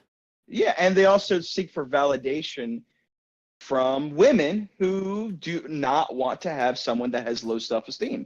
Who would? You know, as a guy, I'm never attracted to a woman that has low self-esteem. And then it compounds because they have low self-esteem, and then they're not like attracting someone, and because they're not attracting someone, they have low self-esteem, and it's just like this horrible fucking recursive issue, you know? And then you go shoot up a Walmart or a a gay club or a no, it's sad. It's really I had this conversation last week. I spoke with another streamer, Alec Gunter. Oh you know this guy. I tried. The whole stream was about how do we talk to conservatives about the trans genocide, and I don't believe there's a trans genocide going on, and he. You know, that wasn't what the conversation was going to be about. It's about how do we basically talk to conservatives about leftist issues. And he could not, you know, get away from the fact that I don't believe that we're in a trans genocide currently. And it just ruined the whole talk. unfortunately. But we did get to talk about men's issues. Mhm. And that's something that I really noticed at this last event this past weekend, was how many men that were there who I could tell, you know, we were so like-minded, so similar, and this is like one of their first times meeting someone like that. You know what I'm saying? Yeah. Like we were able to click. Oh, did you see that video? Let's talk about that. Or what do you think about this? What do you think about that? Blah, blah, blah. And it was just like meeting a friend that haven't seen for a while. Yeah. And that was just a great experience, honestly. I think that's why. Oh yeah, go go ahead. ahead. Finish it. No, go ahead. I was just gonna say, I think that people need to tap into these like online communities a lot more, because like especially like Discord's gotta work, dude. I fucking hate Discord. Then okay, I'm sorry. Like this, you like I'm here. Like I've seen your stream. I've seen your Discord. I had no clue I had to press a button so then I could see more things. This last weekend, I'm telling you, there's so many stupid little things. But that's me. That's as an elder millennial, I suppose. Yeah, well, I mean, like once you learn how to, like, I was confused about Discord for the longest time, so I don't blame you. Yeah. But like, I feel like these like online communities are like these untapped potentials for getting people to do political action, and I feel like they tried to do that with the alt-right, but they did it in this like fucking really, really like horrible way that ended up like ruining a whole bunch of young men's lives because they got outed absolutely as like being, you know, like fucking neo-Nazis or associating with neo-Nazis, when like the only reason they were a part of these groups is because they, you know, found community in it. But and they wanted to build self-esteem through their heritage. You know, I know guys like that they just wanted to build a self-esteem through their identity. Their identity was white. Oh, okay, white power. That was the shortcut. Yeah. You know, oh, let's trigger the libs. That makes me feel more powerful. Or they don't have And the it's so language sad. to find what like an identity that they already have that they like that isn't like necessarily one that people like really like rally around. Like I feel like for the longest time there was an identity of gamer that didn't really get, you know, people didn't want to admit that they were gamers, right? Or like identities around like, you know, like computer science, right? People didn't want to admit that they were like big into computer science because, you know, it was only for like the virgin nerds and shit, right? But now that these things are a little bit more normalized, we have like people that are uniting around them. But some people, maybe they aren't just like gamers, or maybe they see themselves as like maybe they don't really have that much of a personality, like as much as it sucks to say, right? Like maybe they don't know. They haven't tapped into it. Yeah, I know what you're saying. Yeah, but everyone has a personality, but there are different ways to express it. And I think a lot of dudes in this space are, you know, a little bit just not sure yet. Yeah. And I personally, I think in person really just takes it over the top, and they're able to, you know, tap out into a better version of themselves, basically. Yeah. And I think also forcing them to literally walk up to a stranger's door and get a conversation started. You know, what better way I think to get an introvert? You know, it was great. Yeah, it's a skill that like a whole bunch of people don't have anymore. And I feel like probably until like recently in my life, like I'm 27, it probably wasn't until I was like 24 that I would have been able to do that like really well. And it used to be that you had to like interface with people face to face. You know, there was not this option to do it from behind a computer screen. There was not this option to, you know, have that layer of separation where you feel a little bit more comfortable, right? But now, so many people have lost that like very human experience of talking to people face to face. Not just because, you know, like they have to for work, but because they have to for things that they want to do, right? Meeting people face to face. The internet. Yeah. It's the internet too. Like, here's a question I got for you. Mm-hmm. Do you know your neighbors? I know some of my neighbors. Some of my neighbors don't want to know me.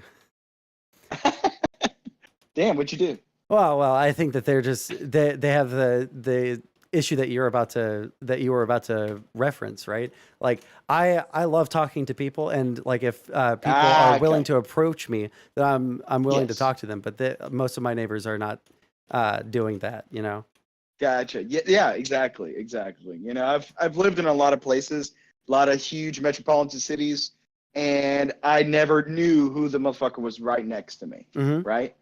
And you know, it's a thing that we don't have to do anymore. If with the internet, you know, you can just go into your little echo chamber and, you know, and just do your own little thing. And that's something that we need to really break away from. That's something that I really talk to. Almost every person I got on a conversation with this past weekend, we would inevitably talk about that, because it was just so great to talk to someone so like-minded. And I would say, well, why don't you meet your neighbor? You know, Yeah, exactly. Go meet somebody that literally is right next to you. They could not, you know, maybe you don't have any similar interest or anything, but at least say hi, all right? Yeah, no, I feel like I'm trying to think. There was like one like moment in my life where like I finally like was like told like you need to be able to do this. I'm trying to think exactly what it was, but like someone told me like you need to be able to talk to people face to face. If you don't, your entire life is going to be like fucked. You're not going to be able to do anything professionally. You're not going to be able to do anything socially. You're never going to like meet someone to spend the rest of your life with, because you're going to be like too scared. You won't know like how to talk to people. And that was right around the time that it was a situation that like kind of forced me to talk to people that I talked to online, right? In Houston, we get a lot of flooding, and the first big flood that happened here in my lifetime flooded my parents' house, like 18 inches of water in their house, right? So I had to like go and find another place to live, and I lived on the floor of my friend's dad's house in a storage room, and so I had to like crawl underneath a bunch of boxes that we had created like a tunnel through, so that I could have a little spot on the floor in there for a short amount of time. And right. And all these internet people were meeting up, and I was like, you know what? I didn't want to meet anyone from the internet because I was scared they were going to murder me. But you know what? It's not like I have a lot to lose anyways. So like, fuck it. I'm gonna jump in, and I'm gonna go to this fucking party. And it ended up being one of the first times that I started talking to people that was in a like uncomfortable situation for me. Right? Like it was not comfortable meeting people from the internet the first time. I was like fucking terrified of them because I did not know what they were going to do to me. And I was not, I was like a pretty straight edge person. I like didn't really, like ever see weed. None of my friends ever smoked or anything. And they had like, one of the first people I met from that crew was, like so stoned that he couldn't even speak. He was just like completely zooted out of his fucking mind. And so like I was like, oh yeah, I am gonna die right now. But you know what? After I got past the initial like discomfort, I powered through it, and I ended up meeting some people that I still talk to. I even like ended up being roommates with one of them, and it was just like a great experience that I think prepared me for other really important things throughout my entire life. Absolutely. Yeah. Unfortunately, there are some ramifications. I just got a message from my roommate in Georgia, and he just tested positive for COVID. So, you know, sometimes I guess there are some, yes. So I think I'll be fine. I'm boosted and all that, but we'll see. Sometimes I guess keep it online. I don't know. Well, anyway, yeah, people were worried about that at the event that I was at too. People said that they tested negative for COVID, but that they had bronchitis and stuff, and so we tried to keep a little bit of a distance from those people. But yeah, like I figured that like something like that probably like could happen, like a super spreader event or some shit. Luckily it's like a left-leaning community, so it's more likely that more people were vaccinated and shit. So that's true. Though I did have, one of the guys that I drove when my car was still working. Mm. I'm not joking. He literally was like, I got a problem with liberals. They're trying to take away my guns. And I'm like, oh shit. And I just asked him a bunch of questions. And this guy was just a straight up conservative. Just straight. He's like, I actually don't like Warnock. And so then I was like, okay. Why are so you here? I asked him that. And he's like, well, I like watching Destiny. And I live, he lived not too far away. And I was like, see, look at that. That's the power.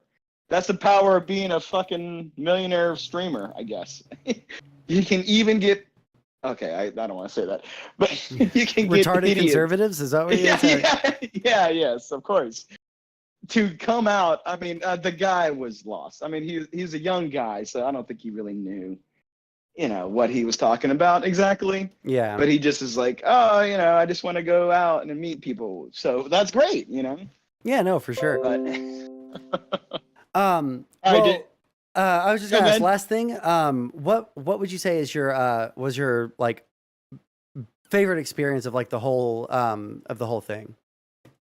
Favorite experience? I mean, talking to that one voter, just seeing his demeanor completely, his guard completely change, his tone just completely change. One from defensiveness, one from like a person who is treated. I think he really like hates it when everybody comes around knocking, begging for his vote, never listening to him. Mm-hmm. And when I said, okay, what do you want to see changed? He immediately changed. And I love seeing that. And I loved hearing from him, hearing what he thinks, from a person in the community that he wants to change. And yeah, that was by far the best experience. Awesome. Well, hey man, I'll let you go. You sound like you were about to head out. Yeah. Stay safe. Drink some get some vitamin C in you to keep yourself healthy. Godspeed. All right. All right. Catch you later, dude. Catch you later. Okay. I think that I'm all talked out of that topic now. What else do we have? Oh, Right of Reply is in chat. How's it going, buddy? Let me see here. We had content suggestions.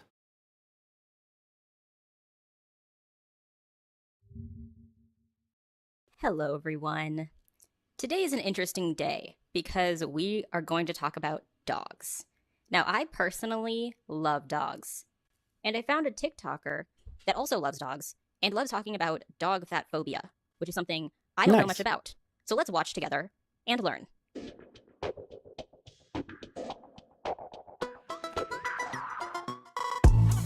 It's time for our quarterly fatphobic dog comment. And I'm not going to change this person's opinion. They're going to be a jerk and that's their prerogative. But for those of you who are curious about this and want to learn more, let's talk about it. When I talk about fat phobia in the dog community, a lot of people have such a poor and biased understanding of what fat phobia is that they assume that what I mean, they think that fat phobia is getting your feelings hurt, as if them saying that your dog is fat is going to hurt your dog's feelings. But of course, that's not what I'm talking about. Obviously, our dogs don't speak enough English or understand. I can't wait for these people to say that it's actually not at all bad for your dog to be overweight. Like, it's not bad for their fucking joints or for like anything like that. Like, I've seen some of the most like disgustingly fucking fat dogs working in the at the vet clinic that I used to work at the I think at the last dog kennel that I worked at, it was like I think it was a Chihuahua. And it was like a teacup Chihuahua, and it weighed 20 fucking pounds. It was actually like disgustingly fat. Like its health, like it was gonna die like way too early because of it. But understand the concept of fat phobia to care if someone calls them fat, but their owners do. This culture of fat phobia exists everywhere we go. It's why some dog owners feel pressured to buying expensive diet dog foods and low-calorie treats. It can even change the way people choose to train their dogs. Rather than going with a method that's right for them, some people feel pressured to choose training methods that don't involve treats because they are so concerned with the possibility that their dog might become fat. And it can even show up in the medical care we receive for our dogs. Veterinarians are not exempt from living in a fat-phobic culture, and that does affect their decision-making. Now, obviously, no dogs were bred to be fat. But also, genetics do impact weight, body type, body size, muscle tone, etc. Backyard breeders tend to not pay attention to the genetics of their dogs. This is going to impact how they gain weight. And don't forget that 99% of the dogs in humane societies and shelters are going to be coming from backyard breeders, which means their genetics are likely going to be poor. There are so many factors that could have... I changed my mind. I'm not watching this video. I'm ending stream. All right. This has been a fun conversation with everybody about the Destiny events and the other like tangential events that people were kind of going back and forth to. But I'm tired. I have not streamed in a long time, like a week and a half or some shit like that. So I have no stamina for this shit. So yeah, I will catch you guys probably tomorrow. I don't really have any defined plans for stream right now. I was supposed to possibly talk to Not So Erudite today, but I don't think that she ended up streaming at all. Yeah, absolutely. Also, right of reply. I was curious to talk to you about, like, we had some disagreement. I can't remember over what, but like I'm actually scared to talk to you because every single video I see of yours that comes out is you accusing people of being fucking pedophiles, and I don't want to be like, I don't know how to like navigate a conversation with someone that's like gonna put out a video on me like in 2 weeks that's accusing me of being a fucking pedophile. Like I don't know. So like. Maybe we could set something up in DMs and like have a contract, right?